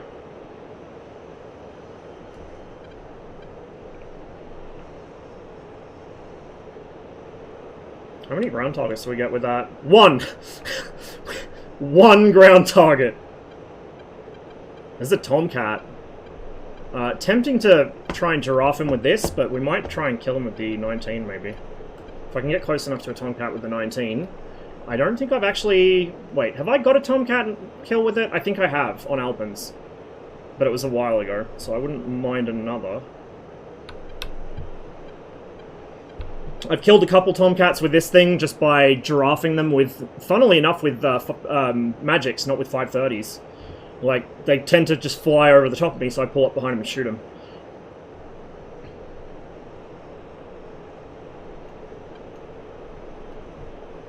Viper 1-1. Threat. Raw. 112. 10. Threat. 4,000. Hot. 115. 19,000. Jesus. Okay. Ghost 1-1. Magic. Raw. 225. 20. 3,000. Drag southwest. Tiger 2. There's one at my altitude too, but we'll go for the high guy, I think. Overlord Viper 1-1 bogey dope. Viper 1-1. Overlord. Raw. 155. 5. 3,000. Drag southwest. Tiger 2. Circus 1-4. Threat. Raw. 117. 8. 20,000. Flank northwest. Tiger 2. That is almost certainly him. Mm-hmm. That is an F5. Circus 1-4. Merged. 105. 20,000. Tiger 2. Hello? Overlord Viper 1-1 bogey dope. Fuck, that took forever for them to get tone. 1-1. Overlord. Raw. 202. And now he's teleporting. 6,000. Drag south. Tiger 2. Oh, this is brilliant. This is fucking brilliant. He's teleporting. Oh, shit. Overlord, Circus 1-4, bogey dope. Raw. 328. Man, that should have been a fucking kill. Hot. Tiger 2. So clearly the teleporting is still an issue. For fuck's sake. Overlord. I could not find you on scope. Overlord, Circus 1-4, bogey dope. Threat. Raw. 136. 10. 4,000. Hot. Tiger 2. I'm more than lightly salted about that. Raw. 179. 10. 8,000. They're magics, not pythons. Circus 1-4. Man, I am so fucking annoyed about that. That's ridiculous. 10,000. Drag north. He's still above me. Oh no, he's not. I'm at 10,000, he's correct. Threat. Raw. 166. 8. 9,000. Wait, no. Hot. Fast. I'm dumb. Tiger I'm 2. at 1,000. Circus 1-4. Merged. 336. I'm gonna die 5,000. Tiger 2. because he lagged out of my fucking Viper 1-1. field of view. 198. 11,000. Tiger 2. Overlord, Circus 1-4, bogey dope. No, it's useless because he's fucking talking to the other guy. 4,000. 345 Tiger 2. for 5 at 16,000. 1-1. Threat. Raw. 206. 10. 11,000. Where? Flank north. Tiger 2. Viper 1-1. there. Threat. But the radar's not picking him up. 169, 10, 9000. Hot. The other guy's supersonic, so I'm going to get shot in the back, probably. Viper 1-1. Merged. 180. Man, that's so 9000. annoying. Tiger 2. Circus 1-4. Merged. 108. 9000. Tiger 2. Looks like he's lagging again. Yeah, he's lagging again. Bro. Raw. 186. 10. Come on, man. 9000. Beam east. Fast. Tiger 2. Still Viper not 1-1. in range. Merged. 178. 11,000. Tiger 2. The range on this mode is super short. Raw. 175. 10. 12,000. Hot. Tiger 2. Ghost 1-1. Merged. Hopefully the other one's not 051. too 9000. close. I'm Tiger sure 2. he is. Circus 1-4. Threat. Raw. 031. 8. 9000. Hot. Fast. Tiger 2. Viper 1-1. Threat. Raw. 142. 10. 14,000. Hot. Tiger 2. Ghost 1-1. Merged. 193. 13,000. Tiger 2. Hey, Captain Noni, thanks for the raid, man. Viper 1-1. Hope you had a good stream. Good to see you. 22. Welcome, everybody. Tiger 2. Ghost 1-1. Threat. Raw. 143. Shit. 10. 9,000. Hot. I didn't see where he went. Break, break, break. Ghost 1-1. Merged. 108. 15,000. Tiger 2. Break, break, break. Ghost 1-1. Merged. 122. 9,000. Tiger 2.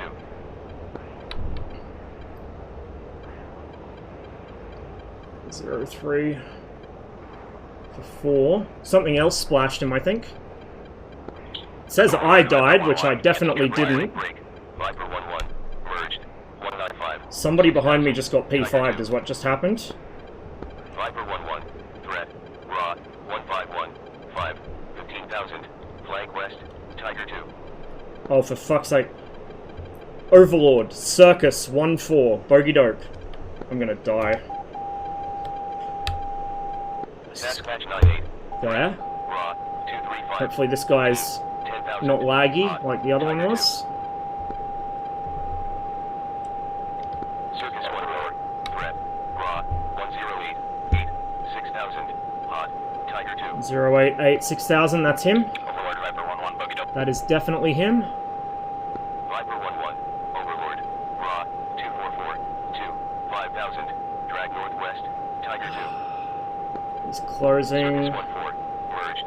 115. 5,000. Tiger 2. Ah. Yep.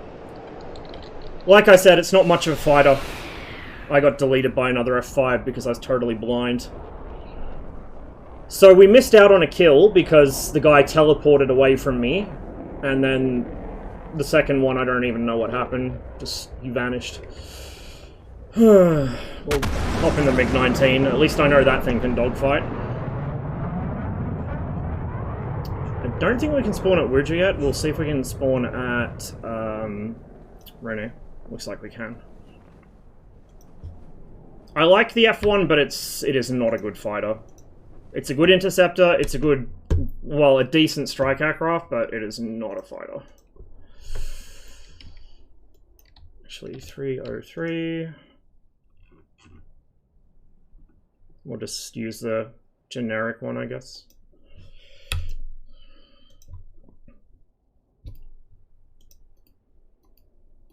Don't really need fuel tanks. We're not going to be flying very far. Перезарядка по плану. Yeah, the two-seat version should be interesting. Good fun.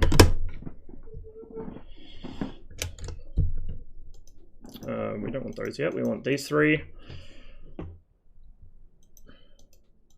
You don't actually need to turn all of the switches on that I do over here. I think some of them are emergency system switches that you don't really need on all the time. I just do it out of habit.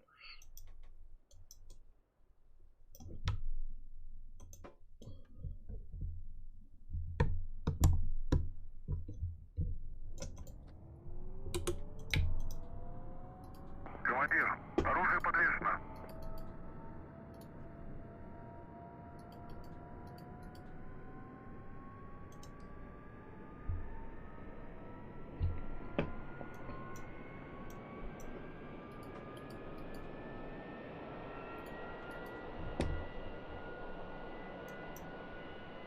Normally I'd set up my radio navigation stuff, but there's not really any... Well, there's some beacons here, but there's not a lot, so I usually don't Overlord, bother. Viper 1-1, bogeyed out. X1X, Overlord. I could not fully recognize your call sign. Overlord, Viper 1-1, bogeyed out. Viper 1-1, Overlord.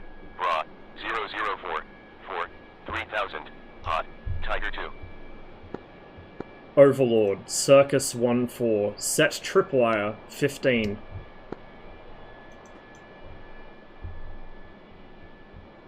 Circus 1-4, Overlord, copy, warning 15 kilometers.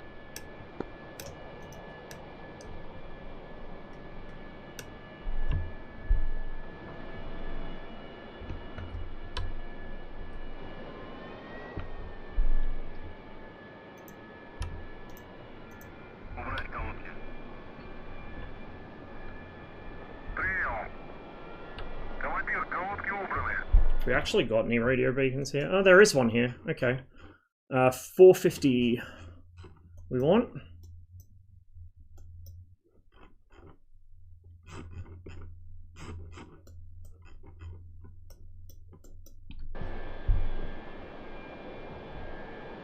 Catch you later, Anoni. What am I doing? Antenna? Up to there. Turn that up.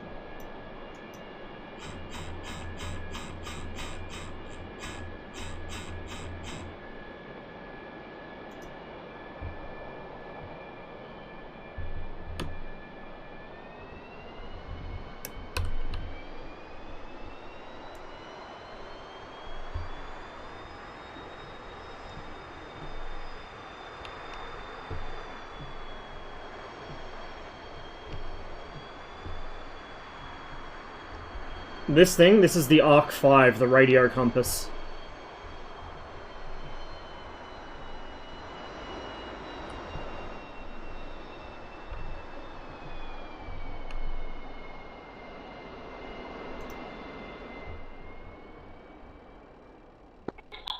Not quite.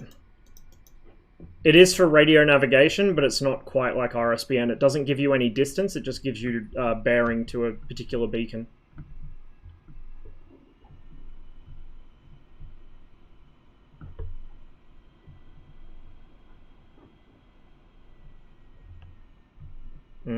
We might take off towards the water, so we'll go this way. Yeah, it's like ADF.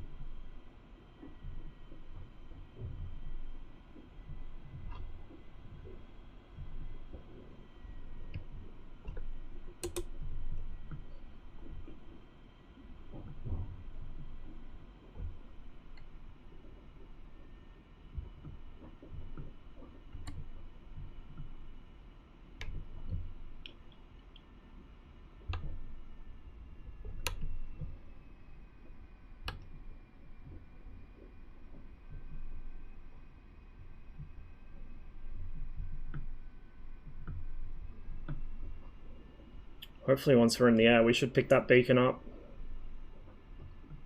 I think I've got the right one. But we probably don't have direct line of sight to it. It's probably behind a building or something. So it won't show up on the radio compass yet.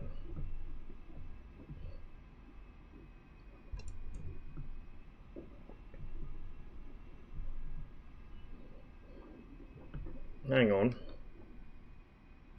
Ah, it's done this again, so I need to reset my view in the MiG-19. Remember how I said sometimes it glitches out? This is what I meant. So this needs to be more at the center, which it's close to, but not quite. Come on. It's really hard to get the angle right, because I tap the key and it moves the view too much. Overlord, send Bay 1-1, Bogeydo. Come on. Sambi I-11, Overlord. I could not find you on scope. Overlord, Senbei 1-1, bogey do. Close enough. That'll do. There we go. Senbei 1-1, Overlord, Bra, 169, 52. So like I said, Drag southeast. it's done it again. Tiger When you set custom like head positions in some modules, it gets like out of alignment. I actually should probably move it over a little, is what I should Ghost do. 1-1, Magic. So it's Copy. more Warning 10 nautical miles. in line with the gun sight, which is off center. The gun sight's not in the middle of the cockpit, which is kind of weird.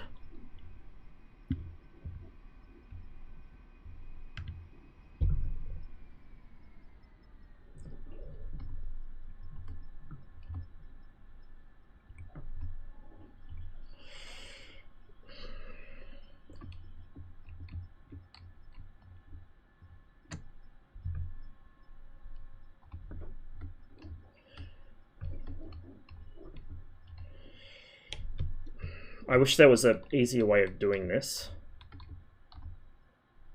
There we go. That'll do.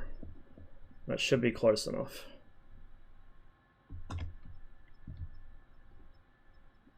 Hello? Unpause track IR.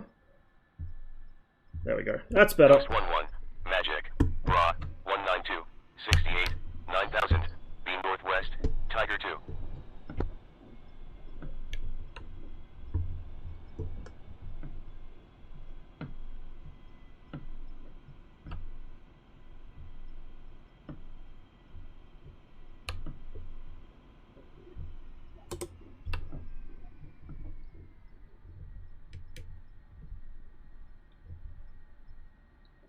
That's my Mirage rack from where I belly landed. Or tried to belly land. So, 21 over there.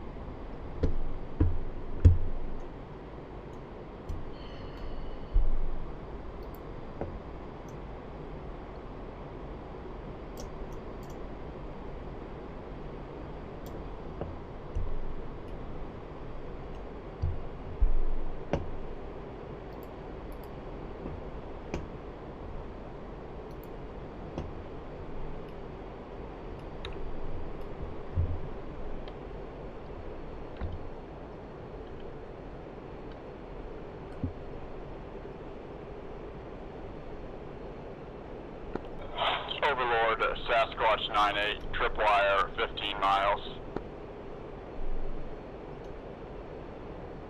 Sasquatch 98, Overlord. Copy. Warning 15 nautical miles.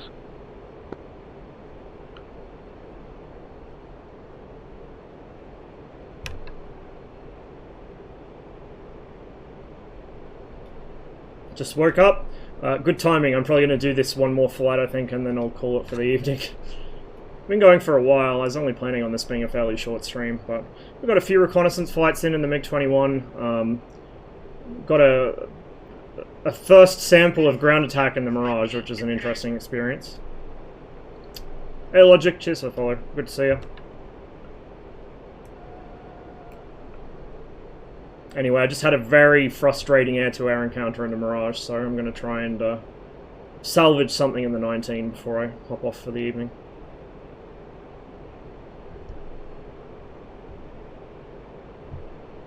How are the front lines looking? Ooh, we're gonna push another... Oh, no we're not, because our attrition is, like, ridiculous. Holy shit. We're not gonna push another sector. But at least they're not either. We did have the correct arc beacon. It's pointing back towards Rennes, which is exactly what we wanted. Went to school, what are you learning? I'm doing a diploma in community services work.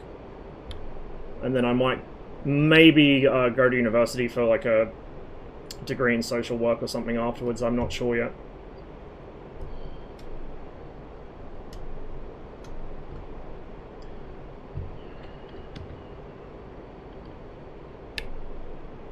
135, 34 kilometers. Relatively low, and he's flanking north. Ghost 1-1, Magic, Raw, 213, 29, 5,000. A lot. Drag west, Tiger 2. Quite a lot. So stuff like case management, like just more basic social work, administrative positions in sort of social work sector stuff. But I'm not entirely decided what I want to do yet. I just feel like actually getting the qualification would be useful. And then I can kind of make up my mind about what part of the field I want to go into afterwards. Overlord, Circus 1-4, Bogey Dope.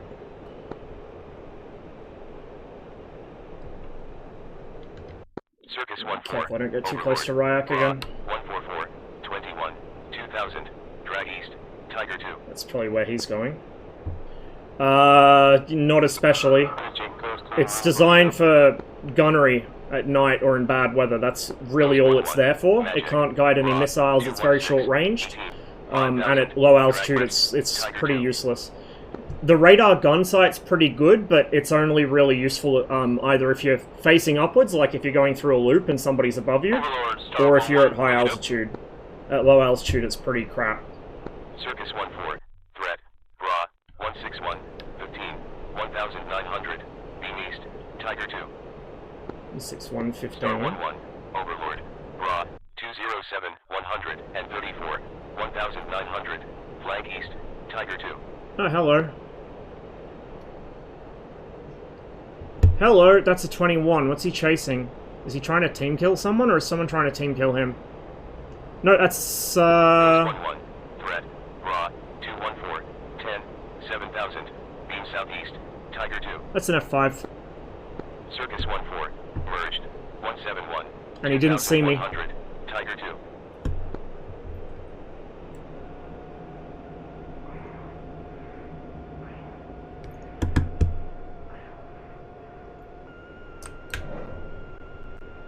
That's not gonna hit. 21 missed his shot too. Ghost 1-1, merged, 228, 5,000, Tiger 2.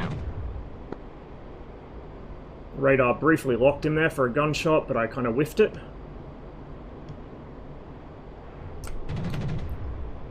Gotcha! Haha, fuck, I love this thing.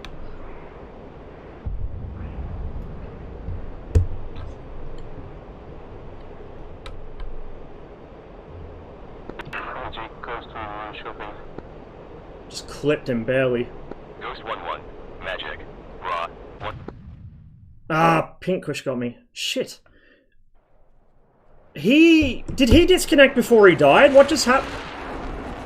Bro, no way. No. That's my sign to quit. That is my sign it is time to give up on DCS for the day. So I shot his wingtip off, I saw his burning wingtip hit the ground, and assumed that that was him. Just DCS damage model things.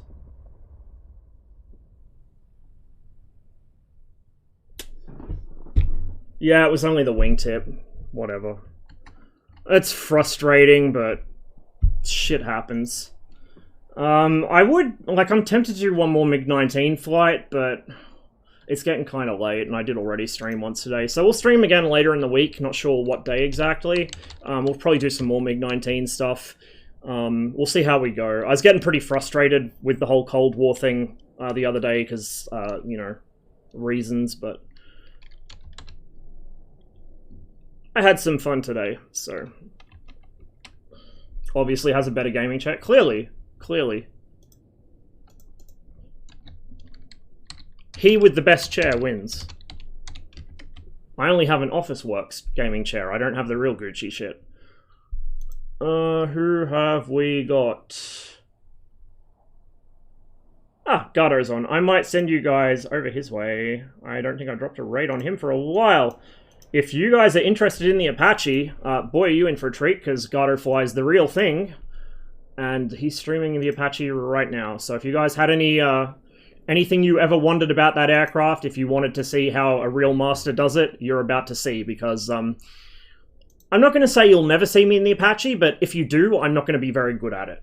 So I'll send you his way.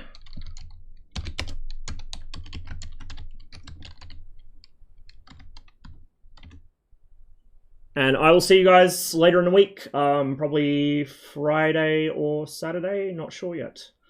In the meantime, stay safe, guys. Have a wonderful rest of your day, and I'll see you.